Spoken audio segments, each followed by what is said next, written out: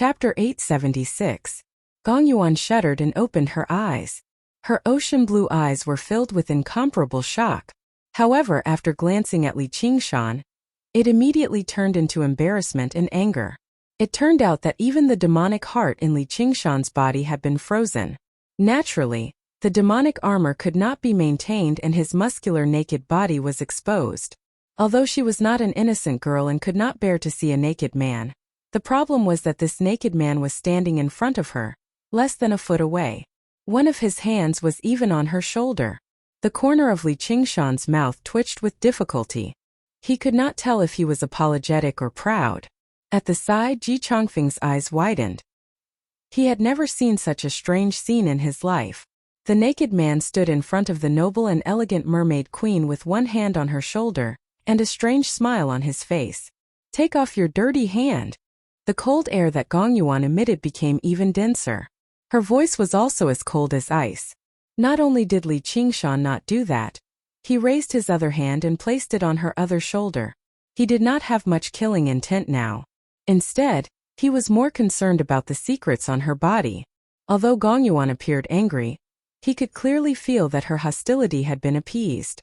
Moreover, he believed that she could also feel the change in him. It was a very strange feeling. However, if this continued, he was afraid that he would be frozen to death. He would not place all his hopes on his opponent. At this distance, as long as he used his hands to grab her neck and release the power of vibration, although Gong Yuan's physique was strong, it might not be comparable to the Corpse King from before. He could turn the situation around in an instant. Gong Yuan frowned slightly. Her expression changed. Her breasts rose and fell.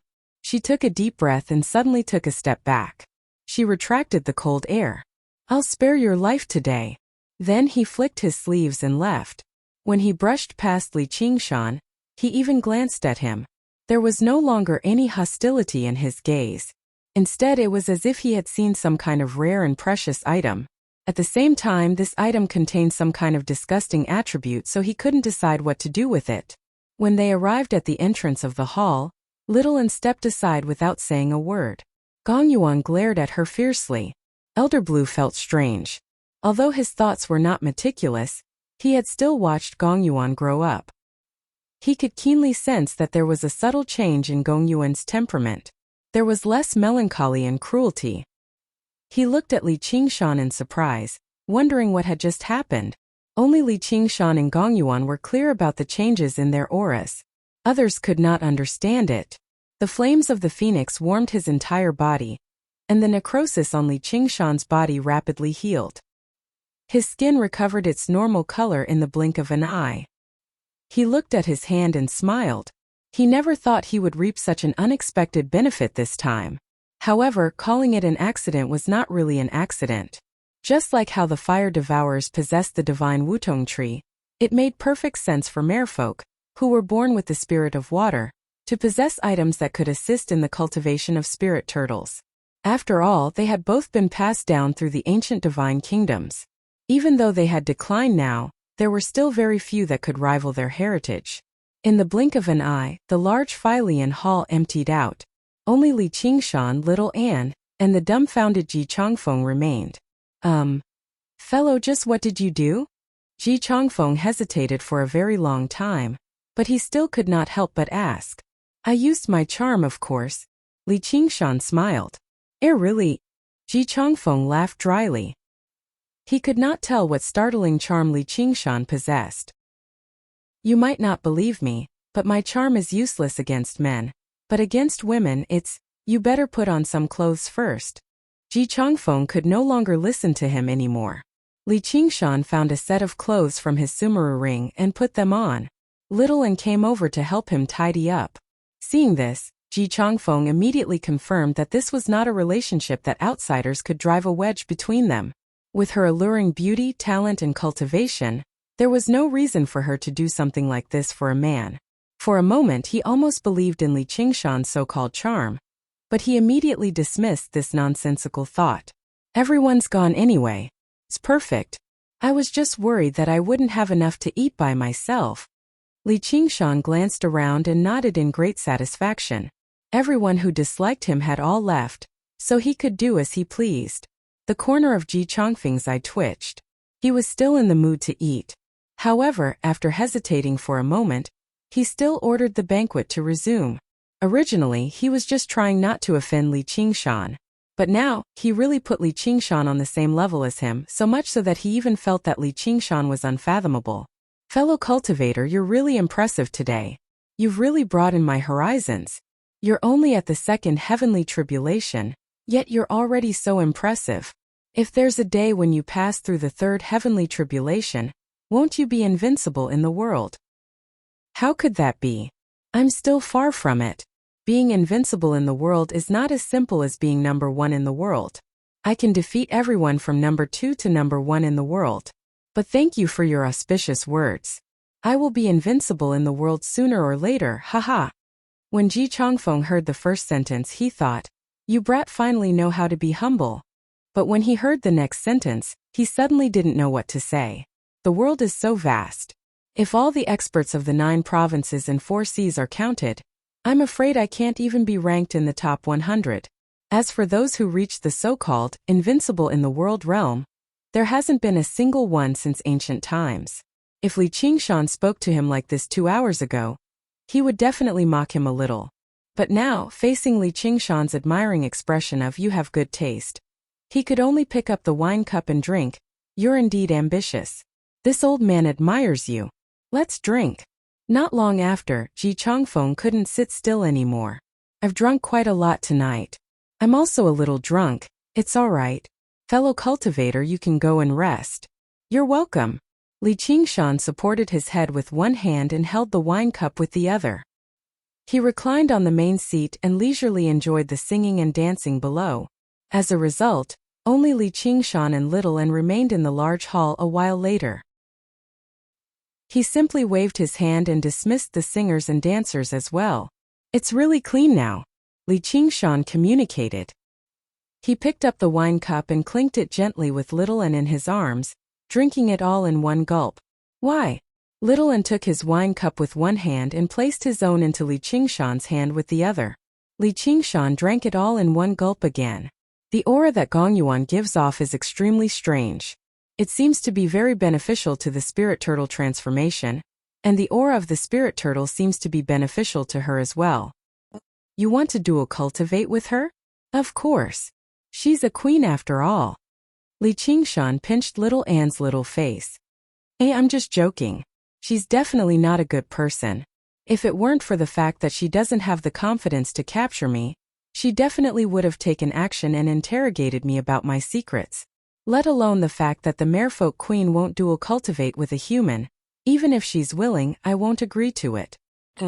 He was lustful, but he was not so lustful that he would lose his mind and think with his lower body. Gongyuan was different from Lolth. Not only was she extremely powerful, but the organization behind her was extremely powerful as well. If Lolth slept with her, then so be it.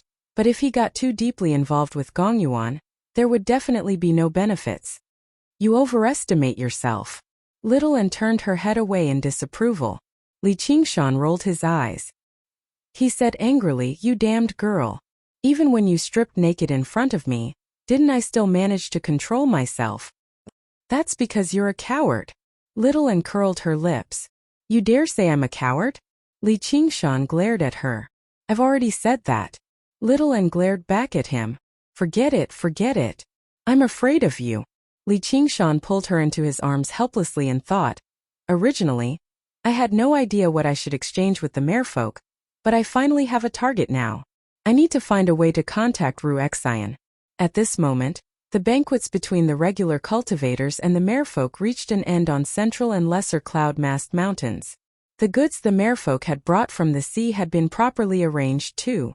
The banquets dispersed, and the sea fair officially began. Let's go. Let's go for a walk too. Li Qingshan stood up and said to Little Anne, walking through the antique pavilions. They were surrounded by a dazzling array of goods, but most of them were not worth much. They were just warming up right now. There would be an auction in 3 days' time. That would be the climax of the sea fair this time. As low-level cultivators still made up the vast majority, it was still extremely lively. However, wherever Li Qingshan and Little Anne went, the place would fall silent.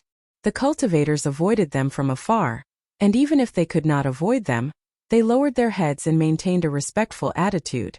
Only when they had traveled far away did they quietly discuss among themselves. Everything that had happened in the Phylian Hall had already spread.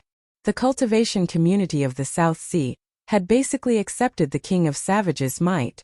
However, the one who attracted the most attention was still little Anne. The sight of her descending from the sky had already become an unforgettable memory for many people.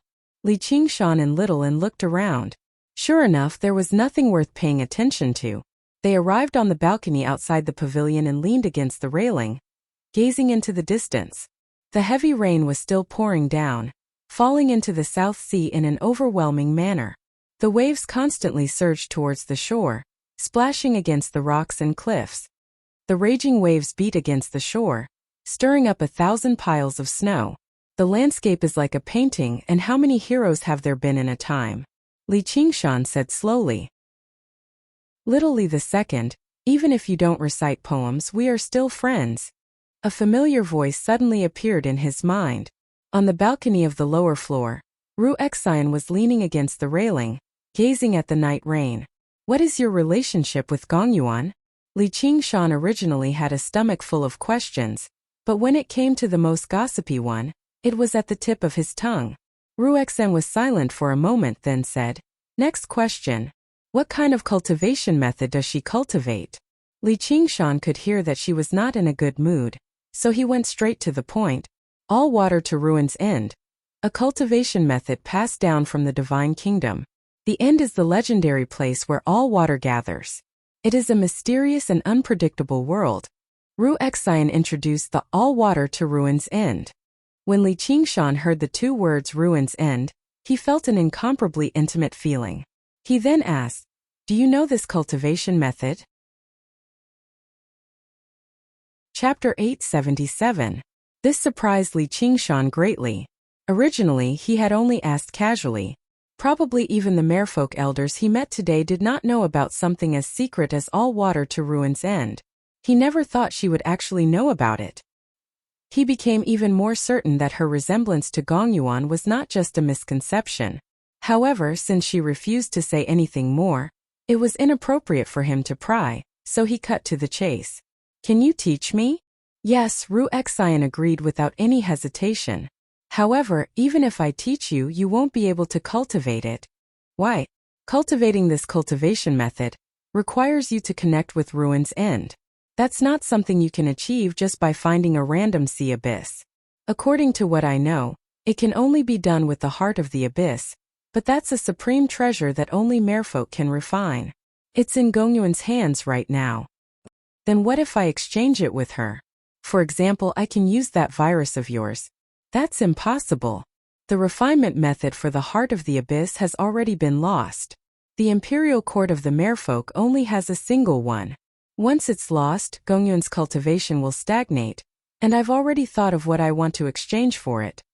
The path of cultivation was crucial to any cultivator, and it was even more so to experts like Gongyuan.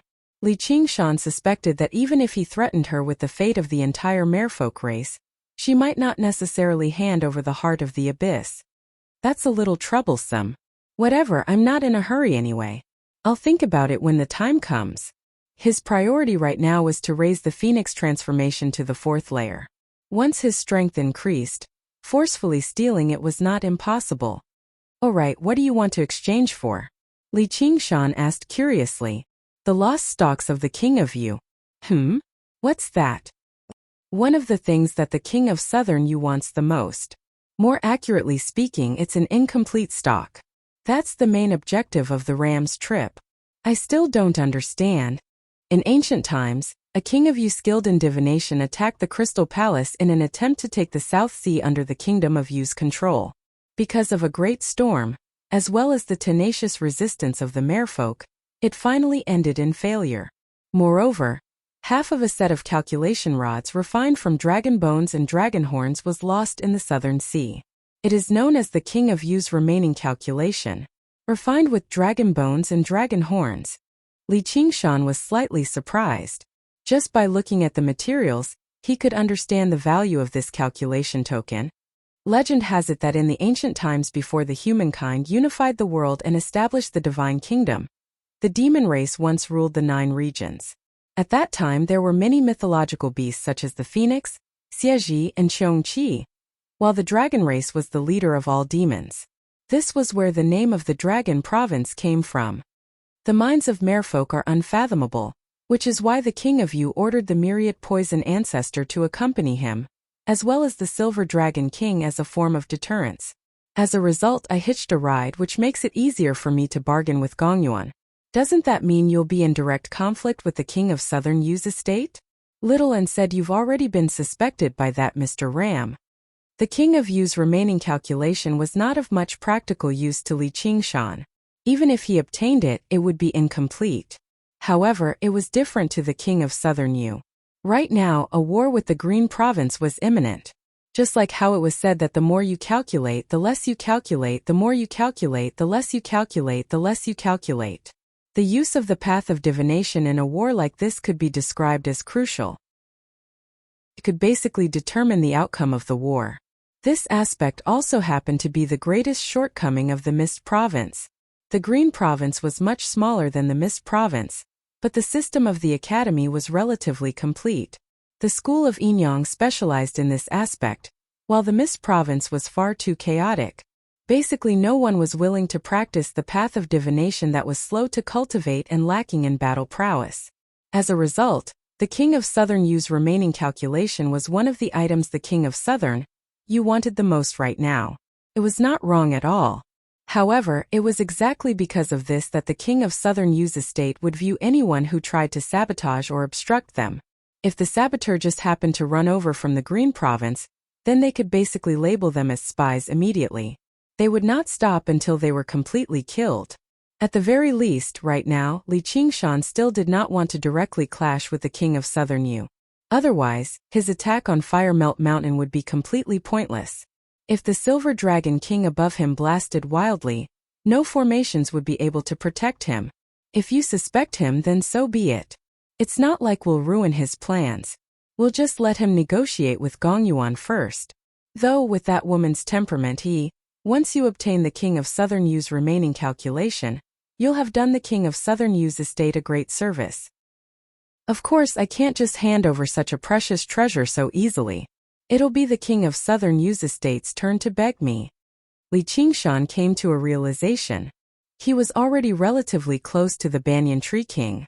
If he dealt with the king of Southern Yu too, just who in the Mist Province could touch him? Whether it was Savage Mountain or Fire Melt Mountain, his position would be as stable as a rock. He felt rather touched inside. Ruexian had considered so much, still helping him out at the end of the day. Apart from devoting myself to you, there's really nothing else I can do to repay Miss Ruexian's kindness. You're doing this for revenge. Haha, compared to repaying kindness, I still prefer revenge. Ruexian fell silent for a while. All she heard was the desolate night rain. Suddenly she said, "When you're free, come with me somewhere. Even if it's a mountain of blades or a sea of fire, I won't turn it down." After Ruexian left, Li Qingshan shared the information he had obtained with Little An thought for a while. I was originally worried that helping the merfolk take down Fire Melt Mountain and disrupt the balance between the two races would be beyond the king of Southern Yu's tolerance. Now it's safe. Li Qingshan also felt like the path ahead had become much clearer. Right when he was about to leave the building and return to his residence, a streak of white light passed through the night rain and arrived before him. Yu Wufeng said, "My king, my master invites you over. From tonight onwards, there's no need for you to call me my king anymore. After all, the path of the sword is about being unyielding and resolute. It's not good to always be under someone else's command." Li Qingshan's voice was filled with confidence. "Let's hope so." Yu Wufeng smiled. Sure enough, when Li Qingshan arrived before Yi Duanhai again, what he received was the equal treatment he had been anticipating for a long time. There were not a lot of people present. Only Yi Duanhai, the elder of cultivation methods, Li Qingshan, Little An, and Yu Wufeng were present. They negotiated amicably as equals. The actual process was extremely short. Yi Duanhai did not make any small talk at all, cutting right to the chase. One strike. Li Qingshan did not demand an exorbitant price, which allowed Yu Wufeng and the elder of cultivation methods to let out a sigh of relief. Compared to a genius disciple who could become a great sword cultivator and an arcane treasure fogbow sword, the conditions could basically be described as generous. When, where, and who? The king of Southern Yu's estate definitely won't do. There's also the royal court of the merfolk. Don't worry, it's neither of those places. It won't bring disaster to the South Sea Sword Pavilion either. You'll naturally know when the time comes. How can I trust that you'll keep your promise? Look at your heart. I also have some secrets that require Yu Wufeng to swear not to divulge. Only then can I remove the blood oath. However, there's no oath that can bind a great sword cultivator. All you can do is look at your heart, Li Qingshan said calmly. All right. Yi Duanhai did not waste any more time. See our guest off. Farewell. Li Qingshan still liked this kind of straightforwardness, but in order to obtain this straightforwardness, he really did put in quite a lot of effort. Chapter 878. Time passed quickly. In the blink of an eye, several days had passed. Torrential rain poured down, whistling through the surroundings. It showed no signs of stopping. Gazing at the surroundings, the sky flashed with golden light, gilding the clouds. Sunlight shone on the ocean. If one looked from above, they would discover that the entire island was enveloped by a thick layer of dark clouds, while the other places were sunny, with white clouds drifting about. A mountain of clouds approached the sky above Giant Ship Island with the sea breeze. As if it had been swallowed, it merged into the thick clouds, making the rain even heavier. No matter how the sea breeze blew, the dark clouds remained unmoving. This was obviously the work of the merfolk. Merfolk did not like to leave the ocean and come to land. Only rain could make them slightly more comfortable. Regular merfolk obviously did not possess such methods, but there were many powerful merfolk led by Gongyuan in the seafair this time. As natural spirits of water, and they were in the moist South Sea, it was nothing for them to summon clouds and rain. Legend had it that when dragons traveled, they did not need to use any techniques. They were accompanied by clouds and rain, which was also known as dragons following clouds. At the center of the storm was a lake. A magnificent palace rose out of nowhere on the lake. The pillars, walls, and eaves were all constructed from jelly-like water. The rain fell on the palace, kicking up ripples. Enveloped in the hazy mist, it was filled with illusory beauty. At this moment, the mist above the lake parted. An old man with a goatee and goat horns appeared.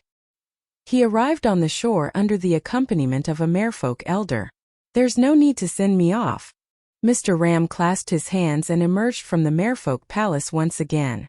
Even with his mental fortitude, he could not hide his bad luck. This was already the 5th time he had tried to persuade her in the past few days. The price he offered each time was higher than the last, already infinitely close to his bottom line. However, Gongyuan never relented. If it was just that, then so be it. In the past few days, he had visited Ji Chongfeng, Yi Duanhai, and the detestable Li Qingshan one after another.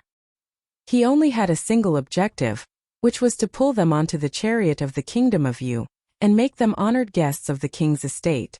However, all of his attempts had ended in failure. This result was far too difficult to accept. It was basically one of the rare mistakes he had made in his life. Li Qingshan. Mr. Ram gritted his teeth in hatred. He'd had a premonition about this outcome since the moment he was forced to retreat in Failian Hall. With his cultivation at the second heavenly tribulation, Li Qingshan had to be a little more forceful. Only then would he be able to treat Yi Duanhai and the others as equals and carry out the transaction smoothly. How could Mr. Ram not need to display the might of Yu King Manor? He was also a second heavenly tribulation cultivator. He never thought he would be forcefully suppressed by a cultivator whose cultivation was even lower than his as soon as he arrived at the Cloud Sail sect. This invisibly created a great impact. And the myriad poison ancestor's strange behavior had disrupted many of his plans. Originally, he planned on using the myriad poison ancestor's hostile relationship with the South Sea Sword Pavilion and Savage Mountain to threaten them to a certain extent. The king's estate did not need to take action directly. All they needed to do was support the myriad poison ancestor slightly, and Yi Duanhai and Li Qingshan would have to consider the consequences. It was still in the Phylian hall.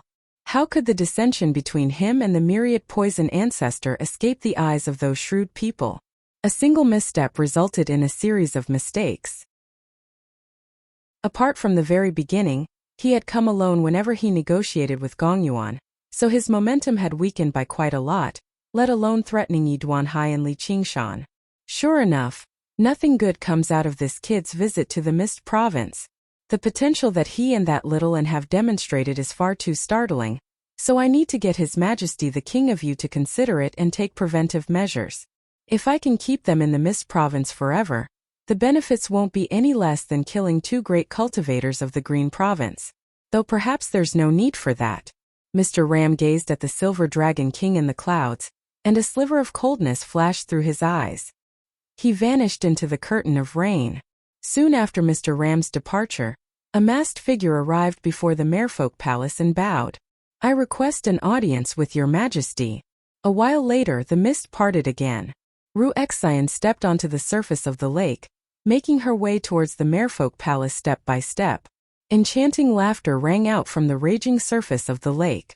Beautiful figures swam about studying her. A beautiful mermaid poked her head out of the water and asked curiously, "Hey, what's your name?" Ru Xian glanced at her and thought of a distant name, but she said nothing. She arrived in front of the Merfolk Palace and stopped for a while, studying it. She revealed a look of nostalgia, but it was hidden under the heavy mask, so no one could see it. "South Sea, I've returned." She stepped into the Merfolk Palace, and the whistling rain suddenly grew distant. A world of water unfolded before her. Many beautiful mermaids swam and played around in the water.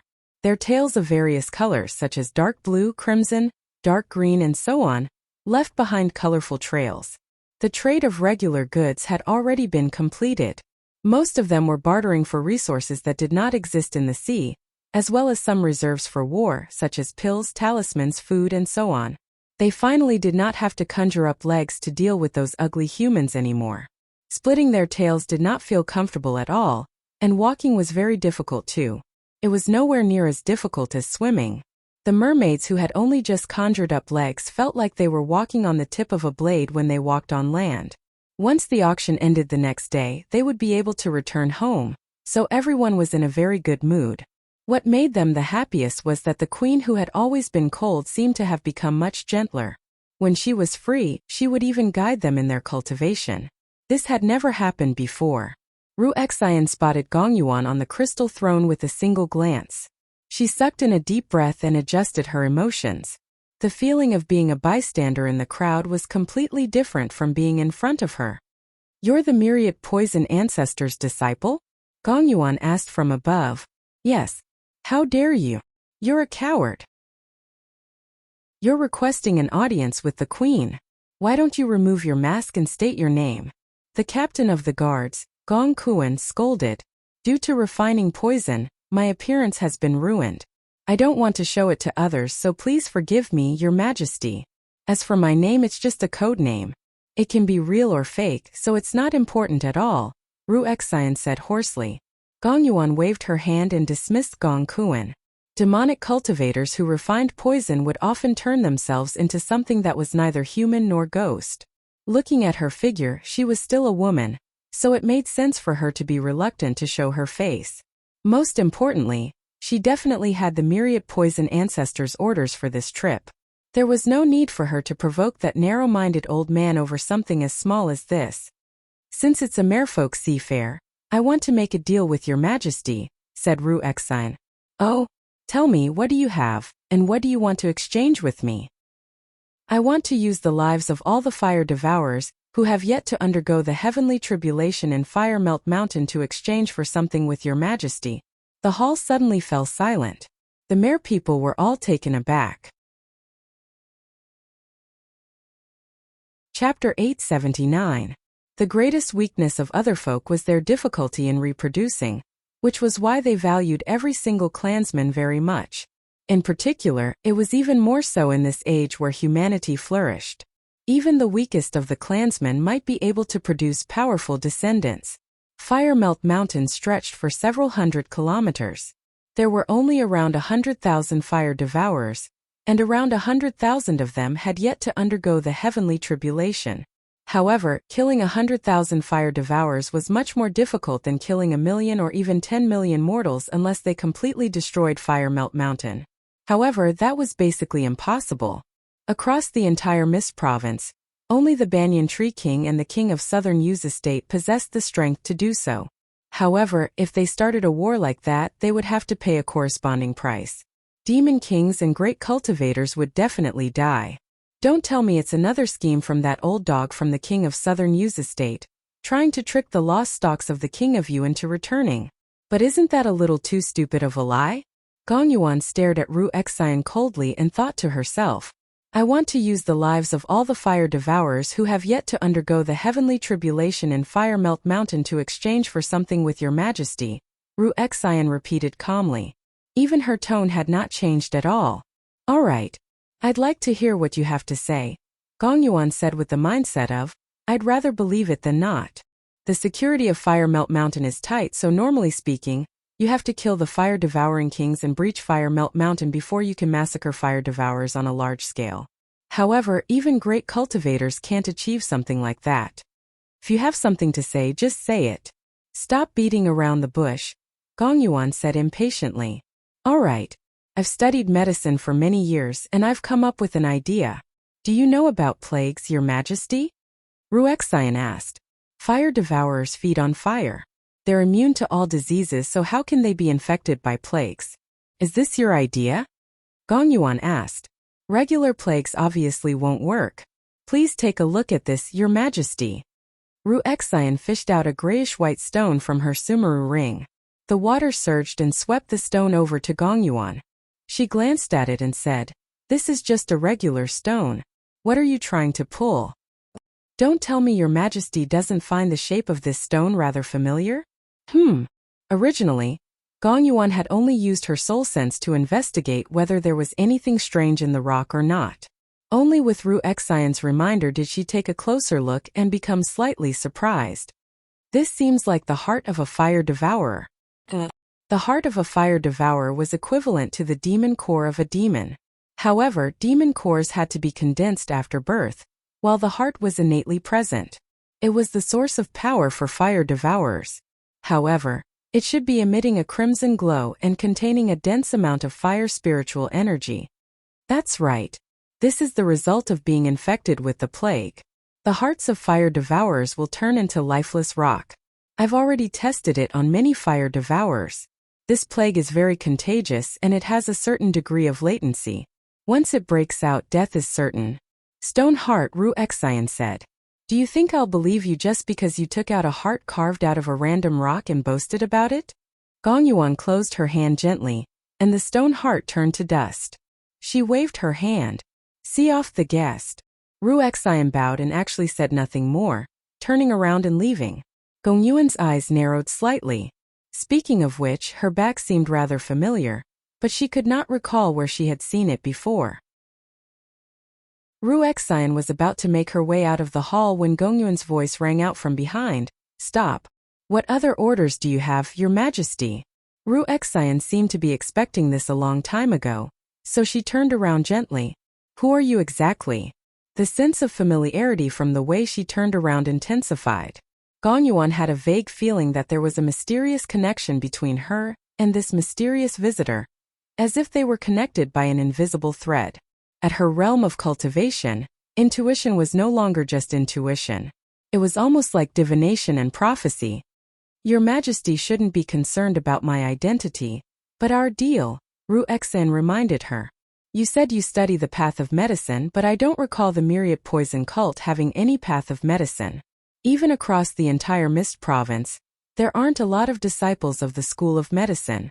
If what you said is true, then you've gone to so much effort to refine a plague that targets fire devourers just to make a deal with me. Gong Yuan doubted. Why not?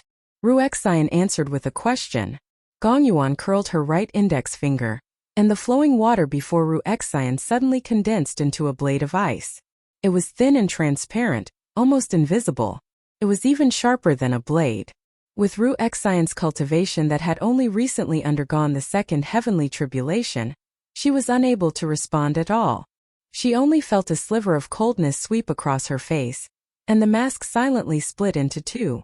Seeing her face clearly, Gongyuan, who had always been cold and dignified, revealed a stunned expression of disbelief. She cried out involuntarily, "Little sister." However, she immediately returned to her senses. "No, that's impossible. Who are you exactly?" Although her appearance was roughly similar, there were still some differences. However, the sense of familiarity from that moment was far too intense, overlapping with the image in her memories, which was why it created a false impression. Her little sister's expression had never been so cold. Even when she left the South Sea, she was as gentle as before. "Your little sister is already dead, so of course she can't stand before you again." Ruexian's face seemed like it was carved from white jade. Apart from the movement of her lips, she did not reveal any expression at all. Her voice was so calm that it seemed like she was stating a fact that had nothing to do with her. "So it's you, you wretched child," Gongyuan said sternly. Right now what she felt was no longer just familiarity, but a deep connection of blood. The distant past surged through her, and her heart was filled with mixed feelings. Did she regret it? Did she feel guilty? For a moment, she was unable to describe what she felt. "It's me, you wretched child. I didn't think your majesty would still remember me. I'm still alive. You must be very disappointed, your majesty. What do you think? After seeing my face, have you become a little more interested in our deal?" Ruexian asked. "The final outcome isn't what I want to see either. Originally, I thought they could leave the Mist Province. Forget it. Thousands of clansmen died at the hands of the fire devourers. Even if she's my younger sister, she's just one of them. Since I'm a queen, I can't be selfish. Whether you're telling the truth or not, stay behind. I'll avenge you." Gongyuan suppressed her various emotions and recovered her composure as a merfolk queen. If what she said was true, then she had to be in her hands. She would be the trump card for defeating the fire devourers. Perhaps she could even end the war completely. "Unfortunately, I don't need you to avenge me. If I need to rely on someone's strength, that person won't be you. I'm not asking you. This is an order." "Then that's even more of a pity. I'm not a merfolk, so I don't have to follow the merfolk queen's orders. If your majesty isn't willing to carry out the deal, then I'll be leaving." With that, Ruexian turned around and left. "That's not up to you." Gongyuan's eyes turned cold, and she clenched her right hand. The water around Ruexian immediately froze into a prison of ice. She finally sneered. There was a flash of green light, and with a boom the prison of ice shattered. The entire palace shook. Chapter 880. After becoming a poison-assimilating ghost king, the myriad poison ancestor had gone from being a living being to a ghost, so he could hide very well. When Ruexian came to see Gongyuan, she had already guessed this worst-case scenario, so why would she not make any preparations? "Humph, myriad poison ancestor. How dare you interfere with the matters of our royal court?" Gongyuan saw the myriad poison ancestor, but not only was she fearless, but she even swung her tail and immediately approached the myriad poison ancestor. Her eyes became as deep as an abyss. She refused to believe that everyone possessed a wondrous ability like Li Qingshan. Sure enough, the myriad poison ancestor was slightly taken aback. He sensed the iciness and deathly stillness of Ruin's end. Because ghosts did not possess bodies, they were even more susceptible to mental attacks like this. Gongyuan turned into a streak of blue light, making her way around the myriad poison ancestor and straight for Ruexian. At this moment, an inhuman roar exploded in her ears. The myriad poison ancestor returned to his senses. His expression twisted and changed, and his body swelled up, going from a dignified, gloomy old man to a vicious ghost with a green face. A ghost claw the size of a millstone swung towards Gongyuan. Gongyuan struck back without even looking back. The flowing water froze into ice, but it was unable to stop the ghost's claw at all. Countless pieces of ice spattered, but they directly passed through the ghost's claw. Gongyuan shivered inside. After becoming a ghost king, not only has this old monster's cultivation not weakened, but his close combat abilities have actually become so powerful. It's just a small trick. How can it stop me? Boom! The entire giant ship island shook gently. The merfolk palace shattered loudly, and the lake water surging towards the horizon. The poison-assimilating Ghost King's colossal body staggered back a few steps. A layer of frost covered him, and even the poisonous flames in his eyes dimmed. Although he could incorporeal his body and avoid the direct attack of the ice, the coldness it contained could directly freeze the soul. As for Gongyuan, she took advantage of the situation and grabbed Wuxia. She turned around and said coldly, "Myriad Poison Ancestor, I respect you as a great cultivator, so I'll show you some respect. Don't be so ungrateful. I have to keep this person. No one has ever stolen anything from me. If you don't want these small fries to die, you can leave them here." Jiji. The poison-assimilating Ghost King's eyes burned with green poisonous flames as it let out a creepy laugh. "Your Majesty, this is bad. There's poison." Gong Kuan said with difficulty, his lips turning blue. The mere people in the surroundings all lost their senses and fainted. Their bodies were dyed in a layer of green. Even the merman elders had to circulate their magic power to resist. Since it was called the poison-assimilating Ghost King, it naturally did not focus on close combat, but on controlling poison, killing without a trace. The myriad poison ancestor knew he was not Gongyuan's opponent, so when he appeared to help Wuxia break out of the ice prison, he treated the merfolk as targets and silently dispersed his poison. After he became a ghost cultivator, his methods of poisoning became even more insidious and secretive. Even an Azura commander could not endure his poison. Not everyone possessed a body as tough as Li Qingshan's. Gongyuan also felt her hand turn numb. She lowered her head and took a look. Her face had turned green too. The myriad poison ancestor's silent release of poison was already startling, let alone forcefully taking a palm strike from him. "You other folk think you're some god or something, but you're nothing in my eyes. If you touch my disciple, I'll kill all of your elders. If you're so capable, come to the Mist province and attack the myriad poison cult." He did not even look at Wuxia. "You still haven't cured her?" Gongyuan said coldly. "I've already planted coldness in her body. I've already said it. She's just a disciple. If she dies, then she dies. Don't make me say it a second time. Before I cure her, let's complete our deal first. If we can't make a deal, keeping her alive is useless. Feel free to kill her."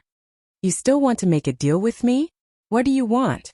Gongyuan was both surprised and furious. Normally, great cultivators would still have some sense of pride, whether they were righteous or evil.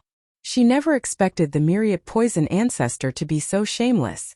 She gritted her teeth. She had never been so humiliated in her life. "The lost stalks of the King of You. Sure enough, it's still that ram who's behind all this. Fine, I can give you the lost stalks of the King of You, but we'll talk about it after you, my disciple, fulfill your promise and kill 100,000 fire devourers. Not a single one less." As soon as Gongyuan heard the lost stalks of the King of You, she confirmed that this was Mr. Ram's scheme. After all, this item was useless to regular cultivators. She also hated herself for being agitated when she saw this wretched spawn, which was why he managed to poison her successfully. "Mr. Ram is about to leave. I want it right now." The myriad poison ancestor extended his hand. "Your Majesty, we can die, but we can't lower our heads to humans." Spurt. A merfolk elder propped himself up and said, but as soon as he said that, he coughed up a mouthful of poisonous blood and collapsed on the ground unconscious. "You're still blabbering." The myriad poison ancestor sneered. "We'll never lower our heads. Old monster, feel free to kill us." The merfolk all called out before coughing up blood again and fainting. They still cherished the glory of the ancient times, looking down on the despicable, shameless humans. They would rather die than yield. "Don't worry. If you die, I'll immediately destroy the lost stalks of the King of You and bury them with you. Since the King of You's estate wants to restart the war, then come." Gongyuan calmed down and stared at the myriad poison ancestor coldly. Why must you? My stone heart isn't fake. You should be able to tell. I've studied it painstakingly for all these years, returning without any hesitation to help the merfolk kill powerful enemies. I'm much more loyal than these elders or whatnot. Your Majesty should be rewarding me."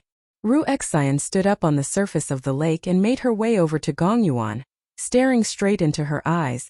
Don't you claim to be calm and rational? Don't you have to consider the entire merfolk race? Don't you say you can't make decisions based on your emotions? Come, give me the lost stalks of the king of you. I'll help you kill 100,000 fire devourers, or you can kill me. It's fine. This group of merfolk will be buried with me anyway. Oh right, I'll have to endure the king of you's wrath too. There's the threat of the destruction of the entire race. Hurry up and think about it, your majesty. Come. After the residence of the merfolk shattered, it rapidly recovered. The entire hall fell silent. All that could be heard was the pouring rain outside. Ru Xian's voice echoed through the hall, growing louder and louder until it was almost a roar in the end. Gong Yuan fell silent for a while before taking out a handful of stalks. The black ones were dragon horns, while the white ones were dragon bones. After who knew how long, they still gave off the deep, unfathomable might of a dragon. Ru Xian accepted the lost stalks of the king of you and turned around, arriving before the myriad poison ancestor. The myriad poison ancestor examined them and confirmed they were real, but he raised his head. Why are you missing 2 stalks? There were a total of 49 stalks of the lost stalks of the king of you. The king of Yu's estate had 30 stalks, so Gong Yuan should have possessed 19, but there were only 17 here right now. She was missing a black stalk and a white stalk. It was just like how as long as there was a hole at the bottom of a bucket, it was a broken bucket. It could still be used to draw water, but it would be much less effective. The lost stalks of the king of you were the same. Once we're done, I'll give you the 2 stalks. Gong Yuan closed her eyes, no longer willing to look at them. She was afraid she would lose control and attack them. Alright, then it's a deal. Just when the myriad poison ancestor was about to say something, Ru Xian could tell that Gong Yuan had already backed away as far as she could. If she continued to force the issue, she would only end up falling apart, so she beat him to it. The lost stalks of the king of you were only used to keep the king of Yu's estate busy anyway. Whether they could collect them or not was the king of southern Yu's concern. The myriad poison ancestor said nothing more. With a wave of his hand, specks of poisonous fire flew out from the mer people, and they all returned to their senses. Gong Yuan suddenly realized this wretched spawn of hers was definitely not as simple as the myriad poison ancestor's disciple. Otherwise, why would a disciple make a decision for their master without any objections from their master? However, it was too late to say anything now, and she did indeed need the Stoneheart to destroy the fire devourers. Very good. You've triumphed over your personal feelings once again and made the correct choice. You've earned my admiration. Farewell, your majesty. Wait for my good news. Someone once told me that a person's hatred will be avenged 100-fold, which is why I think 100,000 fire devourers is still a little too little. The rest will be up to you. Ru Xian recovered her composure. Before she left the residence, she said to Gong Yuan from behind. Gong Yuan was alarmed. She also considered how the fire devourers would respond after she used the Stoneheart. This battle would probably not end until one of them was dead. Chapter 881. The commotion caused by the human palace had alerted everyone on the island. However, by the time they arrived, the human palace had already returned to its original state. It was impossible to tell from the outside. Ru Xian arrived by the lakeside alone, allowing the rain to fall on her face. She was still rather agitated, but the heaviness in her chest had eased up by a lot. Afterwards, she put on her mask again and returned to her residence. What are you doing here? Mr. Ram suddenly appeared and stopped Ru Xian. He asked in doubt. I've come to discuss some private matters with the queen, Ru Xian said with a hoarse voice. I'm leaving. Do you want to come with me? Mr. Ram did not pry too much, asking meaningfully. Right now. But the auction is tomorrow. Ru Xian was slightly surprised. I'm already done with what I have to do. I have to report back. I can't help it. Mr. Ram let out a long sigh. Alright, I'll go ask my master about it right now.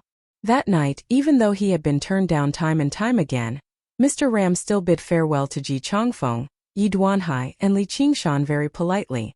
Only then did he board the Silver Dragon King with the myriad poison ancestor and Ru Exine. Mr. Ram stood at the front of the ship and clasped his hands with a smile before turning around and returning to the cabin.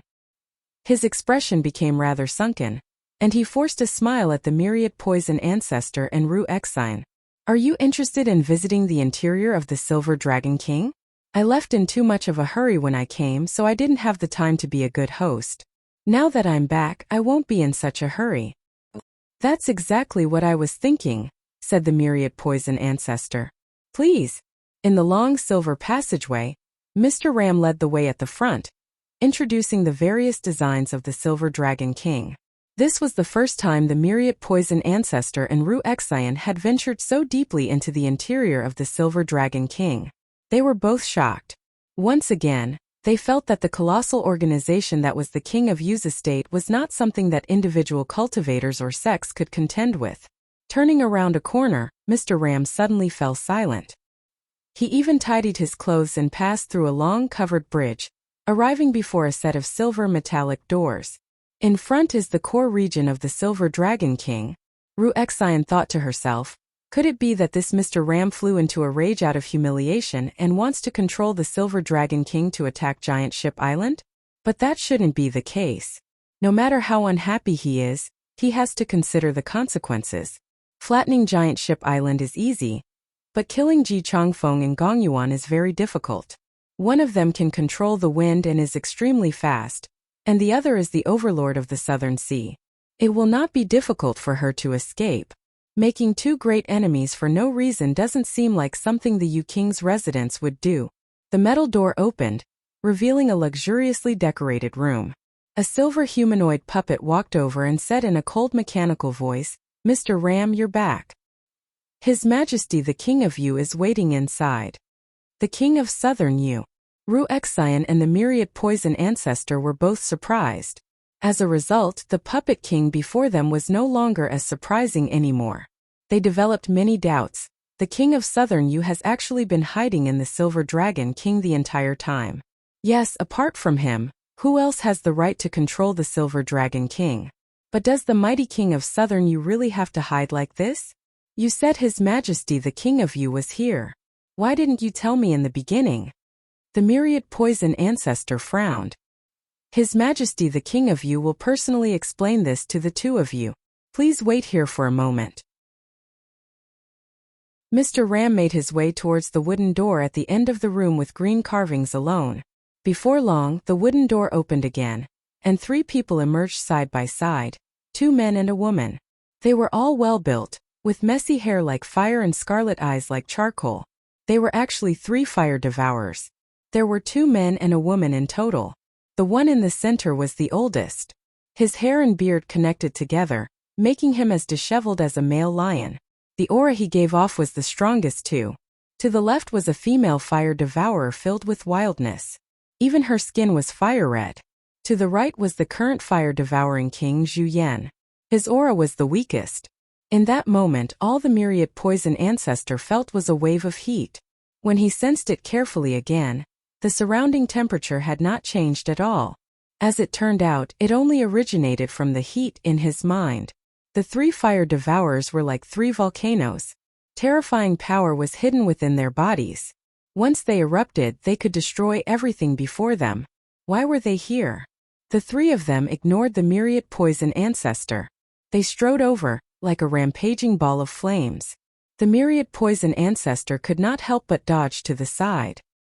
His poison was not particularly effective against fire devourers, and ghosts were innately suppressed by open fire.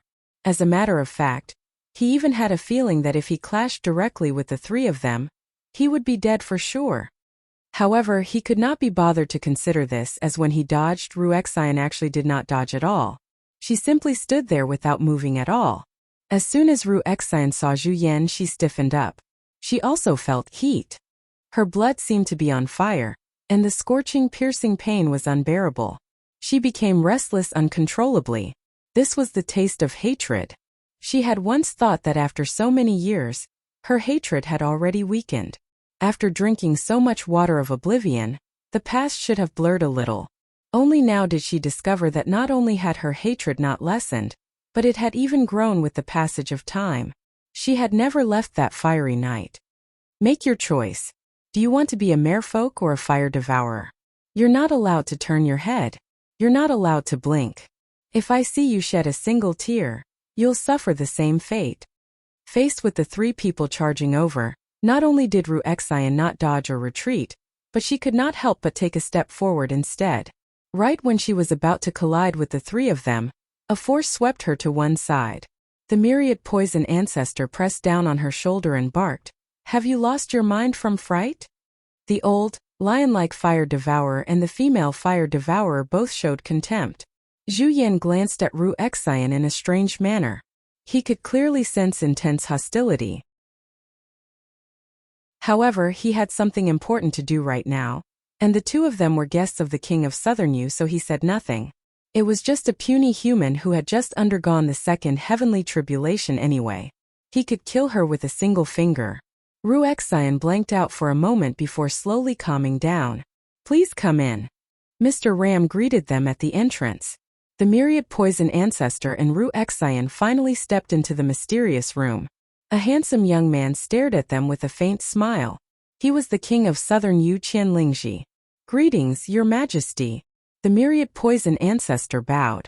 The moment he saw the King of Southern Yu, he came to a realization. He thought, legend has it that the secret technique of the Kingdom of Yu, the duality soul transformation technique, can condense two soul nascences. It's actually true. As it turned out, it was not the King of Southern Yu's original body here, but a soul nascence clone. Its aura was connected to the entire Silver Dragon King, actually using the Silver Dragon King as its body.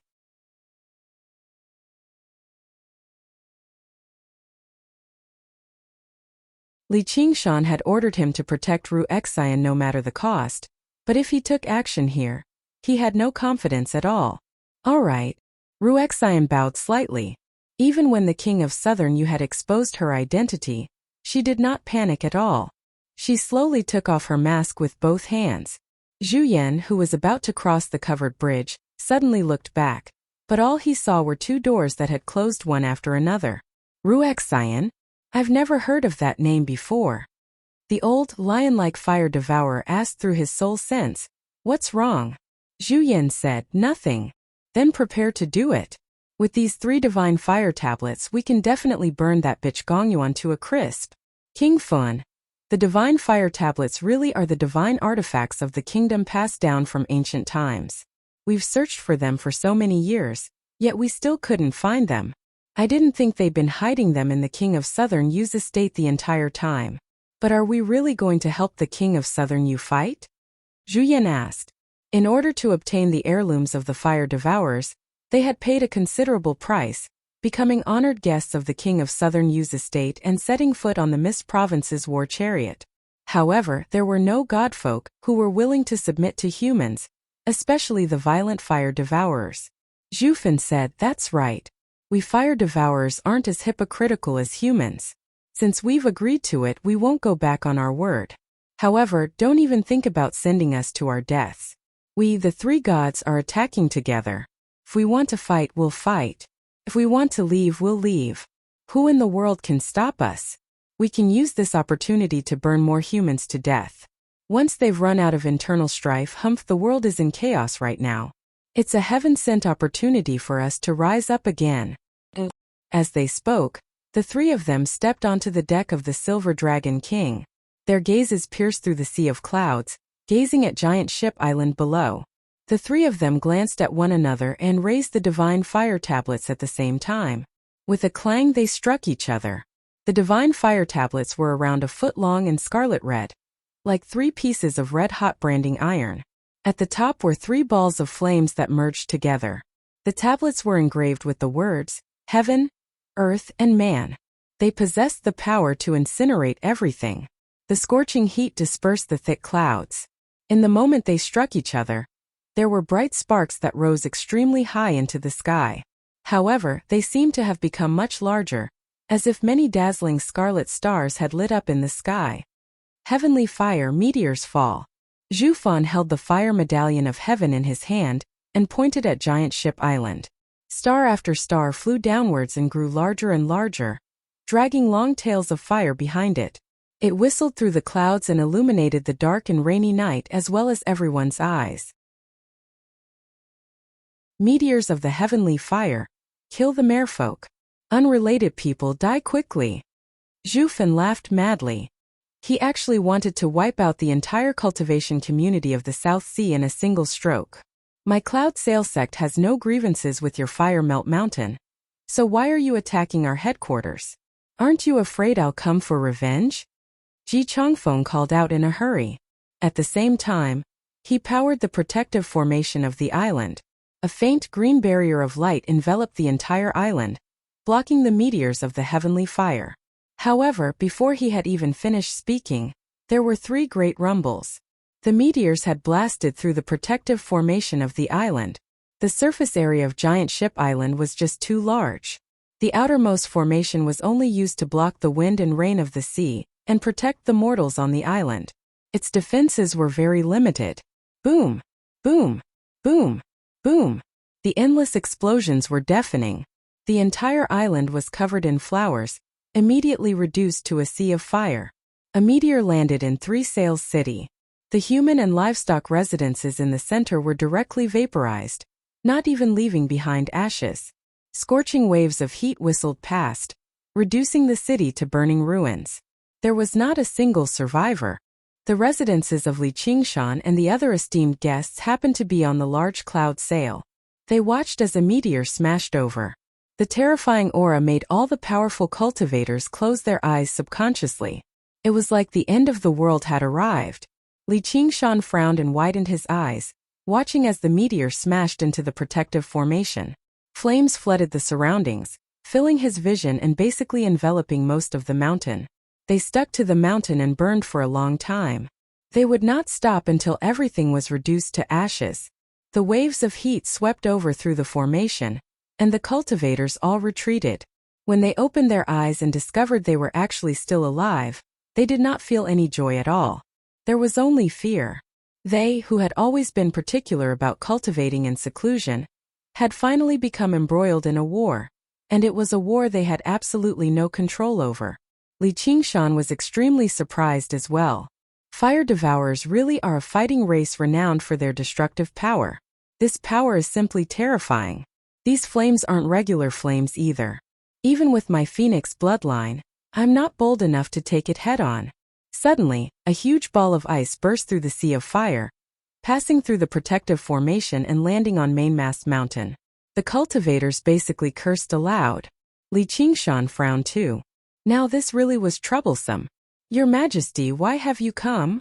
As it turned out, the ball of ice was Gongyuan and the Mare people. The moment the meteor struck the protective formation on the outskirts, Gongyuan immediately took action, condensing the entire residence and lake into a huge ball of ice and rushing towards Mainmast Mountain. Only after dodging a few meteors did she finally arrive. Boom! Boom! Boom! The moment the ball of ice landed, 3 meteors struck Mainmast Mountain consecutively. The protective formation shook violently, demonstrating the fire devourer's determination to kill them all.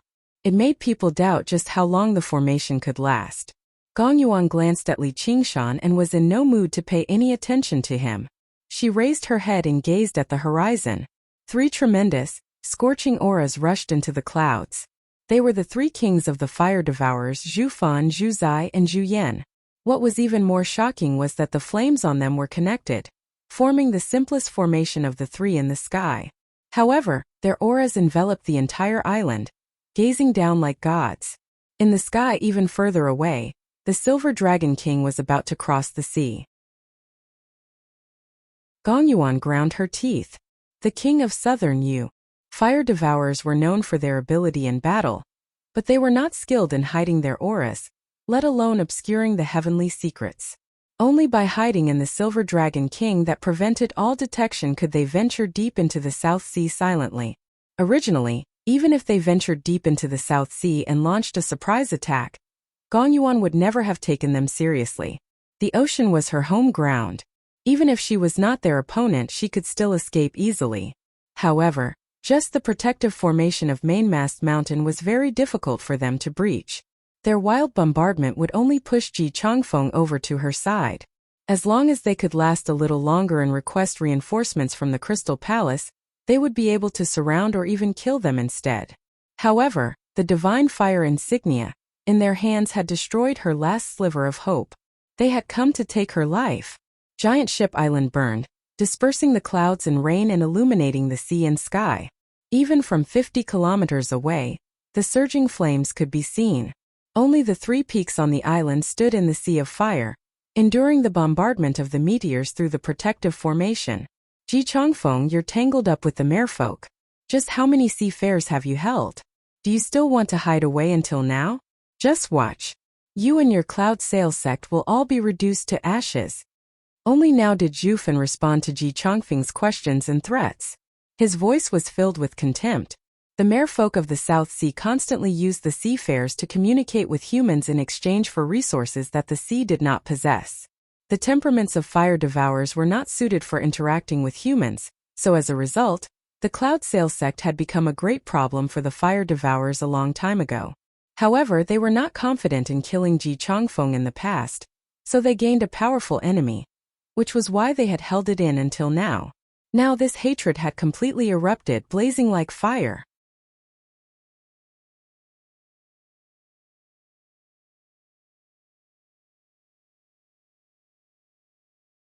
Originally, Mizzenmast Mountain still held on stubbornly, but with the invasion of the flames of the earth, the protective formation rapidly dimmed. Very soon the flames directly burned through it. The halls, terraces, flowers, and trees were immediately reduced to ash. A group of cultivators flew up in an attempt to flee for their lives, but before they could even fly very far, they were set alight as balls of fire falling out of the sky. The weapons on them were forcefully melted away, becoming a part of the sea of fire. Only a young man rode a feather that resembled a small boat, soaring through the sea of fire and waves of heat, flying towards Mainmast Mountain. However, the feather also began to burn very soon. Ji Qingyu called out, "Save me, father."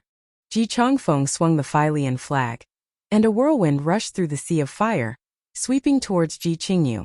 Die! Zhu Zai swung the fire tablet of earth. Boom! A volcano erupted, unleashing a pillar of fire and forcefully cutting off the whirlwind. Ji Qingyu's handsome face was filled with fear. In the blink of an eye, he was reduced to a skeleton before turning to ash. Qingyu! Ji Changfeng was utterly furious. In order to nurture his beloved son, he had made Mizzenmast Mountain host the situation and receive the weaker cultivators of the South Sea, establishing a foundation for his future development. He never thought he would encounter such a disaster. If mortals died, he could find a way to gather them again, but Mizzenmast Mountain was filled with disciples that had been carefully selected. Every single death pained Ji Changfeng, and the loss of his beloved son, who was connected to him by blood, was an irreparable loss. He roared furiously, "I'll never stop until you fire devourers are dead. Foolish human, save your own life first before we talk about anything else. It's been a long time since I've burned to my heart's content. I just love turning your blessed land into a land of disaster. I Zhu Zai will be the disaster of you humans." Zhu Zai laughed madly with hysterical hatred towards humans. Fire-red cracks extended upwards from the foot of Mizzenmast Mountain, all the way to the top. With a great rumble, magma gushed out, and Mizzenmast Mountain became an erupting volcano. At the same time, the protective formation of Mizzenmast Mountain reached the brink of collapse. With the great rumble, the entire giant ship island shook violently, and the formation of Mizzenmast Mountain shattered as well, bursting into flames. There were a few more cries for help and a few more balls of sparks were reduced to ash. Boom! Another volcano was born, and the flames on Giant Ship Island grew more and more vicious. Ji Changfeng was furious, but the surging waves of heat forced him away instead. As soon as the coldness Gongyuan had released left Mizzenmast Mountain, it was nullified. The thick mist around Giant Ship Island was also swallowed by the black, oppressive ash. Mizzenmast Mountain had become a lone island in the sea of fire. We're in deep trouble now. Li Qingshan and Little An exchanged glances, and Little An nodded in agreement, as Mizzenmast Mountain was shaking too. The protective formation flickered with light. Who knew when it would shatter? Who knew when it would shatter? By then it would be the true killing move. The flames of heaven and earth were already so violent and vicious, so what would happen to the flames of man? That would truly be a case of fish in the moat being caught in a fire. However, he had come to deal with the fire devourers in the first place, so he was not exactly a fish in the moat. It was just that they had come knocking on his door before his scheme had even arrived. This efficiency was truly worth learning from. As for the cultivators of the South Sea, they were the true fish in the moat. Never did they think they would lose their lives in the merfolk seafair this time. Against the combined attacks of the three fire devourers, they did not have the slightest chance of survival. Fellow cultivators, the other folk are vicious. In this moment of life and death, if we don't work together to fend off the enemy, when are we going to wait? Ji Chongfeng called out, and the elders and disciples of the Cloud Sail sect all responded. Many of their friends and relatives had been burned to death by the fire devourers. The merfolk went without saying. They had already worked together to put out the fire. Although they could not pose any threat to the three fire-devouring kings, every bit of strength they expended would increase their chances at victory. Sect Master Ji, this is an internal conflict among the other folk. What has it got to do with us? Please forgive me for my shallow cultivation, but I can't help you with anything. I'll be taking my leave first, said a cultivator. Li Qingshan glanced over. It was Seventh Seat, who had once made things difficult for him. Seventh Seat did not wait for Ji Chongfeng to say anything. He took out a great shifting talisman and immediately activated it. Don't fellow, Ji Chongfeng said. Seventh Seat had already vanished, but he did not move several hundred kilometers away. Instead, he ran headfirst into the crater of the volcano on Mizzenmast Mountain. How did this happen? Seventh Seat paled in fright. He used his powerful cultivation to charge around in the sea of fire, wanting to fly back to Mizzenmast Mountain.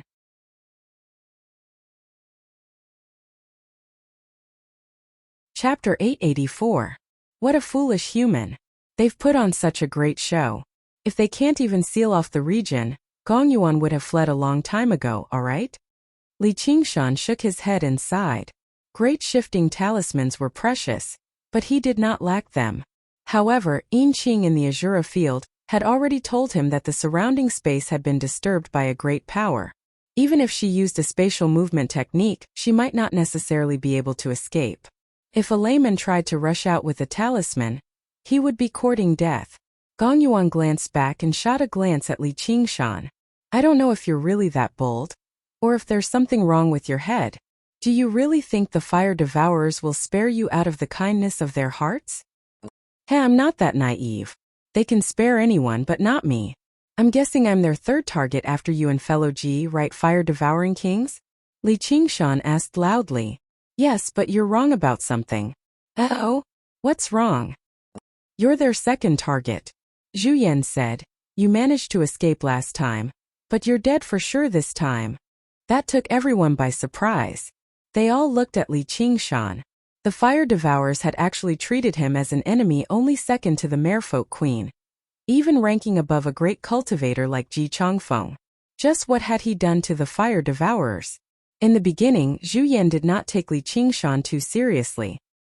He had merely chased away a foolish mortal with delusions of his own accord.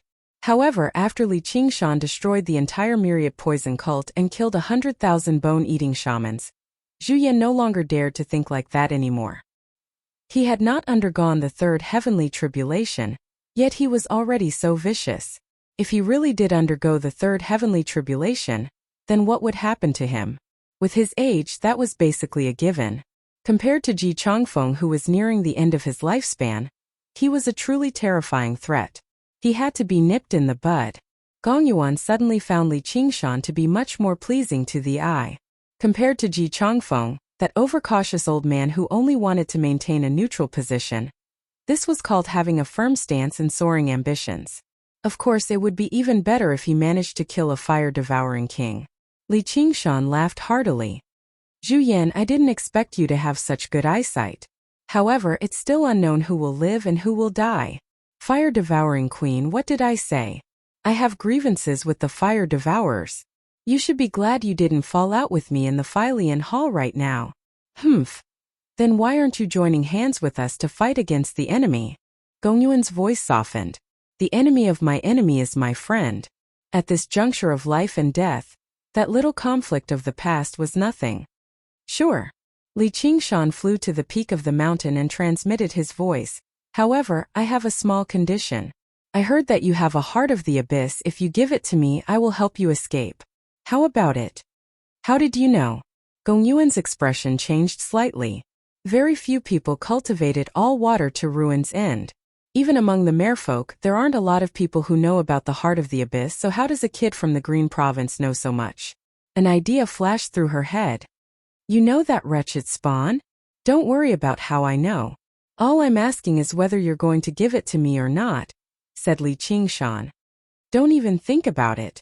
Gong Yuan was infuriated by Li Qingshan's actions of taking advantage of the situation. She tossed aside the sliver of good impression she had just developed. That's up to you, but I'd advise you to consider the bigger picture. Li Qingshan returned to his original position and stood with his hands behind his back, continuing to watch the show. The current situation was indeed dangerous, but after considering it calmly, he discovered that the danger was not fatal. Instead, it was an opportunity. If the three fire-devouring kings had come for him, then he would truly be in life-threatening danger. The danger was no less than when he faced the Dragon King of the Sea. However, their primary target was still Gong Yuan at the end of the day, and he did not believe he was second. Once Ji Changfeng escaped, they would truly become sworn enemies. The significance of killing Gong Yuan on Fire Melt Mountain would diminish drastically. With the two of them at the front, he was confident that escaping would not be a problem. The Phoenix's nerva was enough to withstand a fatal attack, and his tremors of the Ox Demon was enough to blast through the seal of the domain. As long as he left Giant Ship Island and directly used a great shifting talisman to flee, it would be impossible for the fire devourers to split up and chase after him. Perhaps he could even do something while Fire Melt Mountain was empty. Gong Yuan's expression stiffened. If it were not for the fact that a powerful enemy was right beside her, she basically could not help but kill Li Qingshan. She became doubtful again. Don't tell me he really has a way to escape? That's impossible. The three divine fire seals have already turned Giant Ship Island into a domain of fire. Even I can't think of a good way to escape. Their communication through soul sense only happened in a split second. They did not waste a single second. Mainmast Mountain trembled gently. Scorching lava surged at the foot of the mountain as the flames blazed fiercely. The protective formation gave off waves of light to defend, but after losing its foundation, it rapidly dimmed. You're about to die, yet you're still so stubborn. All right, I'll make you die together and send you to the afterlife together. Zhu Zai snorted coldly. The fire tablet of earth produced a ring of flames. The flames on Giant Ship Island all surged towards Mainmast Mountain. In a single moment, it actually enveloped the entire mountain, turning it into a mountain of flames. Ji Changfeng no longer cared about waving the Fylian flag. He focused on controlling the protective formation. Even his hair and beard were dyed red by the firelight. He roared out, "Fellow Yi, what are you hesitating for?" Yi Duanhai remained motionless the entire time. In terms of direct battle prowess, it was very likely for him to be the strongest on the island as a great sword cultivator. Pavilion Master Yi, we fire devourers have clear boundaries. You should leave with your disciple. However, you should reconsider His Majesty's invitation, or the flames of the Cloud Sail sect might even reach the South Sea Sword Pavilion in the future. Zhu Yin said right afterwards. This was both an order from the King of Southern Yu, as well as a concern for Yi Duanhai's strength. Their primary objective this time was still to kill Gong Yuan. If the enemy gained another great sword cultivator, it would add a lot of variables, so they might as well just let him go. Feel free to come. A sliver of cold light flashed through Yi Duanhai's eyes. He understood that the fire devourers had purposefully mentioned the King of Southern Yu to draw their hatred. He had never planned on getting involved in this mess in the first place, or he would have taken action a long time ago. Right when he was about to leave with his disciple, he glanced at Li Qingshan again. He had agreed to help Li Qingshan once, and right now it seemed like Li Qingshan needed help the most. If Li Qingshan spoke up, he would truly be troubled. He had some confidence in escaping after a great battle against the fire devourers, but his disciples would probably all die here. He secretly made up his mind to never bring so many people with him again in the future. As a swordsman, he had to do things alone without any ties or ties. Pavilion Master Yi, there's no need to look at me. You can go. 3 measly fire devourers aren't enough to take my life. You can take Yu Wufeng with you too. Go back and cultivate properly. Once you've made up your mind to undergo the tribulation, I'll remove the blood oath. Li Qingshan waved his hand in an unconcerned manner. He could not waste this opportunity he had obtained after so much difficulty here. Fellow Li, aren't you cutting off your own path of survival? Ji Chongfeng panicked, and Gong Yuan also hated Li Qingshan so much that she ground her teeth. Like that, the situation became a little more dangerous. They had basically lost their final chance of survival. There's no need to look at me. They have no grievances with the fire devourers, so they never planned on fighting in the first place. Do you really think you can beg someone else for your own path of survival? There's only a battle. Li Qingshan said. What a king of savages. Yi Duanhai will remember this. Yi Duanhai clasped his hands towards Li Qingshan, showing a hint of respect. With his disciples, he fell into a sword formation and rushed out of Mainmast Mountain. Sure enough, the fire devourers opened up a path. The sea of fire parted, allowing Yi Duanhai to dive into the ocean. He vanished in the blink of an eye. Wait, we have no grievances with the fire devourers either. Don't fire devourers draw a clear line between love and hate? Please spare our lives. Yeah. I've always hated merfolk. I have no intention of becoming enemies with Fire Melt Mountain. The cultivators of the South Sea called out loudly, solemnly swearing to sever their ties with the Cloud Sail sect and the merfolk of the South Sea. Zhufen said, do you know what fire devourers hate the most? Weaklings. Because you're too weak, you're all going to die today. The cultivators of the South Sea cursed aloud, but it only made Zhufen laugh madly. He said to Zhu Yan, King Yan, it's about time. It's time for you to take action. I've been running out of patience a long time ago. Zhu Yan raised the fire tablet of man high into the air. Zhu Fan and Zhu Zai's powers gathered on him alone, and the fire tablet of man blazed with flames. Fire of man, descent of the fire god. All of you can die. The flames that burned through Mainmast Mountain suddenly swept up and gathered together. With a loud dragon's roar, a fire dragon whistled out of the sea of fire. It was complete with scales and claws, and its claws and teeth were distinct. It swung its tail viciously against the formation, and the light flickered. That's it. Li Qingshan raised an eyebrow. Compared to the flames of heaven and the flames of earth, the fire of man was a little too weak. The fire dragon possessed the strength of a regular demon king, but that was all there was to it. And it even said something like, all of you can die. Gong Yuan suddenly communicated with Li Qingshan in a hurry. If you can help me break free from here, I'll lend you the heart of the abyss for a year. I'll lend you the heart of the abyss for a year. 10 years. 3 years. 5 years. All right. As if she was extremely worried, Gong Yuan agreed to Li Qingshan's request very soon. In that short moment of communication, another dragon's roar rang out. The 2 dragons swam about, and Gong Yuan's expression became sterner and sterner. Suddenly, the backs of the 2 dragons bent down, and a pair of huge feet condensed from flame stood on the dragons. Gazing up along the feet, a colossal figure flickered in and out of the sea of fire, gradually taking shape. It was a giant god of fire that stood on 2 dragons. Its well-defined body was like a mountain, and it radiated with a primitive, savage aura. Its face was distorted and indistinct in the flames, but every single cultivator felt an unprecedented pressure.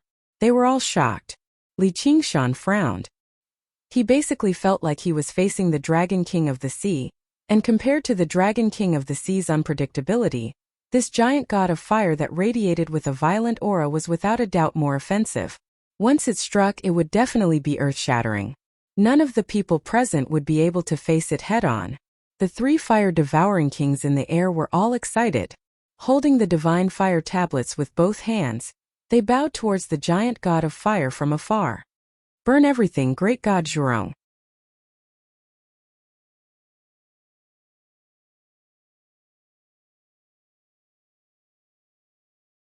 They looked at one another. What's happened? It was not just the giant god of fire.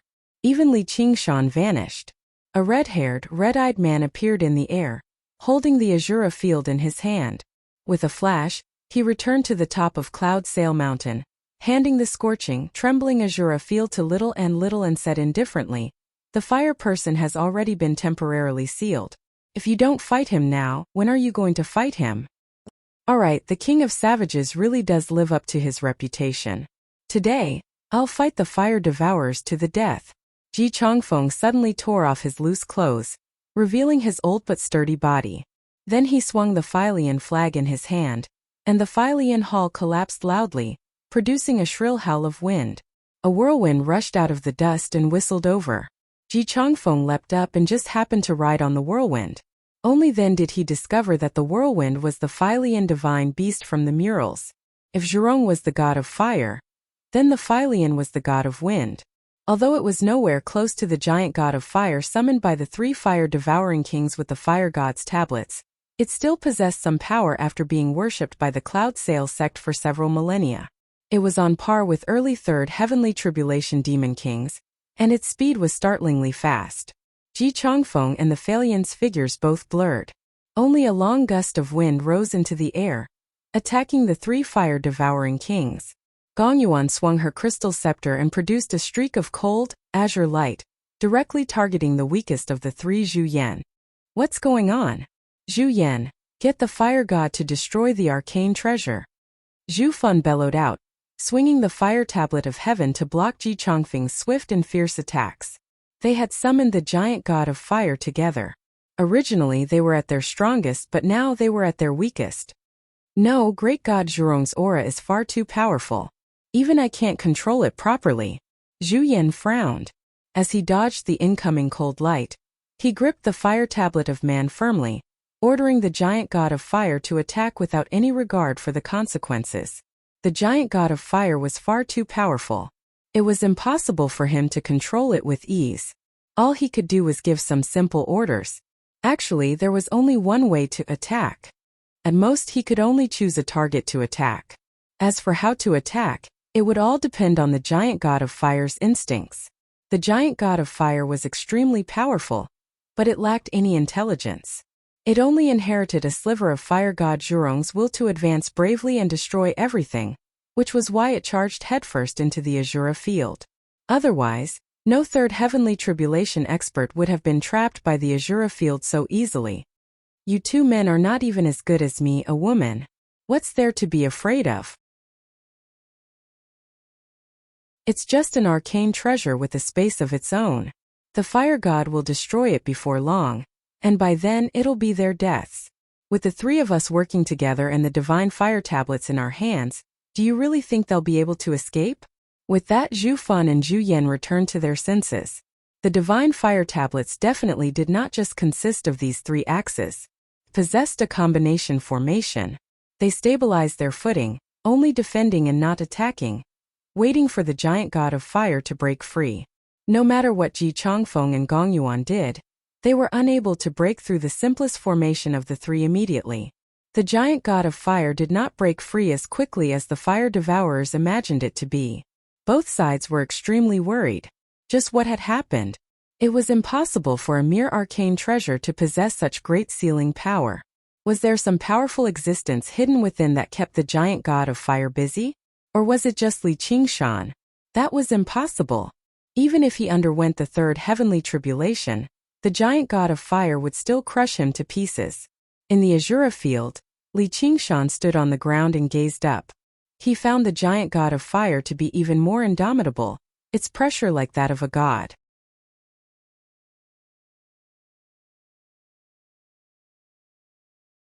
Chapter 886. The scorching heat emitted by the giant god of fire quickly evaporated the water vapor in the Azura field. The vast clouds and mist filled the air, illuminated by the firelight, turned bright red. The forest was set ablaze and black smoke blended into the clouds. Roar! The giant god of fire roared at the ant in front of it. Without the obstruction of the formation, Li Qingshan could truly feel the power of this roar. It was like a typhoon passing through. The The soil and rocks around him were blown 100 miles away, melting into magma in midair. The giant god of fire turned its head, ready to break through this domain. Although it didn't have much intelligence, it had the most basic combat awareness. With the strength and realm of that ant, it should have been reduced to ashes after taking this roar head-on. But in the next instant, the giant god of fire turned its head again. If the blurry face of flames couldn't make an expression, then it would definitely be surprise and doubt. Amidst the smoke and the boiling magma, Li Qingshan stood where he was without moving. His scarlet hair danced, and his scarlet eyes were like fire as he stared at the giant god of fire. He suddenly spread his arms, and his body rapidly expanded until it was almost 100 meters tall. Just now he stopped. His hair was like flames and his skin was like black iron. He was like a demon. His ox hooves stepped forward and the earth cracked. He roared at the sky and the wind became fierce. A gust of wind twisted and rolled like a dragon, rushing into the clouds, breaking through the layers of flames and blasting the giant god of fire's face. Sparks flew everywhere. The giant god of fire raised its head slightly, but that was all. Even when Li Qingshan unleashed the tiger demon's breath at full strength, he was actually unable to cause any actual damage to him. However, he had achieved his objective of provoking him 100%. Roar! The giant god of fire was infuriated. The flames on his body burned wildly, and he lunged at Li Qingshan on the fire dragon. Even if Li Qingshan's body had grown to an unprecedented height, almost equivalent to a 100-story building in his previous life, compared to this giant god of fire, the difference was like the difference between a child and a strong man. As the giant god of fire approached, the temperature of his body kept rising. Scorching, melting, boiling. There's no chance of victory if I fight him head-on. Li Qingshan made his judgment. The magnificent phoenix wings suddenly spread open, and at the same time, he activated the wings of wind. His huge body soared into the clouds, and he was about to use the palm technique that descended from the sky again when a scorching heat rapidly approached. The gigantic figure of the giant god of flame appeared from the clouds, and he flew over on the twin dragons. His speed was even faster than Li Qingshan's. The giant flaming palm blotted out the sky and came whistling towards him. Li Qingshan raised his red eyebrows. He had no time to dodge at all. He only felt his right leg tighten and heat up. The giant god of fire grabbed Li Qingshan and jumped down from the fire dragon, throwing him onto a small hill. Boom! The hill instantly turned into a basin. Li Qingshan's entire body felt like it was about to split apart. The two fire dragons coiled around him and locked his arms tightly like chains. They spat out two streams of blazing dragon fire, wanting to burn him alive into ashes. Is this the difference in power? Not only is it hard to win, but I can't even fight him. I can't even run away. But this is the opponent I want. If I don't even have a life and death crisis, how can I break through the 5th tier of the tiger demon? Tremors of the ox demon. Li Qingshan roared angrily. Black cracks tore apart the flames around him. He reached out and grabbed the heads of the two fire dragons, slamming them together violently. Only then did he break free. The giant god of fire's hand trembled and froze in midair. However, it still clenched tightly without letting go. This was Li Qingshan's most powerful mystical ability that had always been successful, but it could not crush such a powerful opponent head-on. Li Qingshan used the strength of the ox demon and punched the giant god of fire's wrist with all his strength. The power of tremors whistled out. Only then did the giant god of fire finally let go, allowing him to pull out his leg. His flesh had already been burned away, leaving only the leg bone that had been burned bright red. However, he did not have the time to look at it. Instead of retreating, he advanced and threw himself at the giant god of fire, slamming his fist into the giant god's face. Flames surged and scattered. The giant god of fire's blurry face was also forcibly scattered. However, Li Qingshan did not feel the slightest bit complacent, because it was not because his punch was fast or fierce, but because the giant god of fire had no intention of dodging or escaping. It had directly met his attack with an attack. Before he could enjoy the pleasure of slapping its face, a scorching and violent power slammed into his chest, and the sound of bones shattering rang out. Li Qingshan was blasted dozens of kilometers away, and slammed heavily into a great snow mountain. Only then did he come to a stop. The sturdy ice and boulders collapsed, almost burying him. Before he could get up, the scorching sensation assaulted his face again. Boom, boom, boom, boom, boom. The giant god of fire swung its fists furiously. The fists rained down on Li Qingshan's body. It was not regular rain but a meteor shower. The power of every single punch was on par with a meteor shower. The great snow mountain shook violently, or perhaps it could no longer be called a snow mountain anymore, as all the ice and snow had evaporated. The thousands of tons of rock that had collapsed had melted into scorching magma. Li Qingshan was unable to put up any resistance at all. He was punched into the mountain again and again. At a time like this, what kind of ability should he use? What kind of ability could he use? The power of tremors? Useless. The spirit turtle's profound shell? Useless. The nightmare tiger's demonic eye? Useless. Useless. Useless. Everything was useless. Against such overwhelming power, even if he had 1,000 variations and 10,000 abilities, it was useless. His attacks posed no threat, and his defenses were as fragile as paper. It seemed like he could only accept his fate and accept death. However, Li Qingshan did not admit defeat. His flesh was burnt to ashes, and the tiger bones that he was so proud of were covered in cracks. At this time, it was already too late to escape from the Azura field.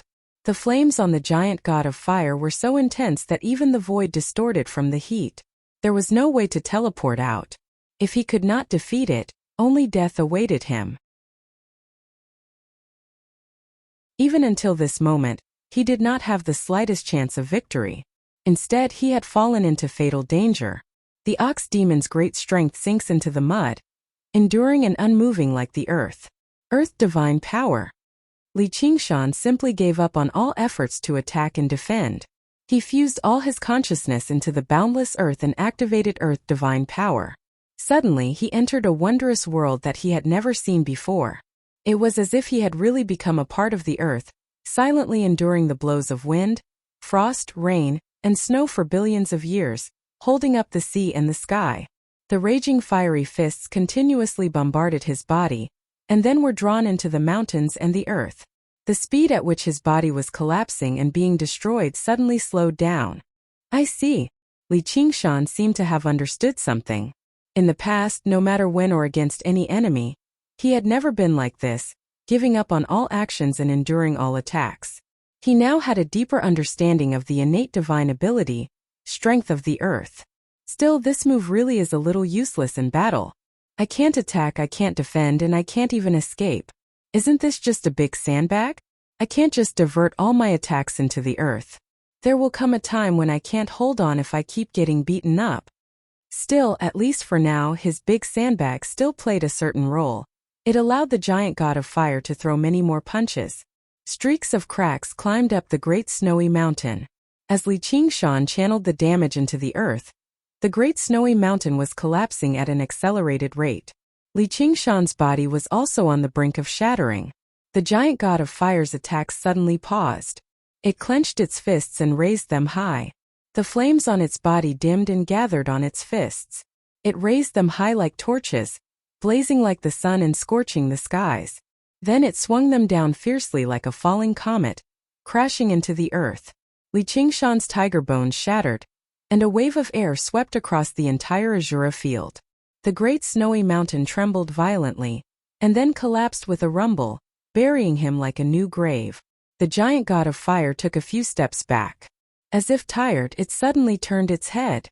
It was at this moment that an Azura commander wielding a giant battle axe descended from the blood-colored vortex in the sky.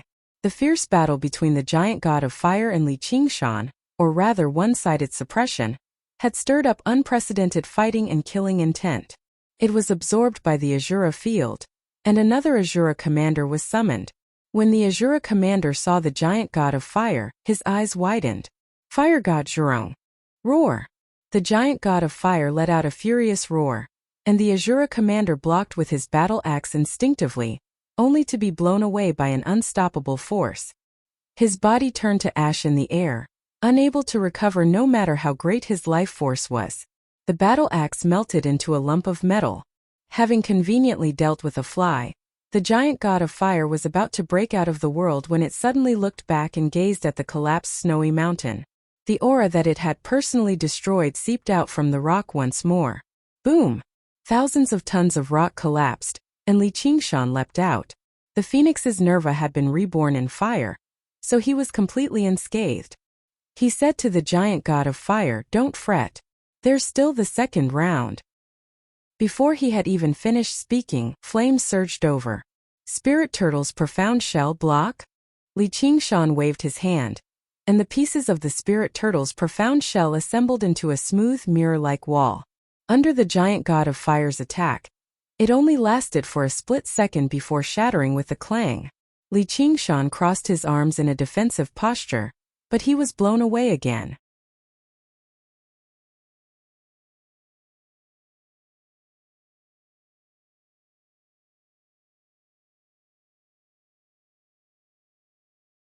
The giant god of fire suddenly stopped and landed on the ground again. The two fire dragons coiled around its body as if it had lost interest in pursuing Li Qingshan. Li Qingshan finally caught his breath. His calm and tranquil eyes returned to normal, but there was a hint of deep exhaustion. He had used this move to the point where he could not use it again. However, before he could even catch his breath, an unprecedented sense of danger from the start of the battle to now filled his heart. The giant god of fire spread its feet and stood on the ground. Surging fire gathered in its right hand, turning into a straight scarlet spear. It gripped the spear of fire firmly, and its body tensed up. It raised its right arm, assuming a throwing posture. It was like the image of a god raising a spear and hunting a colossal beast in the primordial age. This image was frozen in the cave murals, becoming an inextinguishable image. It was not a move from any cultivation method, but something that surpassed all cultivation methods and techniques. In that instant, the giant god of fire that was originally just a condensation of tremendous power seemed to possess a sliver of extremely glorious and primitive divinity. Its blurry face suddenly opened its eyes and stared at Li Qingshan. It was not fire, but all of its desire to survive, gathered in this spear. Li Qingshan felt that he was a colossal beast that was about to be hunted. He instantly suppressed his turbulent sea of consciousness, and his eyes became tranquil once more. He saw the trajectory of the spear of fire, but he could not dodge it. It was as if fate had descended upon him. Fear and despair made it impossible for his sea of consciousness to maintain its calm. Was he going to die here? But so what? A smile appeared on Li Qingshan's face. Matters of life and death were nothing out of the ordinary. He did not want to die with such a ridiculous expression on his face. Since I can't avoid it, then come. The giant god of fire threw with all its might. The spear was like a shooting star that shot through the sky, piercing through Li Qingshan in an instant. The exploding sparks practically dyed the entire sky of the Azura field. No one could survive an attack like this, not even Gongyuan or Ji Changfeng. This was an attack that could kill an ordinary demon king. The giant god of fire lowered its hand, and the flames on its body dimmed significantly. Judging by its combat instincts, Li Qingshan was dead for sure, but because of the strangeness just now, he still stood there without moving. He watched as the flames in the sky dissipated, and the flames on his body suddenly surged. This was because Li Qingshan, who had clearly been blasted to smithereens, actually appeared in front of the giant god of fire once more. His body was covered in visible burns, but they were not fatal. He said, "The second round is over. Now it's the last round." Inside his body, the divine talisman of great creation flowed with multicolored light. Almost all of its light had faded, and it had used all of its power to condense a fake body to take the blow of the spear in his place. At first, he did not have much hope, because the giant god of fire's consciousness had locked onto him firmly. Perhaps because it had been contaminated by the Clam King of Mirage Sea's blood, the existence it had created was as real as a dream, surpassing the normal power of the divine talisman of great creation. That was why it could fool the giant god of fire's consciousness. The giant god of fire stood still, and its body rapidly shrank. In the blink of an eye, it was less than 600 meters tall, and even the two fire dragons had merged into its body. Meanwhile, the flames on its body burned fiercely once more.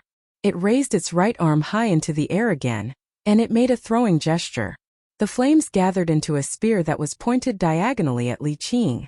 Li Qingshan ran madly towards the giant god of fire. If he waited for this spear to be thrown, he would die. The wind howled past his ears, and his heart beat so hard that it felt like it was about to shatter. The distance that should have been covered in an instant seemed so far now. He watched helplessly as the giant god of fire raised its arm to its limit and suddenly swung it forward, the tip of the spear pointing straight at his forehead. There was no fear, no hesitation. This was the fight of a cornered beast, and there was only madness. An unconscious roar came from its mouth, and it turned into a tiger's roar. Killing intent surged and battle intent boiled. The blood-colored vortex spun endlessly, but no more Azura commanders descended.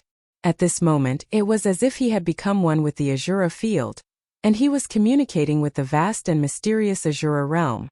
From the depths of the vortex, a wondrous and tremendous will shot down and gathered on his body. It seemed to be filled with praise and joy. Li Qingshan's body suddenly lightened, and new power surged out of his body. His speed suddenly doubled, and he pounced forward. The giant god of fire threw with all its might, but the spear did not fly out of its hand. It was grasped tightly by a ferocious tiger claw, and it shattered into pieces. There was a loud noise, and the flames swept out for hundreds of kilometers. The flames dissipated, and the giant god of fire's body shrank by several hundred meters again. In front of it stood a ferocious skeleton that was more than 100 meters tall. Its flesh and blood had been completely devoured by the flames, but it still stood tall. It flickered with a metallic luster, and there was not a single crack on it. After countless battles and being killed by the giant god of fire twice, he finally broke through to the 5th layer of the tiger demon. His empty eye sockets stared at the giant god of fire in front of him, and there was no longer a hint of weakness. Roar! Roar! The giant god of fire and Li Qingshan let out furious roars at the same time. Flames and gales clashed intensely, and they were evenly matched.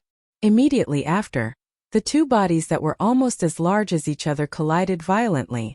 Iron fists shook, and fiery meteors rained down on the other party's body in a frenzy. However, neither of them took a step back, and they fought attack with attack. Boom, boom, boom, boom. It was as if thunder had exploded in the Azura field. The blood-colored vortex spun rapidly, and another Azura commander fell from the sky. He was swept into the aftermath of the battle, and his body was smashed to pieces. No one cared about it. Li Qingshan's tiger bones were scorched red, as if they were steel that had just been tempered in a furnace. Not only did they show no signs of softening, but they even became more and more solid under the tempering of the flames. However, Li Qingshan was still at a disadvantage. Even though he had broken through to the 5th layer of the tiger demon, in terms of pure strength, he was still inferior to the heavily weakened giant god of fire. But my chances of winning now are 100%, Li Qingshan said confidently. And so the situation began to reverse. Li Qingshan's fist landed on the giant god of fire's face. Unable to withstand it, the giant god of fire took a step back. This was the first time it had retreated since the start of the battle. Then it was the second time, the third time. Li Qingshan's iron hooves advanced, ignoring the giant god of fire's counterattack. Attack, attack, attack. The giant god of fire staggered backward, bursts of flames erupting from its body. Its originally blurry face became even more blurry, and the flames on its body weakened at a visible rate. Li Qingshan had the strength of earth and the water god seal. His strength was endless, and his demonic qi was endless. He gradually adapted to the new strength of the 5th layer of the tiger demon in battle, and the more he fought, the stronger he became. However, the giant god of fire could not be replenished at all. As the battle went on, the giant god of fire's body shrank until it was even a head shorter than Li Qingshan. As if it could also sense the impending defeat, it let out an indignant roar. However, it reversed the situation of its continuous retreat. The originally insignificant ant had already become a ferocious beast that it could not contend against. The giant bone claws grabbed the giant god of fire's neck, and the huge mouth with intersecting fangs let out a howl of wind. It was a maniacal laughter. Tiger demon steals heart. Li Qingshan's right claw stabbed deep into the giant god of fire's chest, dug out a scorching red heart, and casually tossed it into its mouth. In the angry and indignant roar, the giant god of fire collapsed and dispersed. In the blazing flames, Li Qingshan opened his arms and roared into the sky. The blood-colored vortex expanded, and as if a door had been opened, a mysterious call came from within.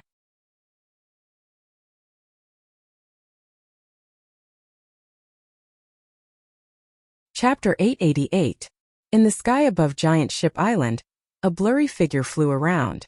Ji Changfeng rode on the Philian, stirring up fierce winds and swinging the flag. He constantly attacked and harassed the three fire-devouring kings with his advantage in speed. In order to summon the fire god, the three fire-devouring kings had all expended quite a lot of their strength, and they were slightly suppressed above the ocean. They also had to maintain their formation and seal off the region, so they were unable to do anything to him for the time being. All they could do was wait for the fire god to rush out and kill this annoying fly. However, no matter how they waited, the fire god never appeared. Instead, it snowed heavily. The top of Mainmast Mountain flickered with extremely resplendent, blue light. Gongyuan raised the crystal scepter high into the air. The light originated from a rhombus-shaped ice crystal at the tip of the scepter. It was a colossal piece of 10,000-year-old frigid arcane, like a frigid star. The light shot into the air, turning into snowflakes. A snowflake landed in a river of magma and directly turned the boiling magma into frozen soil. Although it was melted by the flames of the earth very soon, the snowflakes constantly drifted down, gradually suppressing the fire on Giant Ship Island. It no longer burned fiercely. Not only was the flames of the earth that gushed out from the earth's crust the source of power for this formation, but it also gave the fire-devouring kings a geographical advantage. Gongyuan could tell this. As long as she extinguished the fire devourers would not be able to last for too long. She thought to herself, Li Qingshan, oh Li Qingshan, you have to last a little longer. Why? Why hasn't the fire god appeared yet? Zhu Fan questioned Zhu Yan. His scarlet hair and beard all turned into flames, like a furious lion. I don't know. Something must have happened. Zhu Yan said frantically. This was the first time he had summoned the fire god. He could only obtain some experience from the ancient records he had left behind. He still could not use it as he wished. But now the fire god seemed to have been angered, completely severing the fragile connection. He could not even sense the fire god's situation right now. No, we can't wait any longer. We have to steal the arcane treasure. Release the fire god immediately. Zhu Zai's fiery red eyes stared at Little and on the cloud-masked mountain and cursed, damned humans. Alright, 3 flames in 1 kill. In the blink of an eye, the 3 of them abandoned Ji Changfeng and turned into 3 streaks of fiery light. Then they combined the heaven, earth and human flames into one, forming a huge fire in midair. Like an incomparably dazzling comet, it fell towards Little and with a long fiery tail. Wild dance of the wind god, flying sand and rolling stones, darkening heaven and earth. Ji Changfeng knew that the Dharma treasure in Little Anne's hands would be the key to this battle. If he let the giant god of fire come out, no one would be a match for it. At this moment, he no longer held back and attacked with his full strength. Waving the flag with all his might, an incomparably huge black tornado whizzed forward. For a moment, the world was filled with the roar of the wind, and even the sound of the raging fire was suppressed. The Fei Lian beneath his feet let out a furious roar and charged forward, arriving in the midst of the tornadoes. The black tornado twisted and surged into the Fei Lian's body, making it several times faster. Even its form changed, turning into a bird's body with a human face. It seemed to possess a sliver of divine nature. It unfurled its 300-meter-wide black wings and lunged towards the fire-devouring king. The black storm immediately swallowed the fire-devouring king. Shatter! With a furious roar, the flames erupted and pierced the Fei Lian wind god's chest. The fierce wind dispersed. The flames had weakened by quite a lot, but their presence was unstoppable, becoming more and more scorching. As the race that loved battle the most among other folk, no one dared to underestimate their battle will. Gongyuan, stop them! Ji Changfeng no longer bothered with politeness, directly calling her by her name. There was a hint of anxiety on Gong Yuan's cold face. She swung the crystal scepter, and thousands of snowflakes whistled over, gathering into a misty pile of snow that blocked the path of the fire devourers. However, everyone understood that this was nowhere near enough to stop the fire devourer's sure-kill move. "Get over here." Gong Yuan turned around and called out to little Anne, but she discovered that the place where little Anne originally stood was empty. An ethereal, indifferent voice suddenly rang out from behind. "Don't be afraid. The fire god is about to lose." "I'm not afraid." Gong Yuan was alarmed. She had been concentrating on dealing with the fire devourers, but she should not have failed to sense someone approaching her. If this kid carries out an assassination, he'll be terrifying. But hold on, the fire god is about to lose? Gong Yuan doubted her ears. She already found it unbelievable that Li Qingshan could keep the fire god busy. As for defeating the fire god, she personally believed that even she did not possess the strength to do so. No matter how powerful Li Qingshan was, he was just a great cultivator at most, so how could he possess such strength? She glanced at the Azura field in little Anne's hand and thought, just what is hidden in there? Boom! The snowy clouds dispersed, and the flames were already right before their eyes. The wave of heat arrived first. With the divine fire tablets in hand, the combined attack of the three kings was no weaker than the flame spear the giant god of fire had hurled. It directly struck little Anne. Even I'll have to use everything I've got to break free from an attack like that, so how can I spare the energy to protect others? Forget it. Gong Yuan gritted her teeth and spat out an inky blue pearl. It gave off a deep, distant, cold, and deathly presence, as if the entire abyss had condensed into the tiny pearl. It was the heart of the abyss that connected to the world of Ruin's End. All water to Ruin's End, eternal silence of the abyssal sea. Gong Yuan chanted softly like a song. An indescribably strange power suddenly expanded with the heart of the abyss as its center. The wave of heat immediately vanished. The sounds of wind and fire vanished too. Even the hint of worry in Gong Yuan's heart immediately settled down, almost to the point of deathly stillness. Everything in the surroundings seemed to be sealed in thick, inky blue glass, frozen and motionless. Ruin's End. Here, the constantly surging, changing, and flowing waters that never had a moment of peace finally obtained eternal peace. They no longer had to surge and flow, nor did they have to turn into clouds, mist, and ice. Here, the spirit turtle no longer had to work so hard to suppress the vast ocean, nor did it have to work so hard to divine fortune. It could sleep in peace without worrying about any disturbances. This was not a world of the dead like the Hell Realm or the Hungry Ghost Realm, but it was even more deathly silent. At the very least, there were still pots of boiling oil and the cries of ghosts in hell, while in the Hungry Ghost Realm, there were corpses and ghosts devouring and killing one another at the very least. Here, however, it was absolutely peaceful. 10,000 years felt like a single day. This was not a feeling that regular living beings could endure. Even Gong Yuan could not. With her final thought, she said to little Anne, "Guard your mind. Don't let yourself be devoured and assimilated. I hope you're telling the truth or we'll all die." Afterwards, her eyes lost all emotions. All she did was power the heart of the abyss coldly and mechanically, constantly drawing in the aura of Ruin's End. The flames that flew over suddenly made a detour around the Cloud Sail Mountain. The violent, belligerent fire-devouring king seemed to feel fear, afraid of entering the force field created by the heart of the abyss.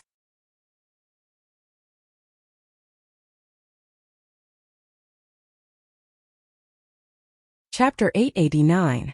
The Fire Lord leapt and leapt about. Ruin's End, where water gathered, was extremely effective against the natural fire spirit's ability to devour fire. If the three of them worked together, they were actually completely capable of charging into the field of force created by the heart of the abyss and killing the immobilized Gong Yuan. However, once they were contaminated by the aura of Ruin's End, they would develop an extremely great inner demon, which could even dim and extinguish the flames in their hearts. As a result, even with how vicious fire devourers were, they dared not barge in forcefully. "Ha ha ha ha, we've already won." Zhu Fan laughed madly. Zhu Yin and Zhu Zai exchanged glances and also laughed aloud. Their strongest, Gong Yuan, was in dire straits. After losing the Filian divine beast, It was impossible for Ji Changfeng to stop the three of them together. Even without the giant god of fire's assistance, victory was already within their grasp. All that remained was to see how Gongyuan died. Undue delay is fraught with complications. Let's kill this old bastard first. Ji Changfeng, are you prepared to die? The three fire devourers simply ignored Gongyuan. They aimed the divine fire tablets at Ji Changfeng. If you want my life, then you'll have to exchange it with your own. Ji Changfeng stood in the air with the Filian flag in hand, panting gently. After a bitter battle, he was utterly exhausted, but the fierce winds around him became even more violent. He was fearless. The sect had been destroyed, the disciples had been slaughtered, and even he was in a situation of certain death. This was a tragic situation that was enough to drive regular people mad, yet it made him feel a strange sense of lightness. As if an invisible burden had been lifted from him, his cultivation that had remained stagnant for so long showed signs of breaking through. He was born with the Sun spiritual constitution.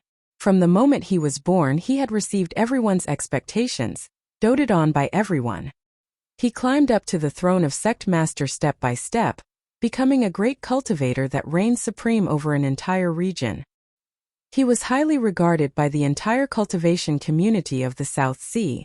It seemed like his life had been smooth sailing, but he also had to shoulder heavy responsibilities, the expectations of his seniors and the reliance of his juniors. The survival of the entire sect was tied to him, so he was forced to maintain the balance carefully. Even the frivolity of his youth had been completely worn away. My name is Changfeng. When have I ever traveled thousands of kilometers free and unrestrained? When the fire devourers destroyed the Cloud Sail sect that he had fought so hard for, they had also forcefully severed his ties. They used hatred to recover his fighting spirit, allowing him to see the possibility of advancing further with his cultivation. If you don't kill me today, I'll definitely extinguish the fire in the future. Then we'll fulfill your wish. Die. Zhu Fan and the other two spoke at the same time, their voices overlapping as if they were one. They raised their divine fire tablets high and were just about to attack when a calm voice came from behind them. You lost. The voice was a little muffled, as if it came from the deep sea, but it was still pleasant to listen to. Zhu Fan and the other two turned around at the same time. Little and walked out from behind Gongyuan. Though his steps were a little clumsy, his expression was as calm as ever. You, this woman, are actually not affected by the aura of the ruins of End. But what nonsense are you talking about? Seeing that you're somewhat good-looking, hand over that magic treasure, kneel and beg for mercy. If you become our slave, we can consider sparing your life. You lost. Little and repeated calmly. There was no change in his tone at all, causing Zhu Fan and the other two to feel strangely irritated. As if there really was something important that they had missed out on, they cursed, Bitch, you're courting death. Little and slowly raised the Azura field in her hand. A faint smile actually appeared on her face, captivating and alluring. You lost. Suddenly, Zhu Yan's expression changed, revealing an expression of disbelief and shock. What's going on? Zhu Fan asked with a frown. The fire god. The fire god has been killed. Zhu Yan said with great difficulty. The moment the giant god of fire's heart was dug out, that intense fury and indignation had passed through the barrier of the world and entered his heart. That's impossible. Didn't you say that you couldn't sense the fire god? Don't be fooled. Zhu Fan and Zhu Zai retorted at the same time. The giant god of fire's strength was already close to the peak of this world. Though it was extremely flawed, only those legendary figures whose names shook the world could kill it. Could an expert on the level of the Banyan Tree King be hiding in that tiny magic treasure? That was impossible. There must be something strange about the arcane treasure. Zhu Yan completely ignored Zhu Fan and Zhu Zai. His eyes widened as he murmured. The thought the giant god of fire had given him before it was killed had dealt a great blow to his mind. It was basically equivalent to a backlash. This news made Gong Yuan's heart ripple slightly, but it immediately returned to stillness. The ink-blue field of force rapidly expanded. The heart of the abyss had already lost control, and the all-water to Ruin's End operated madly, assimilating with Ruin's End. Even the crystal scepter in her hand dimmed, and the indestructible profound coldness gradually melted away. The ink-blue spherical field of force rapidly expanded, enveloping mainmast mountain in the blink of an eye and rapidly growing larger. Splash! The sound of tides suddenly rang out in the surroundings. The seawater that had been kept out by the divine fire tablets seemed to be drawn in by an invisible power, turning into surging waves that surged towards Giant Ship Island. Clouds gathered over from all directions, forming a thick layer of clouds in the sky. The internal and external pressure destroyed the seal of the fire-devouring king's domain. Zhu Fan suddenly threw a punch at Zhu Yan's face and bellowed, "You've just destroyed a puppet that possesses a sliver of great god Zhurong's presence. You can still summon it in the future, so stop whining like a sissy." Zhu Zai shot a glance at Zhu Fan. "What's wrong with being a sissy?" she said to Zhu Yan. "Don't listen to that little bitch's nonsense. Killing that bitch Gongyuan is already a win, and if we kill that old bastard Ji Changfeng, it'll be a complete victory. What's there to lose?" "Thank you for your guidance, Second King. I've lost my composure." Zhu Yan lowered his head and accepted the guidance. Then he glanced at Mainmast Mountain and thought, no matter what, the outcome has already been decided. Little and suddenly felt like she was drowning. Although she could endure the deathly aura of Ruin's End, the power of the heart of the abyss was growing stronger and stronger, producing actual pressure. The peak of Mainmast Mountain collapsed and collapsed silently. The grass, trees, and pavilions were all reduced to nothingness. She furrowed her brows slightly, but it was not because of the pressure. She murmured Qingshan. Li Qingshan stood in the surroundings, gazing at the center of the blood-red swirl. He experienced an irrepressible urge to throw himself into the Azura realm and slaughter and battle. The wings of wind unfurled in an unprecedented manner. He only needed to flap them gently, and he could fly into a brand new world. Suddenly he thought of a face. He sucked in a deep breath and comforted the eager tiger demon. He pulled back the wings of wind and called out to the sky, "I will go, but not now, and not to take part in some endless battle of blood." After a pause he continued, "I will defeat all the Azura and reign over the entire Azura realm. I will end this endless battle of blood." The obscure voice fell silent as well. Only a while later did it say, "Reign over the Azura realm." How anticipated. Perhaps you are the person in the prophecy. I've already waited for far too long, but there's no harm in waiting a little longer.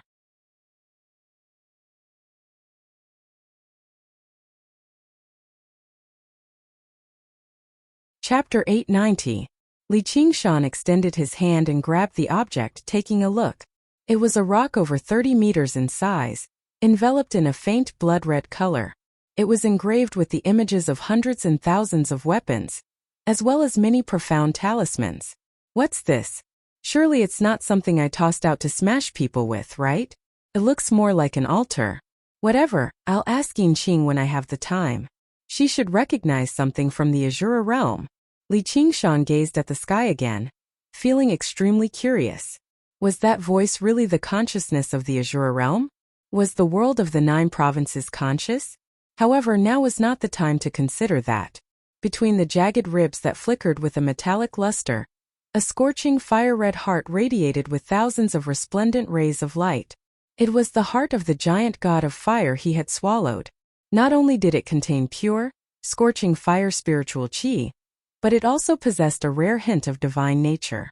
Li Qingshan immediately practiced the phoenix's scripture of Nerva, and began refining the heart of the fire god. Right now was the perfect time for him to break through to the 3rd layer of the phoenix. 3 balls of fire pursued a whirlwind, whistling back and forth above Giant Ship Island. The 3 fire-devouring kings wielded the divine fire tablets, surrounding and killing Ji Changfeng. Ji Changfeng was obviously not their opponent. He had tried several times to charge out of Giant Ship Island, but he had failed. With no other choice, he just charged headfirst into the inky blue sphere of the heart of the abyss. By now, the inky blue sphere had already swallowed half of Mainmast Mountain, turning into a colossal object almost 3,000 meters tall, hovering above Giant Ship Island quietly. The seawater rose higher and higher, like mountains, rushing towards Giant Ship Island one after another. They were reduced to steam by the flames, piling up layer by layer until they reached the horizon. connecting with the low-hanging clouds. As a result, it formed a spectacular sight. The entire giant ship island was enveloped in thick clouds, dyed red by the flames. What fell from the clouds were no longer raindrops, but streams and rivers, gushing towards the heart of the abyss. They were evaporated by the flames mid-air, turning back into clouds.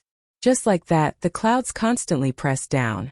The divine fire domain can't last for much longer. Zhu Yan said. Don't worry, we definitely won't be the ones to give way first. That bitch Gong Yuan will soon suffer from qi deviation and assimilate with Ruin's End. The heart of the abyss will completely lose control and shatter. Once this power erupts, they'll all die. Though we have to prepare to leave too. Don't get sucked in. As the oldest fire-devouring king with several thousand years of life, Zhu Fan was extremely knowledgeable. With a single glance, he could tell that Gong Yuan had already reached her limits. At this moment, a voice suddenly rang out from the abyss and echoed through the surroundings. Of flames. You dared to leave after offending me? Zhu Fan and the other two were shocked. It was only then that they realized that a figure wearing armor and a horned helmet had appeared at the center of the dark blue sphere at some point in time. His crimson eyes shot out a sharp gaze that seemed to have substance, piercing through the thick layer of dark blue. It was breathtaking. After refining the heart of the fire god and breaking through to the third layer of the phoenix, Li Qingshan immediately stepped out of the Azura field. He sensed the heavy aura of Ruin's End and felt refreshed. Then he saw Little An sitting with her legs crossed with her eyes firmly shut, resisting the great pressure of Ruin's End.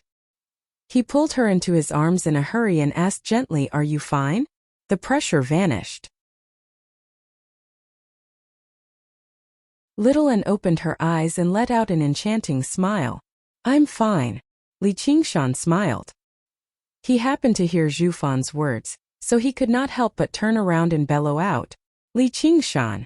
Zhu Yan said in disbelief, but he was also rather uncertain. "That's me, your grandfather." Li Qingshan said with his head held high. "There's no need to waste your breath on him. He's just someone who's about to die." Zhu Fan said in disdain. Before he had even finished speaking, the inky blue sphere suddenly stopped expanding. This was a sign of collapse. "Let's see who dies first." Li Qingshan pulled Gong Yuan into his arms, hugging her left and right. Just when Zhu Fan and the others were confused, thinking he was going to take advantage of her before he died, the inky blue sphere that was on the brink of collapse actually stabilized. A hint of vigor suddenly flashed through Gong Yuan's empty and deathly still eyes. When the heart of the abyss began to communicate with the deep and mysterious Ruin's End, she could no longer see anything. There was only endless darkness and deathly silence. It was the bottomless abyss known as Ruin's End. Her body had been forgotten somewhere. It must have been crushed a long time ago. Only her soul continued to fall into the abyss, falling into an even darker place. She could not resist at all, nor did she want to. Compared to this eternal deathly silence, what was a temporary existence? Compared to this torment day and night, death might be a form of release. Thinking that, the darkness seeped into her soul bit by bit. She sighed gloomily. "Little sister, I'm so lonely." Then she closed her eyes and allowed the dark abyss to devour her. Suddenly, a warm current flowed over and quietly surrounded her. It gave off a tranquil and intimate aura. "Little sister, is that you? Have you come to pick me up? I miss you so much." Her heart shivered and she searched through the darkness. In that moment, she seemed to return to many years ago, when she was playing hide-and-seek with her younger sister in the coral reefs in the deep sea, but she was unable to find her no matter what. She was both angry and worried. She suddenly stopped falling. Did this Ruin's End have a bottom too? A huge spirit turtle rose up from the abyss, floating upwards with her on its back. Gradually, a sliver of light descended from above, growing brighter and brighter as if they were already approaching the surface of the ocean. Her eyes gradually turned from pitch black to a bright blue. The various scenes became clearer and clearer, and there were sounds as well. With a splash, she burst through the surface of the ocean, and various scenes entered her vision. The burning island of giant ship, the stacked clouds of fire, the violent fire devourers, her memories returned, and Gong Yuan suddenly discovered she was currently being hugged by a man. She could not help but become furious and embarrassed, struggling to break free. Her waist tightened, and a tremendous force that she could not resist was hugged even tighter instead, pressing firmly against the man's sturdy body. A commanding voice rang out by her ear. "Don't move around." Why would a mighty merfolk queen listen to someone else's orders, let alone a human? But for some strange reason she stopped struggling, allowing Li Qingshan to hug her. "What's going on here?" Gong Yuan rubbed her forehead. She also found this extremely strange. After all, she was not a little woman who would become flustered from a man's hug. She sorted through her thoughts very quickly and recognized the demonic armor. "You're Li Qingshan? We'll talk later. Relax your mind and work with me. Let's kill these 3 bastards first," Li Qingshan said sternly. He had no intentions of taking advantage of her right now. Although hugging Gong Yuan felt nice, it was more important for her to calm down and control the tremendous power from Ruin's End so that he could launch a counterattack. All right. Gong Yuan was slightly taken aback. She obviously understood the severity of the matter, and just now, when her consciousness had basically been assimilated by Ruin's End, Li Qingshan had already taken advantage of the situation. The spirit turtle that had appeared in her sea of consciousness was a manifestation of Li Qingshan's consciousness, which was why she obeyed his orders subconsciously. She understood that it was impossible for her to control this power with her own strength, so she simply let go of her mind completely and allowed Li Qingshan to do as he pleased. In that moment their auras merged and their consciousnesses intertwined. They were extremely compatible, entering a state similar to dual cultivation.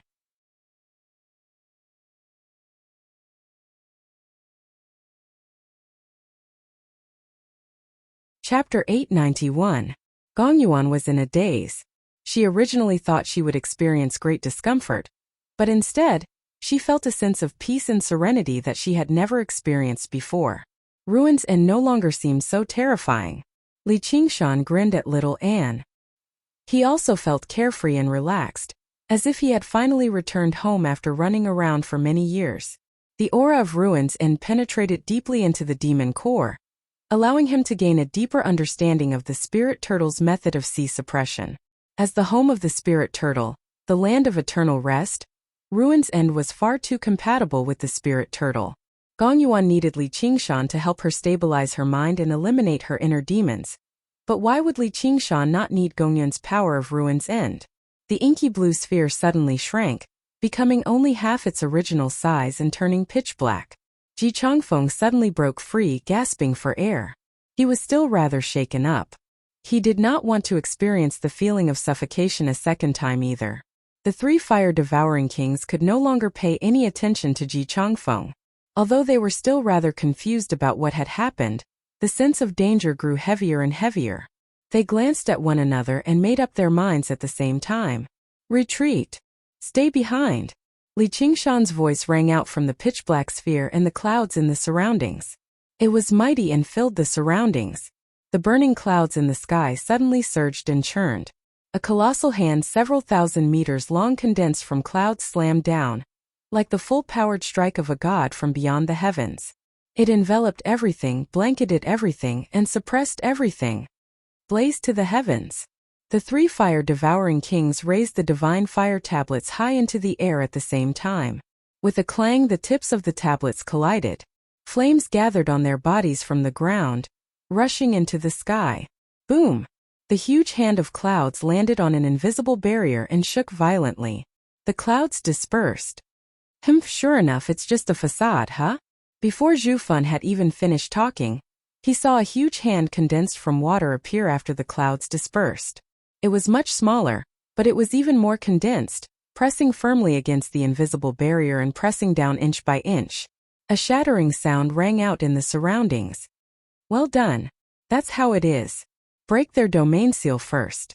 Li Qingshan and Gong Yuan communicated with each other faster than telepathy. Almost as soon as his thoughts moved, there was a response from the other side. This was the so-called heart-to-heart.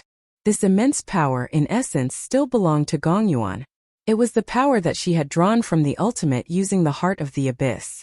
It was just that she did not have the ability to control it, and if Li Qingshan wanted to control it, he needed her absolute cooperation. Otherwise, it would be difficult to control it as he wished. After all, this power was just too great. Li Xiaoer, you don't need to tell me. I know what to do. Gong Yuan was somewhat dissatisfied. She was still not used to being ordered around like this. It's good that you know. Then don't have so many distracting thoughts. If you still have so many defenses and dissatisfactions, just throw them away. Li Qingshan bellowed. With his current level, it was impossible for him to keep the 3 fire-devouring kings here. Defeating and killing them were on 2 completely different levels of difficulty. Gong Yuan's chest heaved, but the situation was beyond her control. As the Merfolk Queen, she had to take responsibility for the Merfolk race and do her best to kill the fire-devouring kings. She gritted her teeth and gave it a try. No, I can't do it. Opening up her mind and letting Li Qingshan's consciousness delve into her sea of consciousness was already her limit. Asking her to completely lower her guard and heart-to-heart with him was not something that could be achieved with just hard work. Perhaps only her little sister could make her lower all her guard and trust her unreservedly, but that was a deep affection that had accumulated over who knew how many years since she was young. It was not something any man could compare to. Even if you can't do it, you have to do it. Don't resist. Li Qingshan sniggered. What? Ah! Gong Yuan cried out. Li Qingshan used the spirit turtle's method of sea suppression and directly suppressed her thoughts. Since they could not play together happily, then he would just suppress her with brute force. Bastard, don't you even think about it. Gong Yuan was filled with humiliation and fury. She felt like a man was about to force himself on her. Yet not only was she unable to struggle or resist, but she even assumed a posture to cooperate. This was something her dignity could not allow.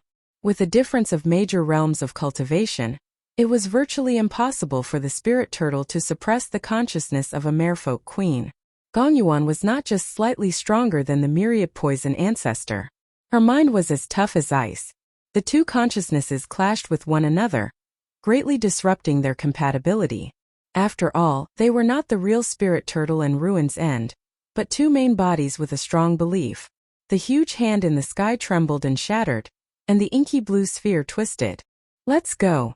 The 3 fire-devouring kings used this opportunity to rush off towards the north without the slightest hesitation.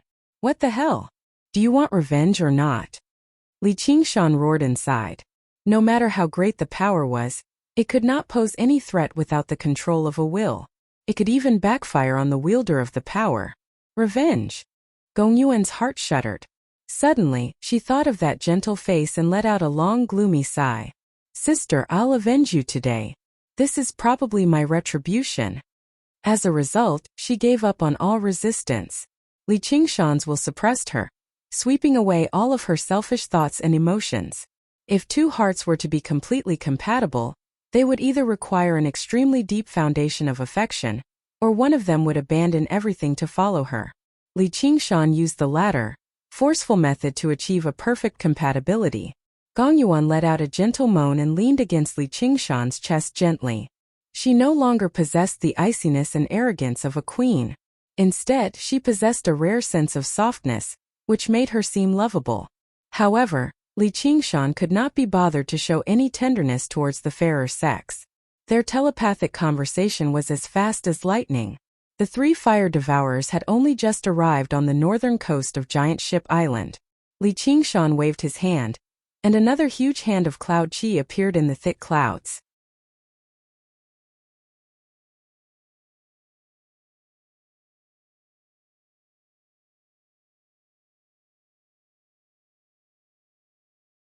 Chapter 892. The sea seemed to flip upside down. Giant Ship Island was immediately swallowed by the water, and even the roaring flames of the earth were extinguished. The entire island collapsed, only leaving behind a few mountains vaguely visible between the huge waves. Li Qingshan, I want you dead. Zhu Yan let out a hysterical roar. He could not understand how a perfect ambush could end up like this. Yes, all of this was because of Li Qingshan. He was the only variable. Not only did he destroy the fire god, but he even helped that bitch Gong Yuan stabilize the heart of the abyss, completely ruining their plans. You want to kill me with words? Come fight me. The surging clouds condensed once again, turning into Li Qingshan. He said, King Yan, don't get caught up in the battle. There's plenty of time in the future. Once we get back, we'll destroy his savage mountain first. Zhu Fen grabbed Zhu Yan's shoulder and also ground his teeth in hatred towards Li Qingshan. Zhu Zai also said, "That's right. If we keep fighting, it'll be detrimental to us. Let's return to Fire Melt Mountain first and come up with a proper plan. You're dreaming if you want to keep us here." Heavenly fire, earthly fire, human fire.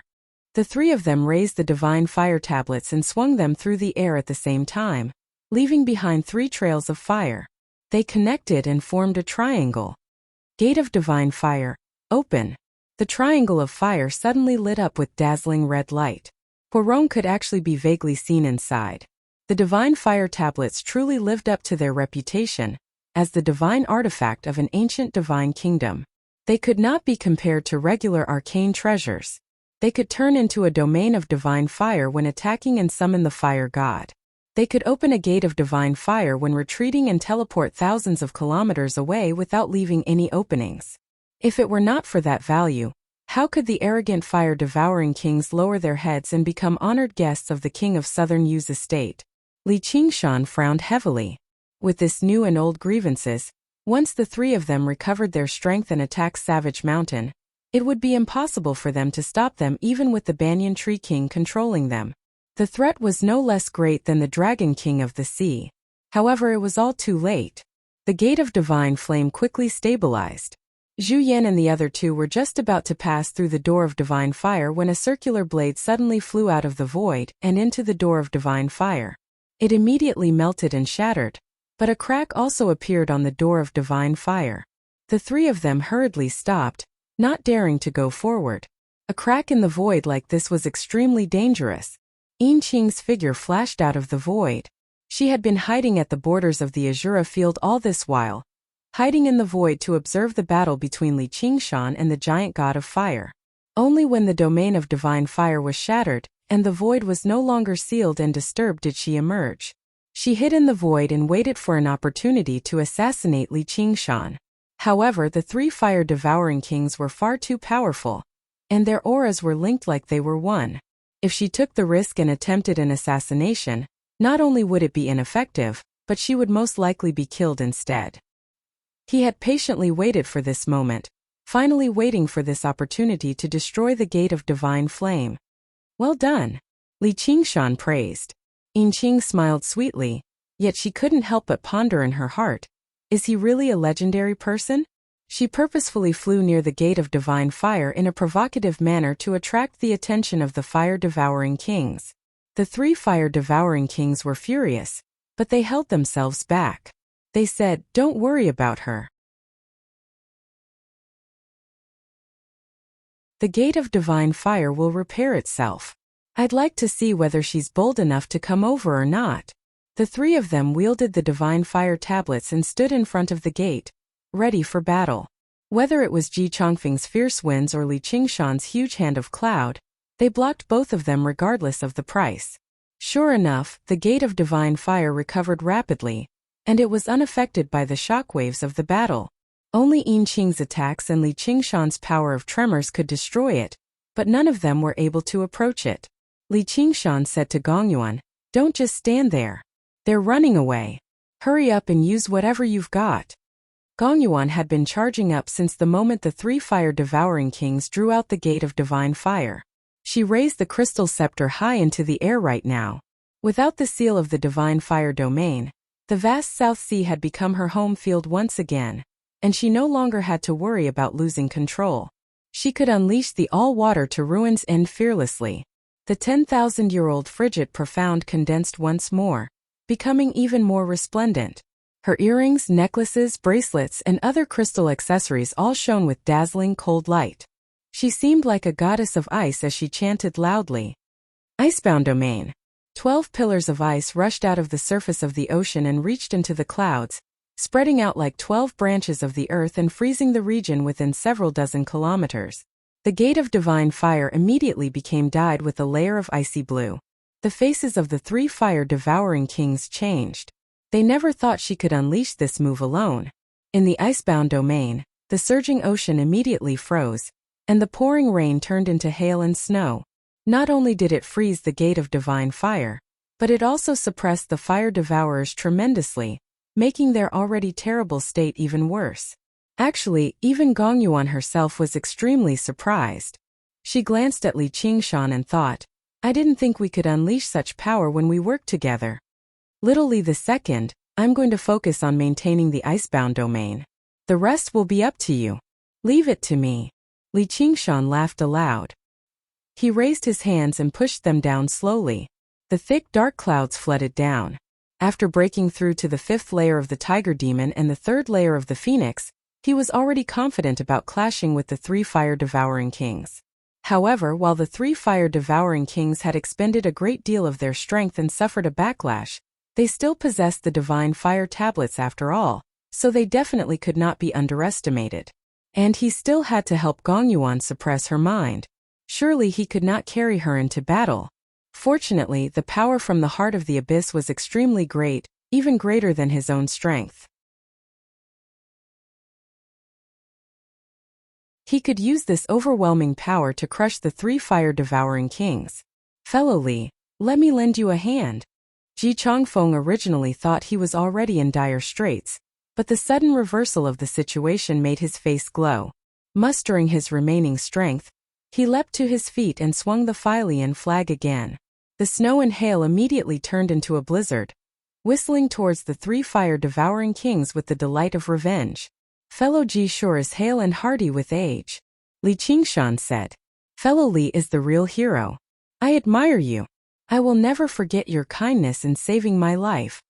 Ji Changfeng waved the flag loudly. As he watched the fire-devouring kings roar out furiously under his attacks, but there was nothing they could do. He laughed aloud until tears ran down his face. It was as if an invisible shackle had shattered loudly.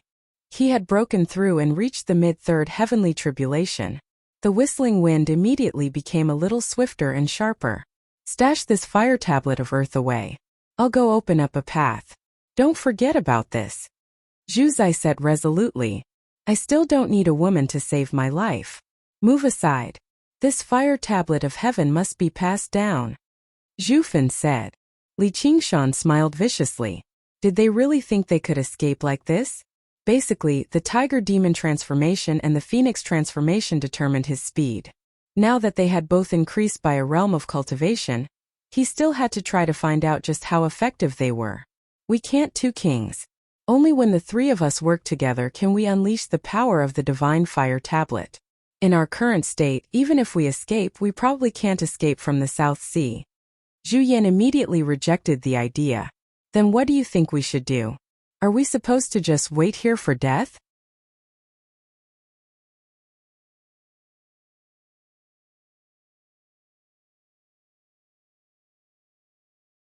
Chapter 893. What are you talking about? Zhu Fan and Zhu Zai exchanged glances. They had never taken the identity of honored guest of the king's estate seriously. They would not risk their lives for the king of Southern Yu, nor did they count on him to save their lives. Don't tell me you really think the king of Southern Yu returned to the king of Southern Yu's estate after handing the divine fire tablets to us. Doesn't he want to see the outcome of a battle that will affect the overall situation of the South Sea? Doesn't he want to test our true strength? Perhaps he's watching us from somewhere right now. As Zhu Yan said that, Zhu Fan and Zhu Zai also looked around subconsciously, but apart from the dark clouds and water, they saw nothing. Whether it was the divine fire domain or the current icebound domain, they both had the effect of isolating the outside from the outside. Zhu Fan said, let's hope you're telling the truth. Let's give it a try. At the juncture of life and death, they could no longer care about their pride. Since they had already accepted their identities as subjects, taking it a step further was not embarrassing. The 3 of them bowed towards the north from afar and called out, Your Majesty, please save us. Li Qingshan's heart sank. Sure enough, not only had they snuck over through the Silver Dragon King, but they had even become honored guests of the king's estate. Nothing would happen to Ru Xian, right? Above the frozen sea, the clouds continued to press down. The wind and snow continued to whistle, but nothing happened. Zhu Yan frowned. Could it be that my conjecture was wrong? Li Qingshan's eyes narrowed. Where the sea and sky connected to the north, a bright silver star suddenly lit up. The Silver Dragon King had returned. The three of them were overjoyed. Sure enough, the identity of honored guest was useful. Zhu Yan secretly let out a sigh of relief. Even the King of Southern you could not underestimate their combined strength. Even if he did not help them destroy the merfolk of the South Sea, he would never just watch them die. I never thought you mighty kings of godhood would actually serve as the lackeys of humans. You've really embarrassed your ancestors. Gong Yuan sneered. Other folk did not forget their ancient glory. They all considered themselves as godfolk and looked down on other races. Becoming subjects of humans really was nothing to be proud of, not to mention the fact that during the ancient war, the violent and warlike fire devourers fought the humans and demons the most horrifying battles. Zhu Fan angrily snorted twice. Zhu Zai then cursed, bitch. They were both a bit speechless. Zhu Yan said, Gong Yuan, if this human hadn't interfered today, do you think you would still be alive? Before mocking us, why don't you look in the mirror and see what you look like? Becoming a subject of the King of Southern you is still better than becoming a monk's woman. Who are you calling a monk? Li Qingshan was taken aback before realizing the monk was referring to him. He could not help but fly into a rage. At the same time he thought inside, don't fall for their scheme to drive a wedge between us.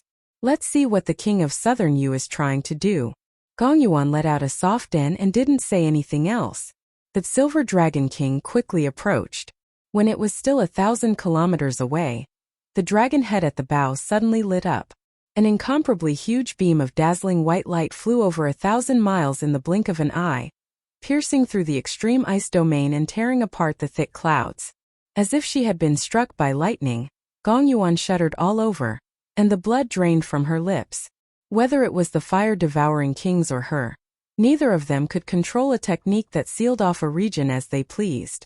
By the time the Silver Dragon King launched an attack and wanted to withdraw it, it would already be too late. Originally, it had been rather difficult for her to maintain the extreme ice domain alone. Now that it had been directly pierced by a terrifying technique, and she could not share the burden with the three of them like the fire devourers, she suffered a severe backlash. Li Qingshan could not help but dismiss his final sliver of hope. However, what was even more significant was that the Silver Dragon King's attack had not targeted him and Gong Yuan either. Otherwise, he would have been prepared to retreat right now. The three fire-devouring kings regained their freedom. None of them were stupid, so they noticed this too. They actually understood extremely well that the King of Southern you did not trust them, nor did he have any intentions of helping them destroy the merfolk of the South Sea. Otherwise, the Silver Dragon King would have never left in the first place.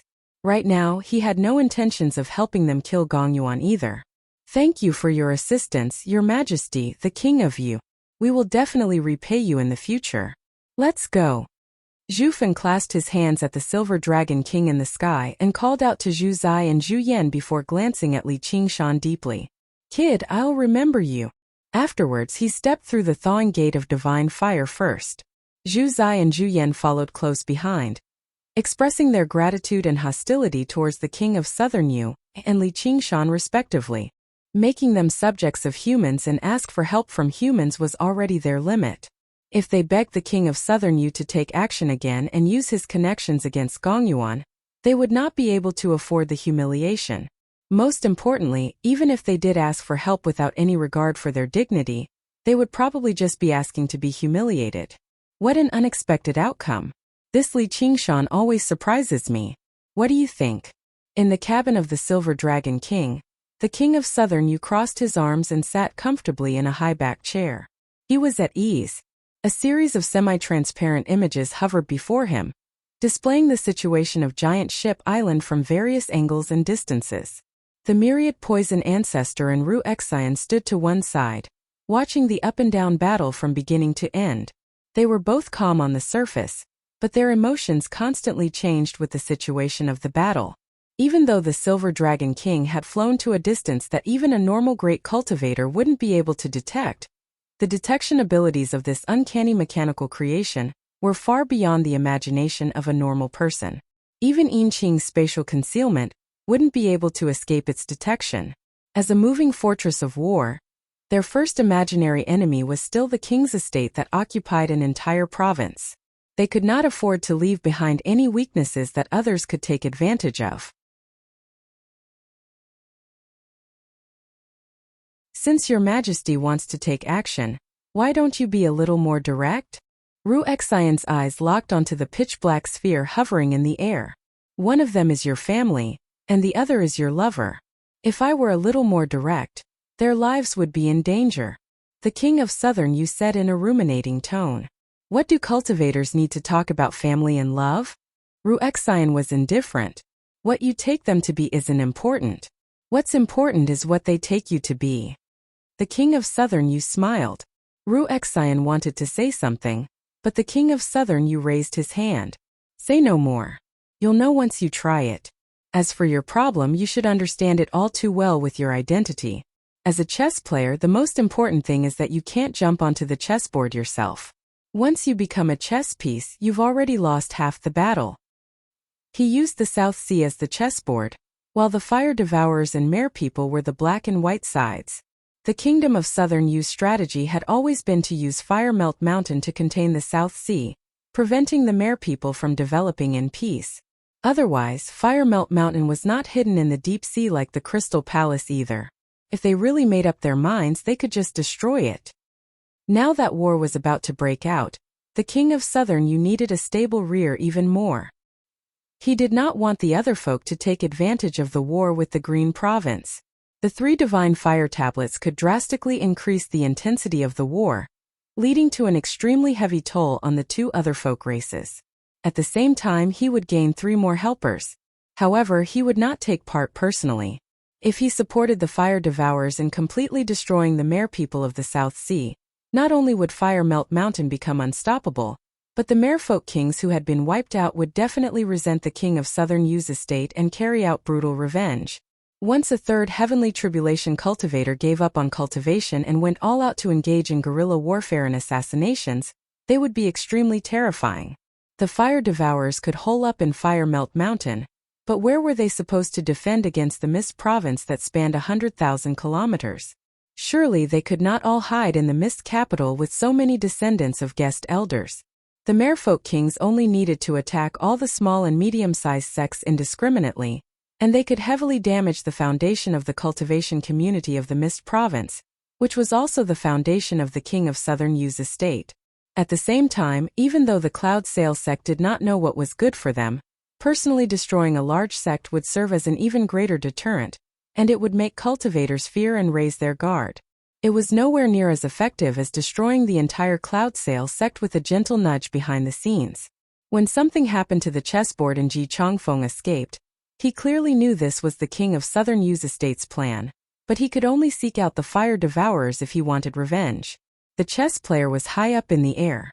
Everyone knew he was the one manipulating the chessboard behind the scenes, creating various situations. However, the chess pieces could only fight on the chessboard.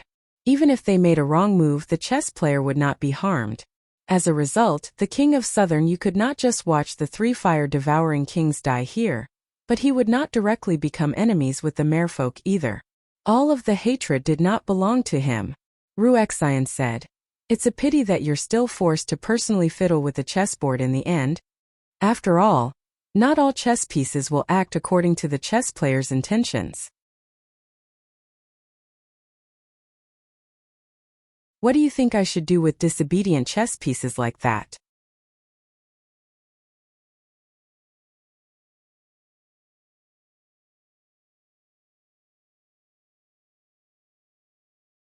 Chapter 894. Giant Ship Island had basically vanished, covered in thick ice. Only the 3 icebergs of Cloud Mast Mountain remained, and the landscape of the past could still be vaguely made out. Half of Mainmast Mountain had been forcefully swallowed by the heart of the abyss. The towering mountain turned into a curved valley of ice. The surroundings were filled with icebergs that rose and fell, pointing towards the heart of the abyss in the air like thousands of eager hands. At the bottom of the valley there was a crack, and the tough ice cracked open. A group of people emerged, still shaken. There were both cultivators and mare people. As it turned out, there was also a structure similar to Savage Mountain's hall in the center of Mainmast Mountain. It was a dwelling that Ji Chongfeng specially used for secluded cultivation.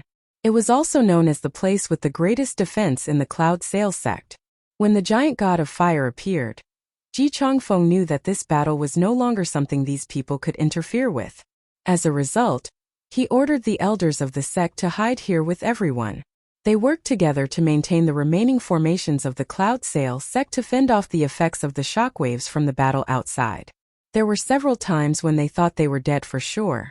Whether it was the giant god of fire smashing through Cloud Mast Mountain, the magma gushing up from below, or the inky blue force field of the heart of the abyss constantly expanding, they were all enough to claim their lives. If the fire devourers won in the end, dealing with them who had managed to escape would just be a piece of cake. In this terrifying, hopeless situation they had never been in before, they were in the same boat. Coupled with their rather good luck, they actually managed to last until the battle ended. Only then did they emerge from the dwelling. Is it over? That's fantastic. The fire devourers have been defeated. Your Majesty, are you fine? The group of people were filled with joy and sorrow from surviving a disaster. Before they could even celebrate the end of the nightmare, their various expressions stiffened. The Silver Dragon King had returned, bursting through the thick clouds and arriving above Giant Ship Island once more. He shone with cold silver light, assuming an offensive stance. The pressure he gave off made the giant god of fire even more terrifying. They had awakened from the nightmare, and it was a new nightmare, one that was even more terrifying. The Silver Dragon King shot out a beam of light, forming a huge projection. A young man with delicate features appeared in there with a faint smile on his face. The King of Southern Yu. Ji Changfeng was shocked, and his voice contained a trace of irrepressible anger. How could he not know that there was a conspiracy from the King of Yu's estate behind all of this? Furthermore, the attack that allowed his three enemies to escape had gone from the shadows to the light, completely sowing hatred. King of Southern Yu, have you made up your mind to stand with the fire devourers and fight to the death against my race? Gong Yuan's voice was as cold as ice. Disregarding her wounds, she activated the Heart of Abyss again, and the pitch-black sphere suddenly expanded, confronting the Silver Dragon King in the sky. The King of Southern Yu said, "They're honored guests of the King of Southern Yu's estate, so I obviously can't just stand by and watch them die. However, I'm not a babysitter either. Regardless of whether they succeed or fail, they have to bear the consequences themselves. Don't you think so?" Ji Changfeng and Gong Yuan both let out a sigh of relief. The King of Southern Yu was clearly saying, "Feel free to seek revenge on Fire Melt Mountain. I won't interfere." Right now, Ji Changfeng's greatest enemy was still Fire Melt Mountain, not the King of Southern Yu's estate. He basically had no chance of succeeding in his revenge, so all he could do was direct his hatred towards the King of Southern Yu's estate and slaughter everyone related to them. However, the King of Southern Yu clearly would not be so kind as to help Fire Melt Mountain attract hatred. Gong Yuan was even more worried than Ji Changfeng that the King of Southern Yu would completely stand with Fire Melt Mountain. If that happened, the merfolk of the South Sea would definitely suffer heavy losses. Anyone could tell that this was a scheme, but it was still better than no scheme at all. At the same time, it also expressed that they were temporarily safe. However, Gong Yuan was rather perplexed. Since he had no intention of attacking, why had he come? Did the King of Southern Yu really need to be so careful just to explain a little? She asked, "If that's the case, why have you returned, King of Southern Yu? The people I'm looking for aren't you?" The King of Southern Yu shifted his gaze, passing through the pitch-black sphere and landing on Li Qingshan. "Li Qingshan, should I kill you?" It was Li Qingshan again. Everyone's gazes gathered on the pitch-black sphere. They were all surprised, but their strength was limited, so they were unable to tell what was going on inside. "You can't kill me." Li Qingshan's voice rang out from the black sphere. It was calm and filled with great confidence. A kid who had not even undergone the third heavenly tribulation was actually saying the King of Southern Yu could not kill him. Normally, everyone would definitely treat this as a great joke, but now they had all become numb from his fearless deeds of challenging the powerful. "Really?" The King of Southern Yu raised an eyebrow slightly, perhaps in surprise or disdain. "Really?" Li Qingshan said. Although he had already lost the opportunity to undergo nirvanic rebirth, he definitely could not be killed so easily with his current speed. But now that you've said that, I want to try it even more. The king of Southern Yu was not someone who feared provocation. But before that, you should know that there's someone else beside me. According to what I know, you've already known each other for many years. You've probably come to the Mist province partly for her sake. You want to use her to threaten me? Li Qingshan's face changed. This was what he worried about the most. And the king of Southern Yu had guessed wrong. In the very beginning, most of the reason why he had come to the Mist province was because of Wuxia. Looks like it's different from what you said. He still cares about you very much. The king of Southern Yu turned around and said to Wuxia beside him with a smile. Wuxia said nothing. She did not say anything along the lines of, "Don't worry about me." Why would this man who loved to do whatever he wanted to do listen to her? However, she also believed that he was not the type of person who would hesitate and allow others to threaten him.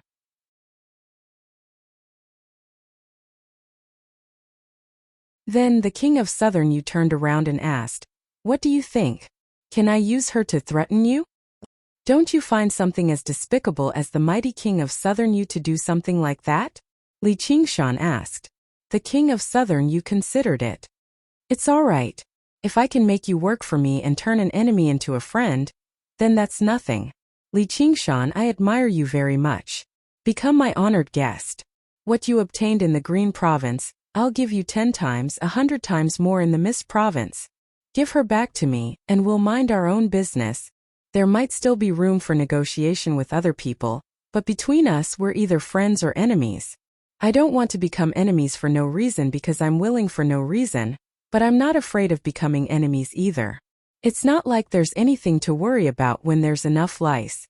I'll definitely get revenge." In other words, you're determined to become enemies with me? The king of Southern Yu squinted his eyes slightly.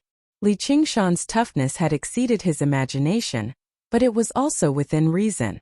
Whether I'm an enemy or a friend is up to you, king of Yu. However, I, Li Qingshan, will never submit to others, sell my life for others, or be threatened by others. Li Qingshan took out a handful of calculation rods, black and white, and held them horizontally in his hands.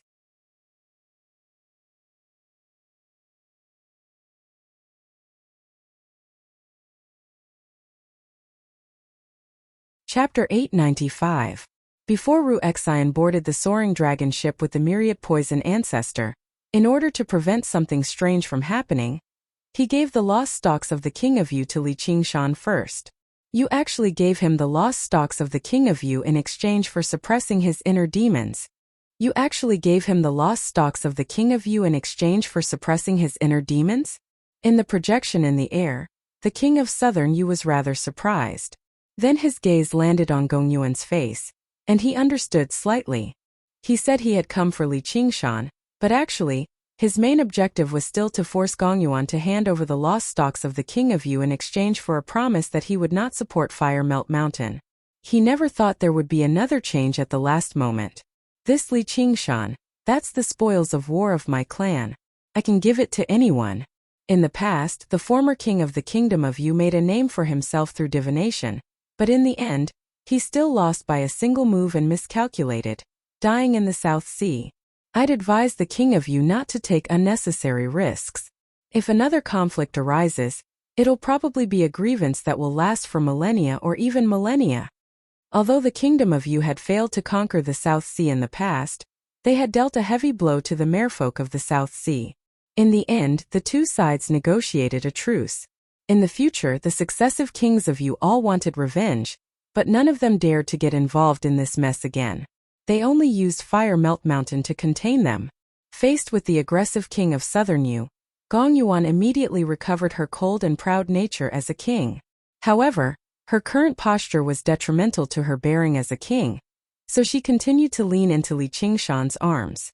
The king of Southern Yu never expected Gong Yuan to stand on Li Qingshan's side in such a clear-cut manner. Was it because she wanted to save Wuxia? But according to his knowledge, Gong Yuan was not such a gentle person. However, the thoughts of women were unfathomable, so it was difficult to guess. There seem to be 2 stalks missing. The last 2 are with me. Gong Yuan immediately took out the black and white stalks of the lost stalks of the King of Yu and said coldly, "Release her." and you can obtain all of the lost stocks of the king of Yu. The king of Southern Yu fell silent for a while. Li Qingshan, if there comes a day when you become my enemy, I'd rather not have these bargaining chips. The strength that Li Qingshan had displayed was simply too terrifying. If they had no choice but to become enemies, they would have to kill him at all costs. There is no need to swear an oath. Does King Yu think that I will submit to someone? Li Qingshan said loudly. The king of Southern Yu nodded with a smile. He really doesn't. Suddenly, he changed the topic. But after saying so much, you're still wearing your helmet. Isn't that too rude? Li Qingshan shuddered inside. After breaking through to the 5th layer of the tiger demon, his strength had skyrocketed, but the spirit turtle was unable to suppress his demonic nature at all, so he was unable to recover his human appearance. That was why he had been covering himself with the horned helmet the entire time. He never thought the king of Southern Yu would notice something. He ignored the king of Southern Yu's threats and went as far as to fight. He had also been influenced by the tiger demon. The more powerful the enemy he faced, the more violent and bloodthirsty the tiger demon would become. After a moment of hesitation, he made up his mind. Everyone below was extremely nervous. They were afraid that they would suddenly fall out and the king of Southern Yu would suddenly start a massacre. They did not even have the strength to run right now.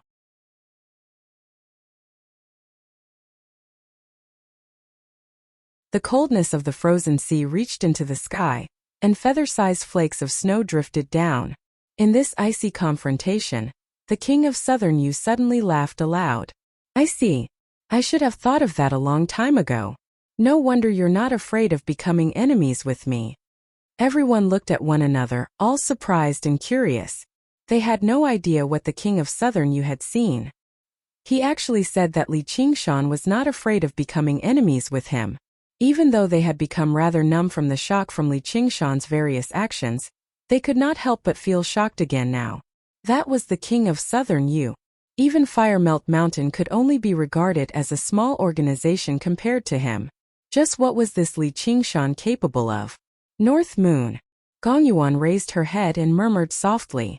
When the horned helmet turned into demon chi and dispersed, it revealed a handsome face that was completely different from Li Qingshan's. It had 2 horns on its head, and its scarlet hair was like fire. The 2 words, North Moon, were engraved on the horns. She was still rather confused, but the king of Southern Yu remembered this name extremely clearly. Back then, the Dragon King of the Sea had pursued him all the way to the Mist Province for this demon. It was no wonder that the Banyan Tree King would favor a human so much. As it turned out, he was not a human at all, but a rare genius of the demon race. The Banyan Tree King probably played a role in him being able to escape from the Dragon King of the Sea's pursuit. Although she had no idea how he managed to fool everyone with his identity as a human, his reason for coming to the Mist Province was as clear as day. He was clearly hiding from the Dragon King of the Sea. Since he had even included one of the 10 Demon Kings, the Dragon King of the Sea, on his list of revenge, he obviously had no fear of offending another king of Yu. Most importantly, he was not the first demon to infiltrate the Chan Monastery of Devanaga. Once his identity was exposed, not only would the Chan Monastery of Devanaga no longer tolerate him, but the King of Chu would not tolerate him either. At the same time, he was a sworn enemy of the Dragon King of the Sea, which was equivalent to saying the entire Green Province, both humans and demons, were his enemies. Why would he help the Green Province fight against the Mist Province? Your Majesty, what do you think? Li Qingshan said. After breaking through to the 5th layer of the Tiger Demon, even if the Dragon King of the Sea came after him again, he would have the ability to protect himself. Only strength is fundamental. Very good. The projection in the air suddenly disappeared. After a while, Ru Xian flew down from the Silver Dragon King. Li Qingshan and Gong Yuan threw up the Yu King lost stalks in their hands at the same time. The Silver Dragon King shot down a silver radiance, and the Yu King lost stalks flew up along with the silver radiance. The King of Southern Yu stood up.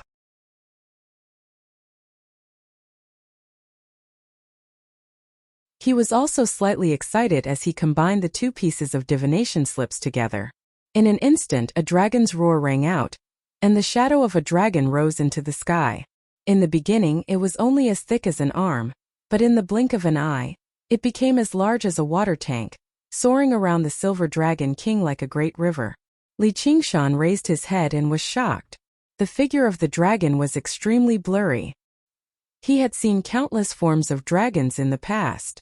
He had once possessed a demon dragon sword that could transform into a dragon, but it was different from the demon dragon sword, different from the fire dragon of the giant god of fire, and different from the black dragon that Si Qing had transformed into.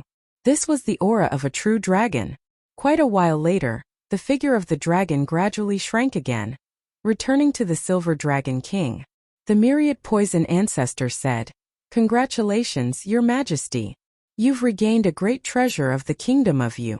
Your chances of victory against the kingdom of Chu have increased by a little. Even with this treasure, it can't divine everything that happens in the world.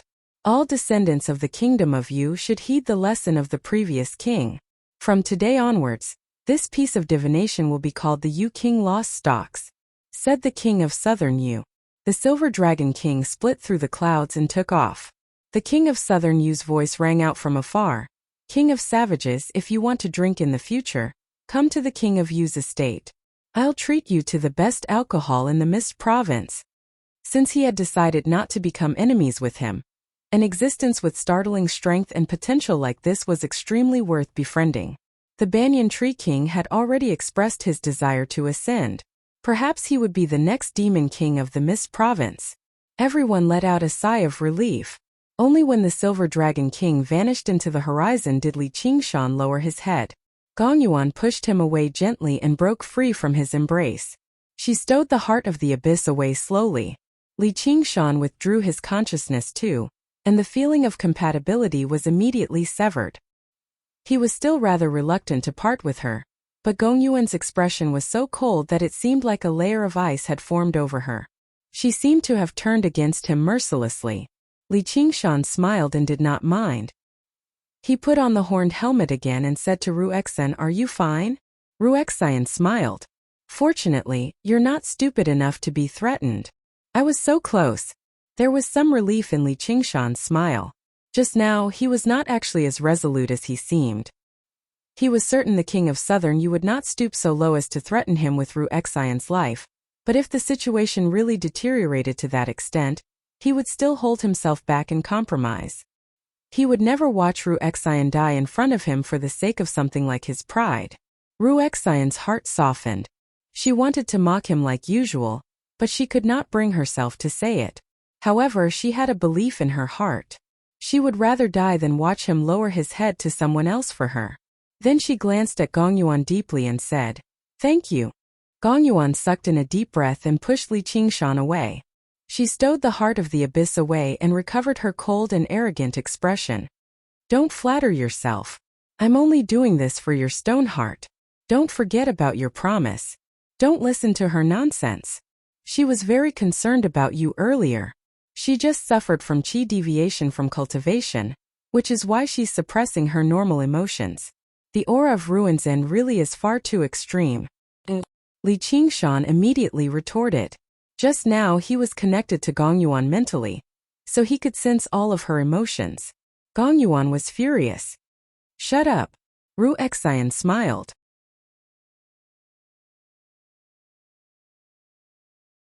Although she still could not forgive him, she felt slightly relieved. To be continued. If you like this work, you are welcome to vote for me at Ionor. Your support is my greatest motivation.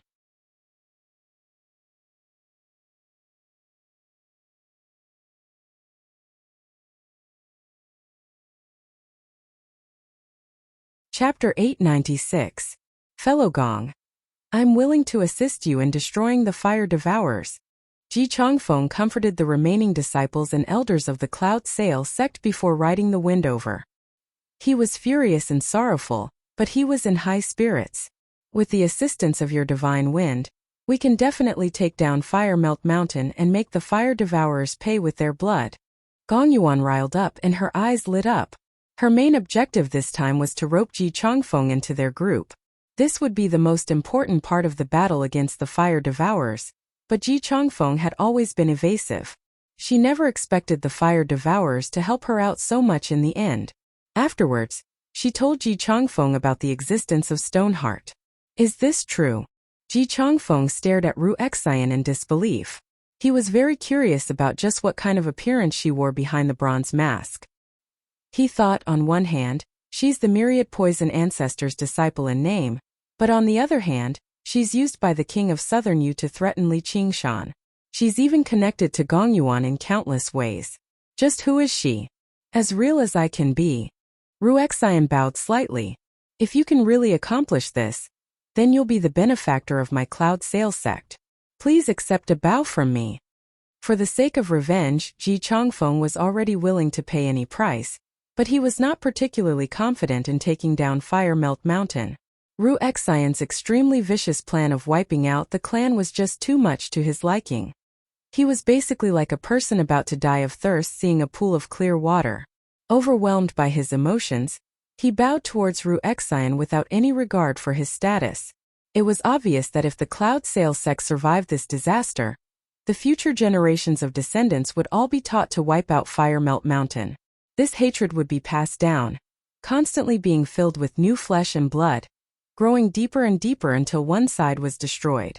Ru Xian returned the bow in a hurry. You flatter me. Then Ji Changfeng said to Li Qingshan, Fellow Li, I can't thank you enough. I'm truly unable to return the favor. If you need me in the future, please feel free to ask. Well said. However, you've ruined the Fire Devourer's plans this time. The Fire Devourers will never spare Savage Mountain. The South cannot be compared to the South Sea. Ji Changfeng analyzed the situation for Li Qingshan. In short, Savage Mountain was very dangerous, and so was Li Qingshan. Li Qingshan listened with a heavy expression, but he understood in his heart that Ji Changfeng wanted to pull him on board so that he could have more power for his revenge. Gongyuan also said, You've witnessed the power of the Fire Devourers. The Divine Fire Tablets are the divine artifacts of the ancient Divine Kingdom. They've probably only obtained them recently, so they still haven't unleashed their full power. Once they recover their strength, not only will Savage Mountain be destroyed, but even your life will be in danger. However, for the sake of how you've saved me today, I'll provide you with protection. The two of them echoed each other, which made Li Qingshan secretly sneer. He obviously wanted to take down Fire Melt Mountain very much and obtain the legendary Divine Wutong Tree, but he would not go so far as to be fooled into fighting to the death with the Fire Devourers just because of a few empty words. The most important thing to understand was that Gongyuan and Ji Changfeng needed Li Qingshan's help, not the other way around. As a result, he interrupted them. I'm very glad that the two of you know how to repay a debt of gratitude, but I've already said it in the Philian Hall back then. I don't like these flowery words. First of all, the South is indeed different from the South Sea.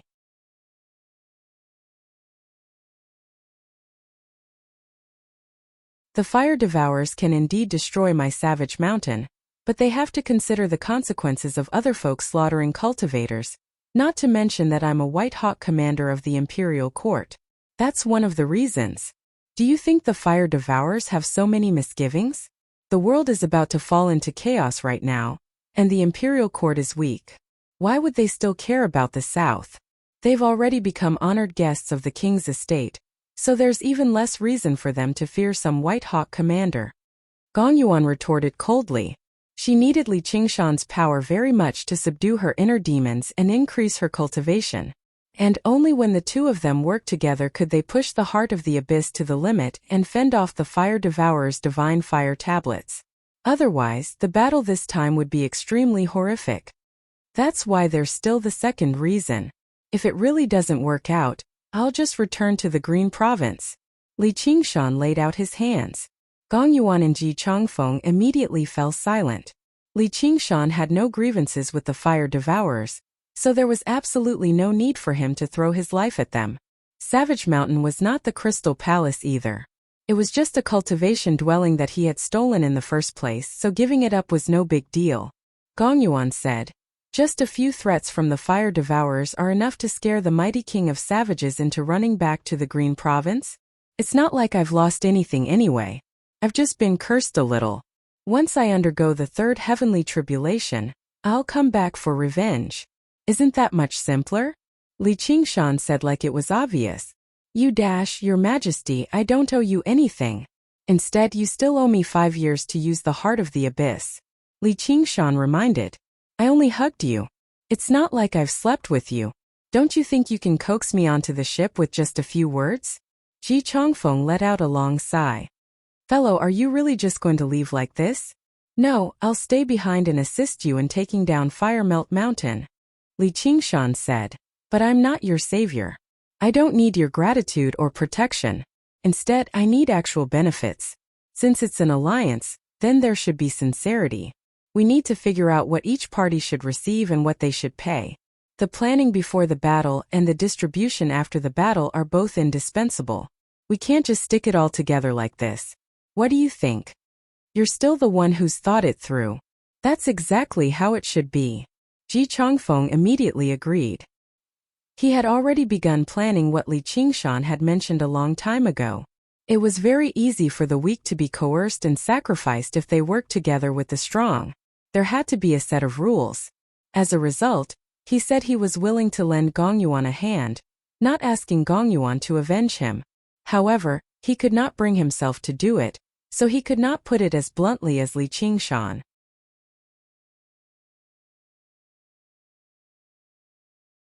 Most importantly, he did indeed have an irreconcilable grievance with Firemelt Mountain. Now that Li Qingshan was interested in a formal alliance, he obviously welcomed it with open arms. The main reason why the Cloud Sail sect had faced such a disaster this time was still because of the merfolk of the South Sea.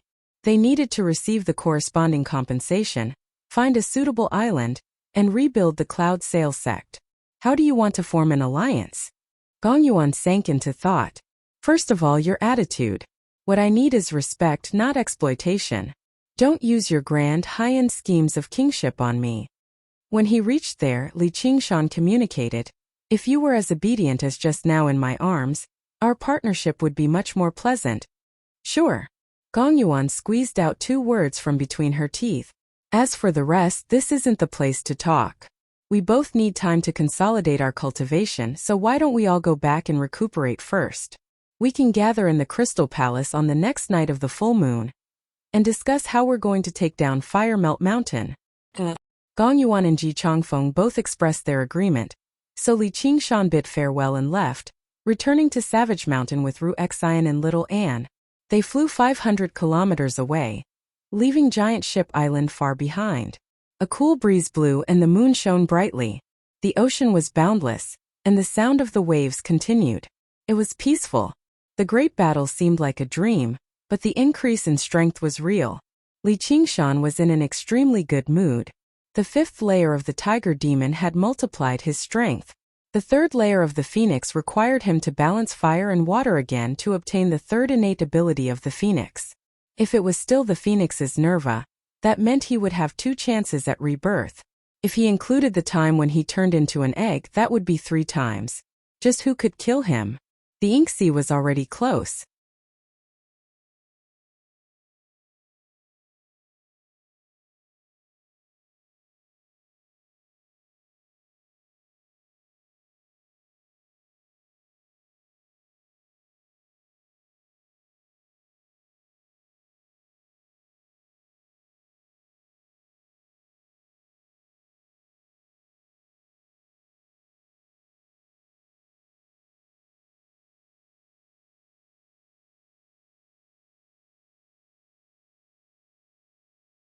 Chapter 898.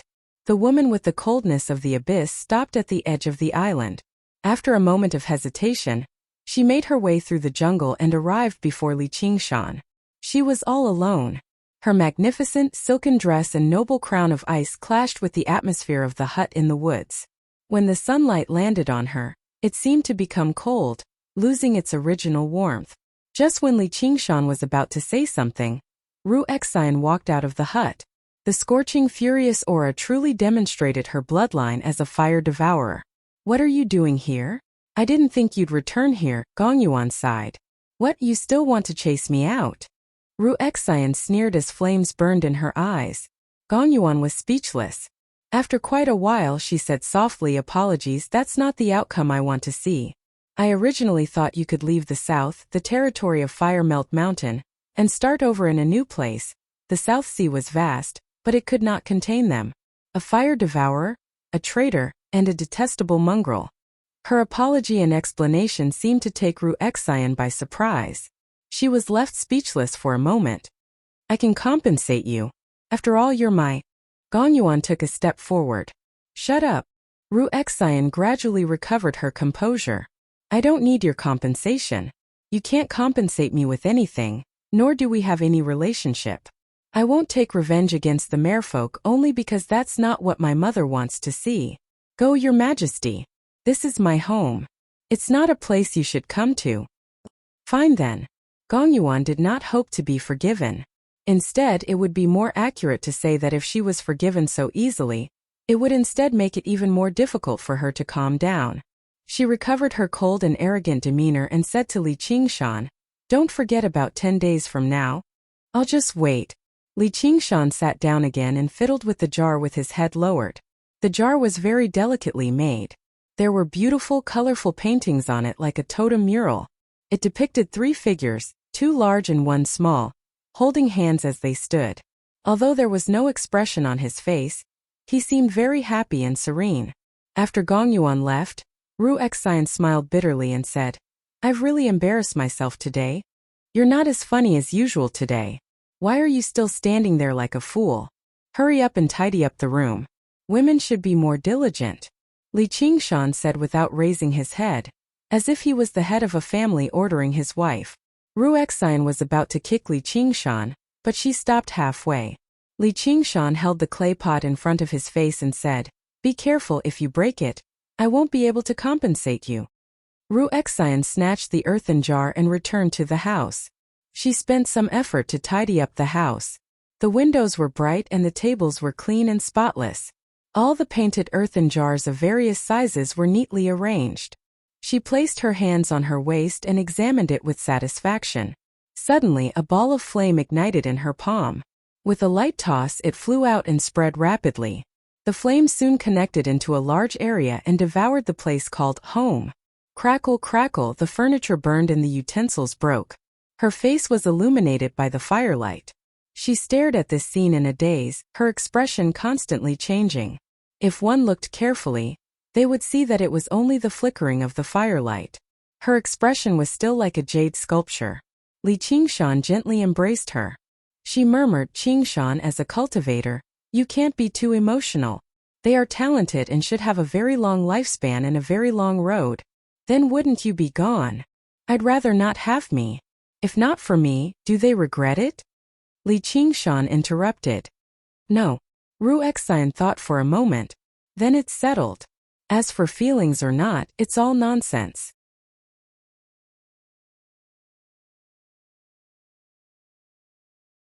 It's just that they aren't strong enough. Li Qingshan did not believe that there was any supreme truth in the world that could restrict all living beings. He did not believe that good people will be rewarded, just like he did not believe that good people will not be rewarded. Since there was no such truth, why not forget all worries, follow his own will and stride forward? Alright, let's just say you're right. But then we can only fight in the wild. Li Qingshan said in a rather regretful manner. The corner of Wuxia's eye twitched. She resisted the urge to curse. By now, the hut had already completely turned into a torch. The flames constantly extended towards the sky. Li Qingshan stomped down gently with his right foot, leaving behind a deep footprint. The power of tremors silently penetrated the island. With a great rumble, the volcano erupted violently like never before. Boiling lava sprayed high into the air, sprinkling across the entire island. Very soon the entire island was set ablaze. He had already unfurled his phoenix wings, flying off with Wuxia in his arms. Then he sighed. Now we don't even have a place to fight in the wild. Cough cough, maybe I'm a crude person so I don't really understand emotions that are too delicate. Compared to remembering my deceased family, I still prefer making my enemies suffer 10 times, 100 times the pain. What do you think? That's right. Wuxia's eyes became determined from hatred. She gazed in the direction of Fire Melt Mountain. On the main peak of Fire Melt Mountain, the 3 fire-devouring kings stood in the crater of the volcano, gulping in the flames and rapidly recovering their strength. A while later, Zhu Fen opened his eyes first and muttered, Li Qingshan viciously. He was tempted to go to Savage Mountain right now and reduce everything to ashes. Zhu Zai advised, there's no need to panic, King Fan. Perhaps that Li Qingshan has already been killed by the king of southern Yu. He came from the Green Province after all. I refuse to believe the king of southern Yu will just watch as an enemy like him matures. Zhu Yan also said, our priority right now is still to deal with the merfolk of the South Sea. Originally, I thought we could kill Gong Yuan and Ji Changfeng by taking them by surprise, but I never thought we'd expose the divine fire tablets and make them cautious. Cautious? They still haven't witnessed the true power of the divine fire tablets. This time it's because Li Qingshan pulled some sort of trick and trapped the fire god. But it's also because your control over the fire tablet of man is still lacking.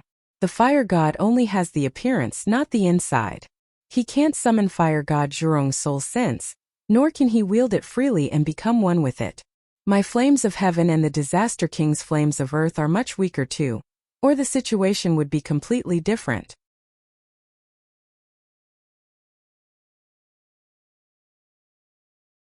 Once we completely comprehend the 3 divine glyphs on the divine fire tablets, we won't even need to launch sneak attacks anymore. We'll directly slaughter our way into the Crystal Palace and burn those damned merfolk to ashes. Zhu Zai and Zhu Yan both expressed their agreement, devoting themselves to the comprehension of the divine fire tablets. At the same time, the fire devourers below the mountain played around in the rivers of lava as they absorbed the flames of the earth to cultivate. Fire devourers were just like their name. They did not eat anything, only eating flames. However, flames of the earth were only one of them. They could also set various items alight to taste flames with different flavors. They even had cooking methods similar to humans, setting various items alight together to create special flavors. As a result, fire devourers liked to set things on fire very much. Just this aspect alone made it impossible for them to establish a close connection with the Banyan Tree King like the Shadow Palace. However, the flames of the earth were still the most important. They were equivalent to the staple food of humans.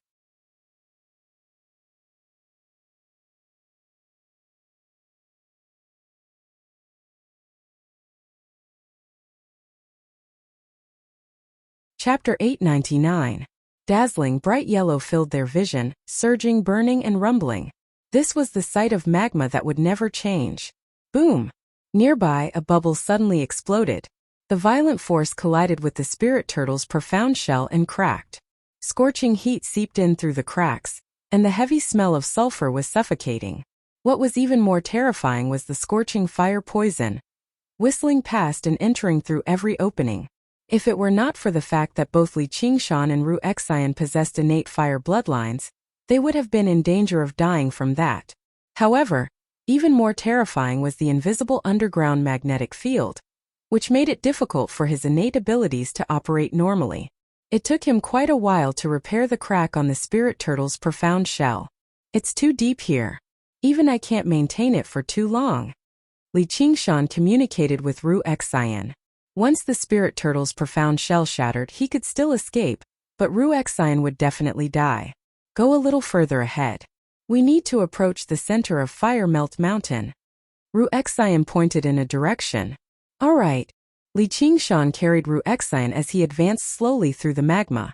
He had to carefully avoid the unstable regions. If he accidentally caused many bubbles to explode at the same time, he would be in trouble. It's here, Ru Xian said suddenly. We're several dozen kilometers above the ground at the very least. Can your virus be effective? Li Qingshan doubted. If we go any further up, we'll approach the formations of Fire Melt Mountain. Don't worry. The myriad poison ancestor can pollute a river that stretches over 100 kilometers with a wave of his hand. This is his painstaking effort as well. Water descends while fire rises. This is equivalent to upstream. It's perfect for poisoning. Li Qingshan had discovered a long time ago that the flames of the earth in this region were extremely unstable, rapidly surging upwards. The fire devourers must have purposefully drawn the flames up for devouring fire for cultivation, equivalent to humans digging a well to draw water. However, he was also rather curious. Is the river the same as this? Water and fire oppose each other, but there are also similarities. Brat, your comprehension is still lacking. Just watch obediently, Ruexian said with a smile. She folded her hands together and quickly formed a hand seal. Her expression suddenly became incomparably solemn. Li Qingshan retreated slightly. Gradually, a ghostly figure appeared on her body. It was the plague ghost that she had painstakingly cultivated for many years. It was a powerful secret art of the medicine clan. It had the miraculous power to infect the enemy with a serious illness. The plague ghost was wrapped in bandages, deformed and twisted, covered in sores and pus, emitting a rotten and filthy smell. Apart from that, his body was also covered in a layer of grayish-white, giving off a deathly aura that made one's heart palpitate. He was like a patient who had been bedridden for many years and had lost all feeling of physical and mental pain. He didn't even have the desire to live. He could only wait for death numbly. The plague ghost separated itself from her and turned around to face her. In that moment, Ruexian hesitated. She had refined the plague ghost for many years, and it was originally for revenge against the fire devourers. Now that she could finally take action, a dark, old face appeared before her. Doctors were like parents. Fu Huazi's influence on her was far greater than she had imagined him to be. The word forgive was his greatest hope for her. She sucked in a deep breath and murmured, "I'm sorry, Master. I've disappointed you. I can't forgive anyone." You don't understand what your master is trying to say at all. The old man feels like you won't be able to get revenge in this lifetime, so he doesn't want you to die.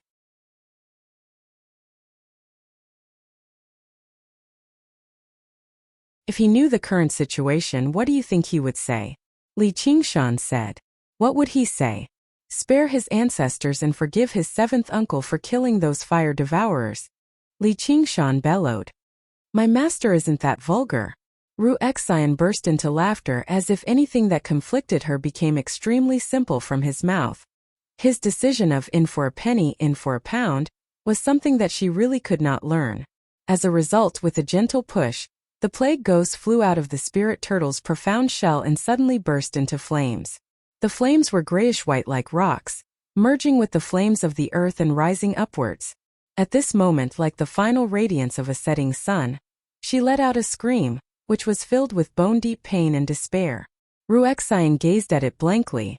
That was the voice that had once echoed through her heart day and night.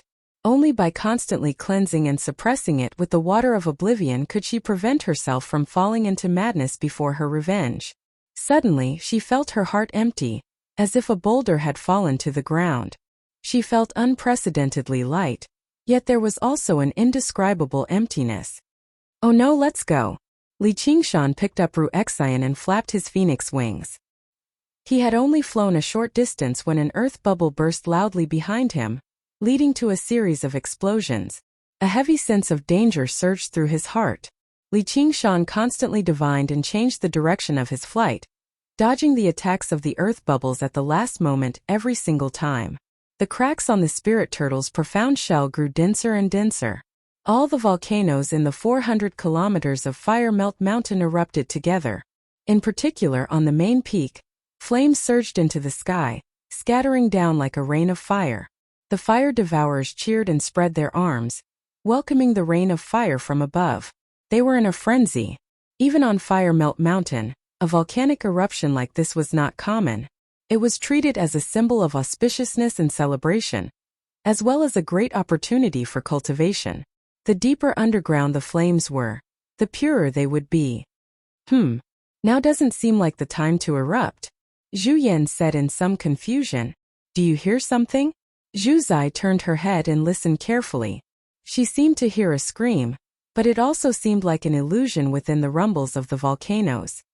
The surges of the magma have always been unpredictable. Could this be an auspicious omen from the fire god? Let's not worry about that. Let's focus on cultivation and attack as soon as possible. Let's destroy Savage Mountain first. Zhu Fen said. Yes, King Fen. Zhu Yan and Zhu Zai also felt like they had been overthinking things. Were there supposed to be other enemies who would charge through the magma to attack them?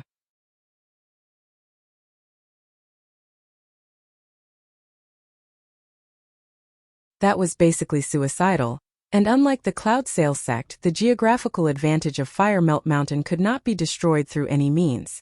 As a result, they settled down and continued cultivating. A while later, the surface of a tranquil lake surrounded by mountains 500 kilometers away suddenly began to surge.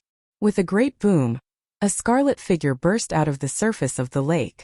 Flames followed closely behind, rushing into the sky and only dispersing after reaching several hundred meters. The lake immediately began to boil, turning into surging white smoke. Li Qingshan landed heavily on the ground. The spirit turtle's profound shell had already shattered. He unfurled his phoenix wings, and Ruexian's jade-black eyes were currently looking at him. Her face was brimming with an enchanting smile. Seeing how she was safe and sound, Li Qingshan let out a sigh of relief. His eyes suddenly narrowed.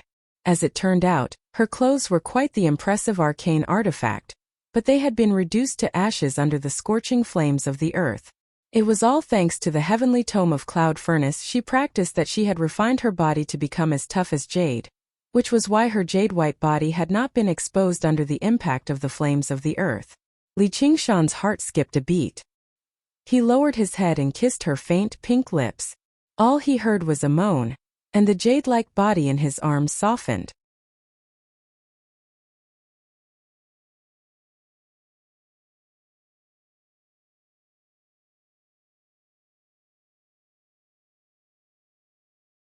Chapter 900. The white pillar of smoke soared into the sky and blended into the gloomy dark clouds. The world was dark and gloomy. In the dark and dense forest, a white jade-like soft body rippled in the darkness, showing an inhumanly delicate softness. It was slightly less human, but it was so beautiful that it made people's hearts palpitate. Her lips were like red jade, like a red plum blossom on a vast expanse of snow. Her eyes were like black jade, like two spots of thick ink on a white paper, flowing with light and overflowing with color. This exquisite white jade beauty was being held in the arms of a man. His strong and slender body seemed to be cast from ancient bronze. If a beauty was like jade, it would be exquisite, gentle and elegant. Then he would be rough and unrestrained without any carving. And at this moment they seemed to be one indistinguishable from each other. Heavy rain poured down, falling on their bodies. The raindrops rolled down but no one noticed. Li Qingshan kissed her deeply as if he had poured all of his attention into the kiss, forgetting about everything around him. What burned in his heart was not the flames of lust, nor was there the excitement and complacency from finally succeeding after yearning for so many years. Instead, there was a deeper tenderness. He wanted to soothe the indescribable pain in her heart. He wanted to obtain all of her reliance and trust. Ruexian frowned, her eyelashes trembling, as if she was enduring great pain, but also enjoying great joy. A tear rolled down from the corner of her eye. At first, it was indistinguishable from the raindrops, but it condensed into a crystal white mermaid pearl in midair. Their lips parted. Ruexian opened her eyes and saw Li Qingshan looking at her with a smile, holding the mermaid pearl in his hand. In her memory there was someone who looked at her like this, constantly mouthing words to comfort her, "Don't be afraid, don't cry." Then he was swallowed by the flames, turning into ashes. That scene was something she would never be able to forget. It was the most gentle blessing, but also the deepest nightmare. And so she survived, never crying again until this moment. "Give it back to me." A layer of red appeared on her face, as if she was even more embarrassed than being naked. "No." He dodged her grasp, already putting away the mermaid pearl. "This is your gift to me." "No, you're not going to do it." She straightened up and stared at him. Although he had long known that she was not as ladylike as she looked, she had a rather fiery and bold temperament. But when he heard this, he felt a little overwhelmed.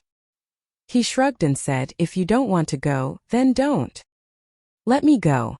She struggled, but he didn't seem to have any intention of listening. Instead, he smiled and hugged her in his arms again. "Let's hug for a while more." Naturally, she was unable to contend against his strength. She could only use her jade-white arms to gently encircle his neck. She quietly nestled in his arms. The rain became more intense. After a long time, he whispered in her ear, "Are you feeling better?" "Yes," she murmured. "Let's go back." "Who are you? Where did you take that lecherous Li Qingshan who's even worse than a beast?" Ruexian widened her eyes as if she did not recognize him. Li Qingshan rolled his eyes. He could not be bothered with her. Although he had joked about having sex in the open, that was just a joke. He was indeed perverted, but he was not so perverted that he could not control his lower half. She was currently in a state of turmoil. What she needed was peace and comfort, not more stimulation. Wuxia smiled and stood up gracefully, revealing her slender, pure white body to him without any care at all. She chose a dress from her sumaru ring and put it on before patting his cheek. That's what you get for pretending to be a gentleman. You regret it now, don't you? A little.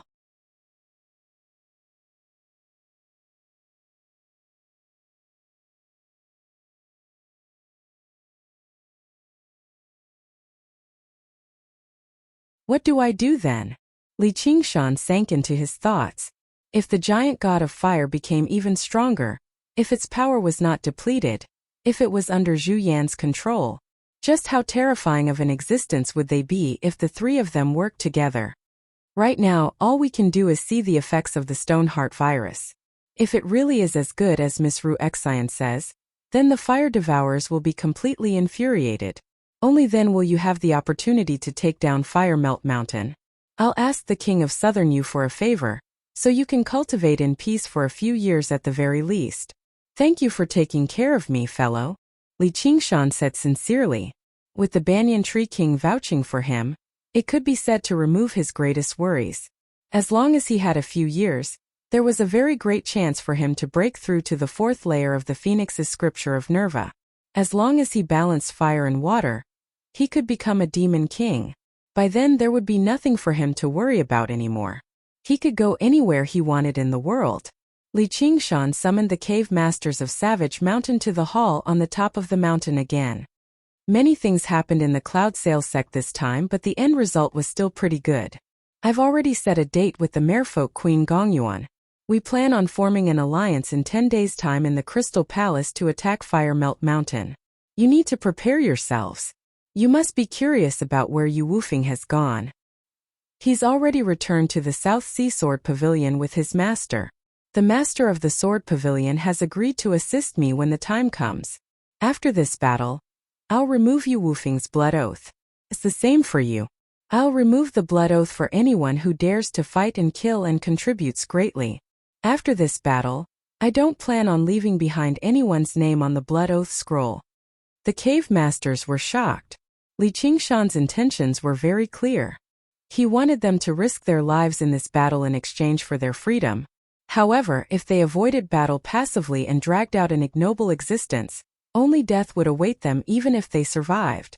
After breaking through to the fifth layer of the tiger demon, Li Qingshan gave off a brutal, bloody aura, which also proved that he was not joking. Don't worry, my king. We'll definitely risk our lives and go through fire and water to help my king take down Fire Melt Mountain. The gentleman of heavenly blubber was the first to stand forward and express his stance. No matter what the other cave masters thought, they all chimed in. Very good. Li Qingshan nodded. He did not care how sincere they were. He stood up and left, leaving behind the 9 cave masters. They were all stern as they looked at one another. The gentleman of heavenly blubber turned around. Don't look like that, everyone. The king of savages has great foresight. Not only is he able to form an alliance with the merfolk, but he even has the guidance of the Banyan Tree King. Since he's determined to attack Fire Melt Mountain, he definitely has a chance at victory. He won't send us to our deaths. However, I know you've always been on good terms, and there are plenty of people who find me an eyesore.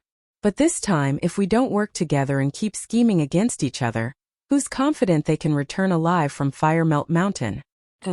Li Qingshan had already returned to the 8-point hall in the center of the mountain. He called out to little Anne, and they arrived in the Azura field together. He was just about to ask Yinqing what the huge stone disc that had fallen from the Azura realm was, when he saw Yinqing circling around the stone disc, touching it as she looked at it. She seemed very excited. She did not even notice the appearance of Li Qingshan and little Anne. This was far too rare for a cautious assassin like her.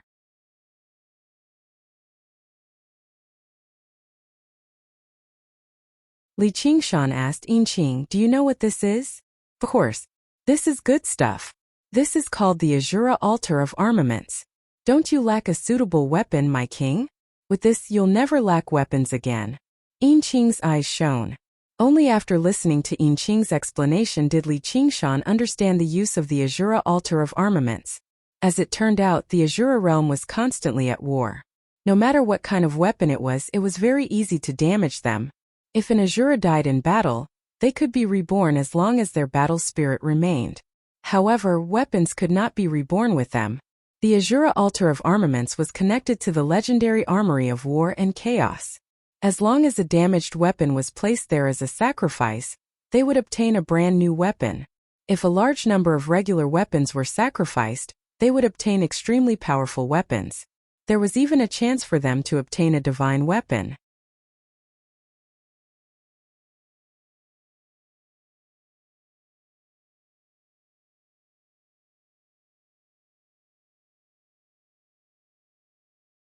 Chapter 901. The Azura realm is really generous. Li Qingshan praised. He wanted a suitable weapon, so they sent him an arsenal. He then asked Yin Qing, I haven't had time to ask you, but is that voice really the Azura realm itself? This was what he was most curious about. Could it be that as a world it also had life and consciousness? Sorry, I don't know either. As an Azura commander, I can't come into contact with such a deep secret. You need to explore it yourself in the future. If you're really the legendary person, you'll definitely be able to unravel this secret.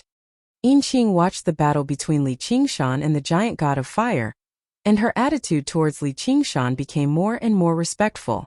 It was no longer the perfunctory attitude that didn't care about life and death at the beginning.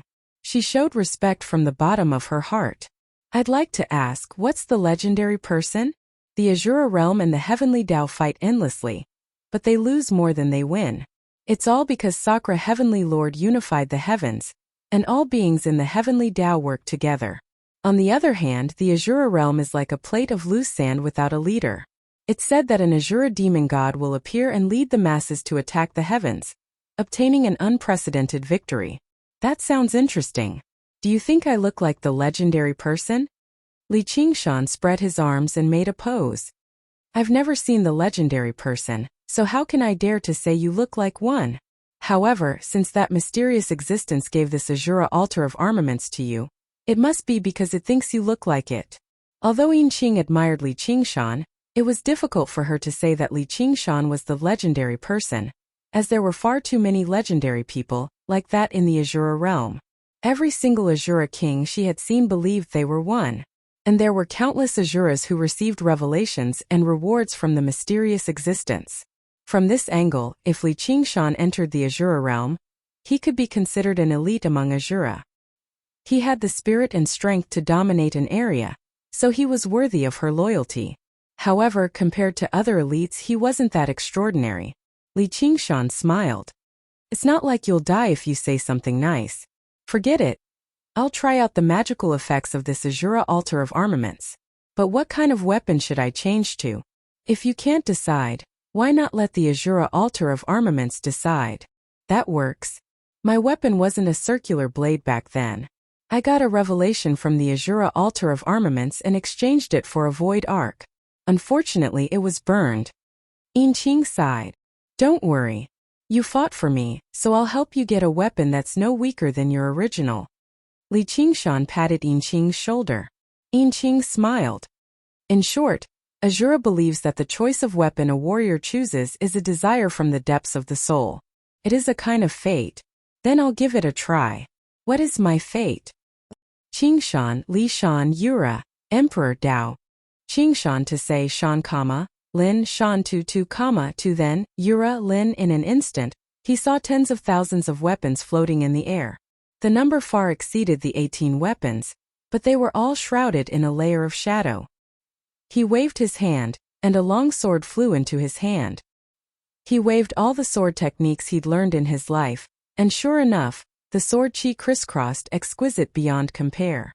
However, something seemed to be missing, and the shadow on the long sword never faded. He shook his head, threw away the long sword, and picked up a sledgehammer. Time passed bit by bit. Yin Qing and Little stood to the side, watching as Li Qingshan gestured with his empty hands, as if he was using all kinds of weapons. The weapons engraved on the Azura altar of armaments lit up one by one. then dimmed one by one.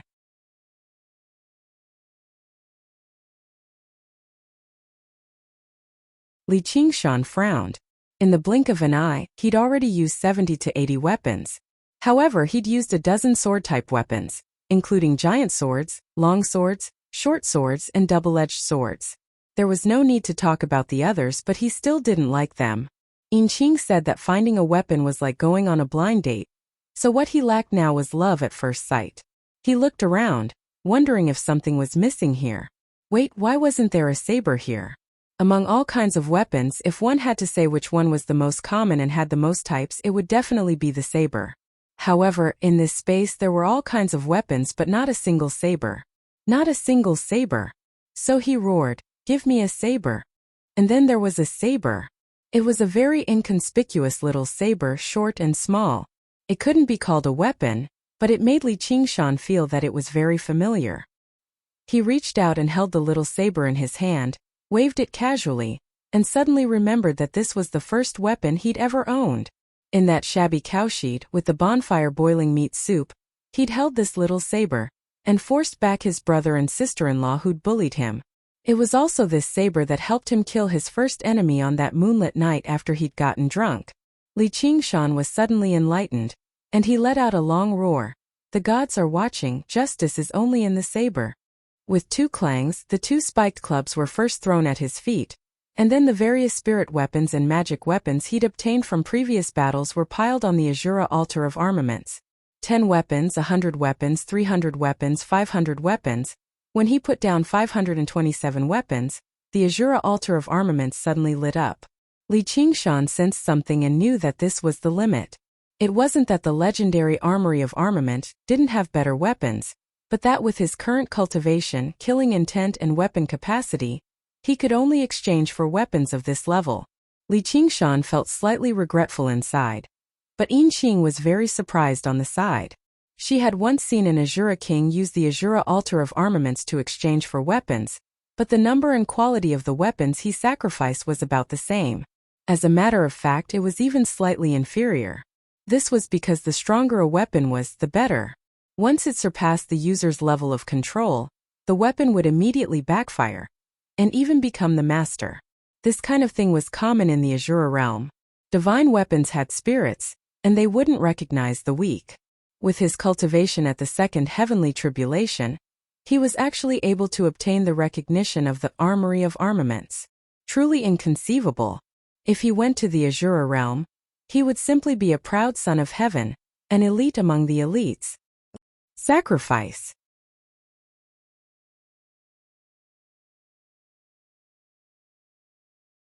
Li Qingshan bellowed out, and the 527 weapons all flew up, spinning into the Azura altar of armaments and vanishing. When the last weapon disappeared, a blood-red light suddenly shot into the sky. When the blood-red light dissipated, a weapon was stabbed into the Azura altar of armaments. Why is it a sword? I clearly wanted a saber. Li Qingshan's expression changed, and he realized that he'd seen wrong. It really was a saber, but it was long and straight without any curve. If it weren't for the fact that it only had a single edge, it would look more like a sword at first glance. The saber was dark red, as if layers of blood had condensed, and it looked somewhat dim. Apart from that, there was nothing else worth mentioning. There was no guard, no decorations, and even the hilt was straight.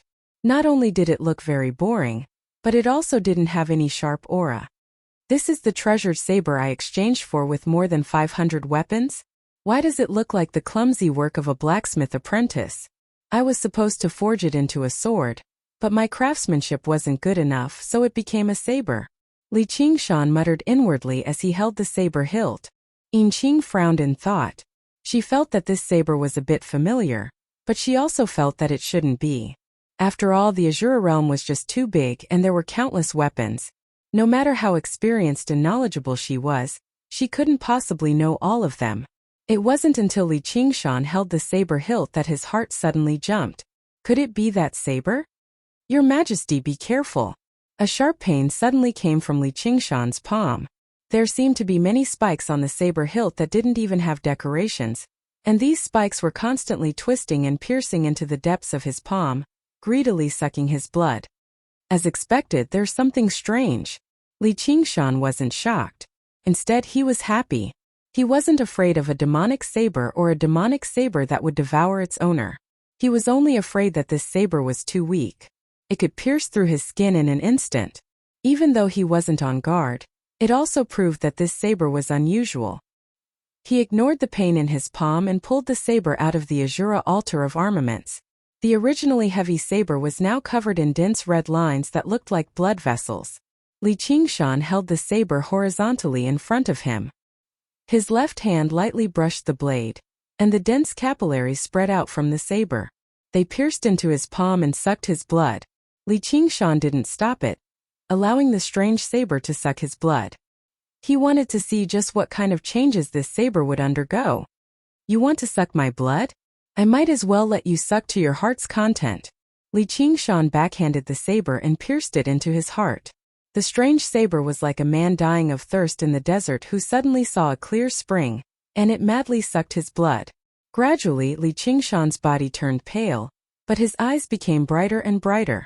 While the strange saber was sucking his blood, he took the opportunity to refine the saber.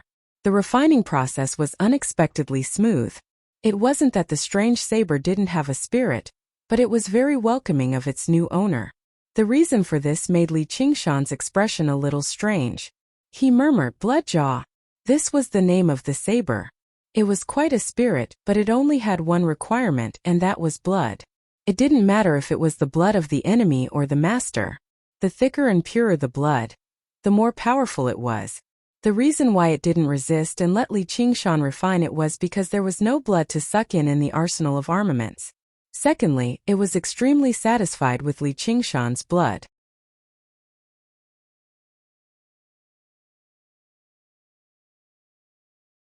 Li Qingshan cultivated the 9 transformations of demons and gods, fusing the 4 bloodlines of the ox demon, turtle demon, and phoenix. Each bloodline could be said to be peerless. Although it hadn't reached the 9th tier and couldn't be considered truly pure, it was already very rare. After a long while, Li Qingshan slowly pulled out Bloodjaw. He had lost a lot of weight and his face was very haggard. However, the saber in his hand was blood red, and he was full of vigor. He had a vague feeling that this saber could even break treasured swords like the Fogbow sword and the Demon Dragon sword. This was indeed the strongest weapon he had obtained in his life. And because it was shaped like a sword, it was even more helpful in slowly converting the sword Dao that he cultivated to the saber Dao. It's just that this blood-sucking is a little ruthless. My physique is now stronger than the average demon king's, and with the tiger demon transformation I don't care about physical injuries. The phoenix transformation can maintain my vitality and make it endless. If an ordinary person were to use this saber, they would probably be sucked to death before they could kill the enemy.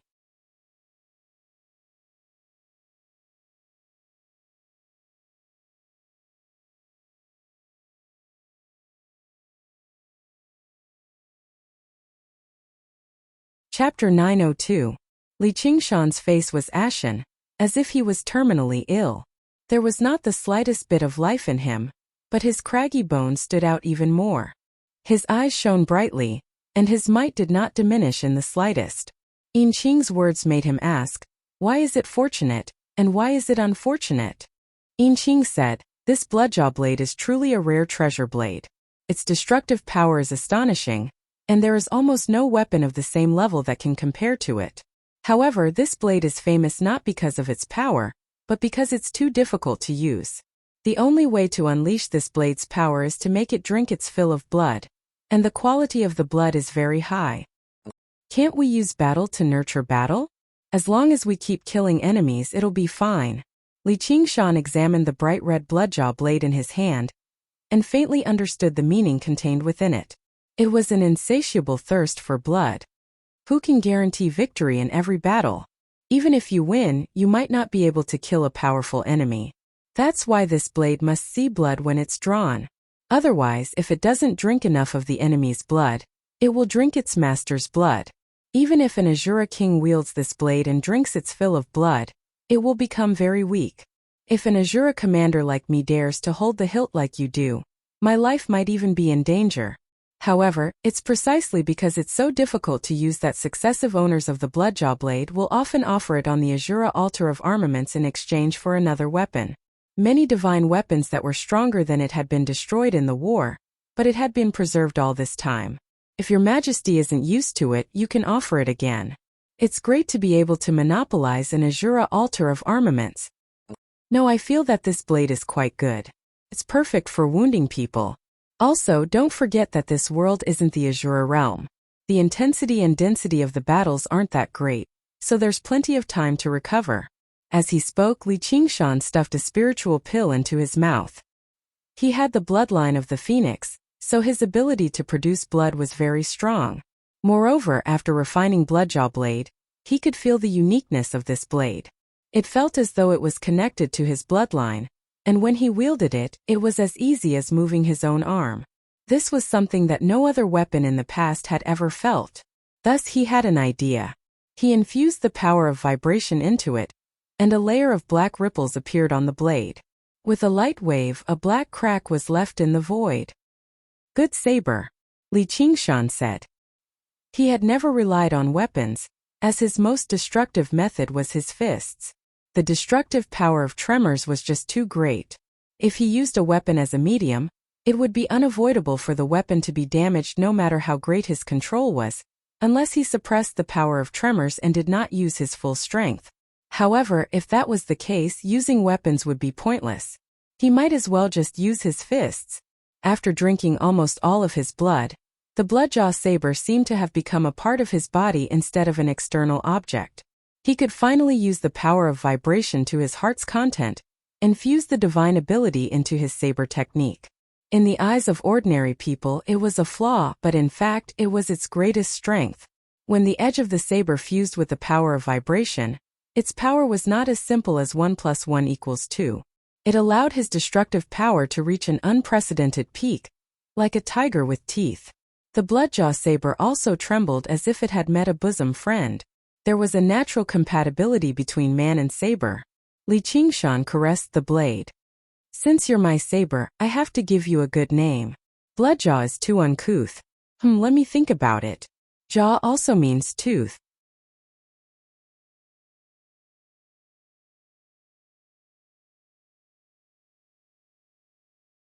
This is equivalent to your name. And because of my tiger nature, I obtained the approval of the Azura realm and obtained you. This is our fate. From now on you will follow my surname Hu. Let's call you Huya. Li Qingshan raised Tigerfang proudly and asked little and Anin Qing, what do you think of this name? Perhaps it was because of the successful example of naming himself Qingshan. He had always been blindly confident in his naming skills. Of course, the name Little Anne was also his masterpiece, not inferior to Qingshan. As expected, Little Anne said sincerely, all right. Yin Qing stammered, her expression slightly vexed. She wondered if there was something wrong with her sense of beauty, or if she didn't understand the customs of this world. She thought to herself, Tigerfang. Isn't this the nickname of the mountain children? No matter how I look at it, it sounds much more uncouth than Bloodjaw. However, changing the name of a saber like this was not a simple matter. If I were Bloodjaw Saber, I would never be willing to change it to Tigerfang. The name of a weapon with a spirit like this could not be changed at will. It had to be approved by the spirit. Back then, Li Qingshan had completely subdued and refined the soaring dragon sword before he could change it to the demon dragon sword. Under the gazes of the three, the long saber flickered with a bloody light and suddenly dimmed. A portion of the veins lit up, and the words Tigerfang appeared in blood. Although the saber had a spirit, it did not have a complex intelligence. It would not fake like humans. This undoubtedly meant that it had approved of the new name Li Qingshan had given it from the bottom of its heart. Furthermore, it had done so without any suppression or coercion. If someone else obtained this saber in the future, the name they would obtain would be Tigerfang and not Bloodjaw. All right then. Yin Qing sighed silently. After all, weapons were famous because of the person in the battle. Do you have any objections, Little Qing? Li Qingshan swept his gaze over and asked with a smile. Little Qing? Yin Qing shivered all over. No. This name is very good. As expected of your majesty. She hesitated for a moment. However, your majesty, please call me by my name. Little Qing? She could not stand it at all. AI, in the end you've stayed in the Azure realm for too long. All you know is fighting and killing all day. It's inevitable that you lack a good or bad eye for names. This is not your fault. Alright, go activate the Azure altar of armaments. You must exchange it for the best weapon. Li Qingshan patted Yin Qing's shoulder in a comforting manner. Yin Qing was flabbergasted, unable to explain herself. 10 days passed in the blink of an eye. Li Qingshan ate spiritual pills every day, and his face finally recovered some vitality. He was no longer so haggard, but he still looked as if he had just recovered from a serious illness.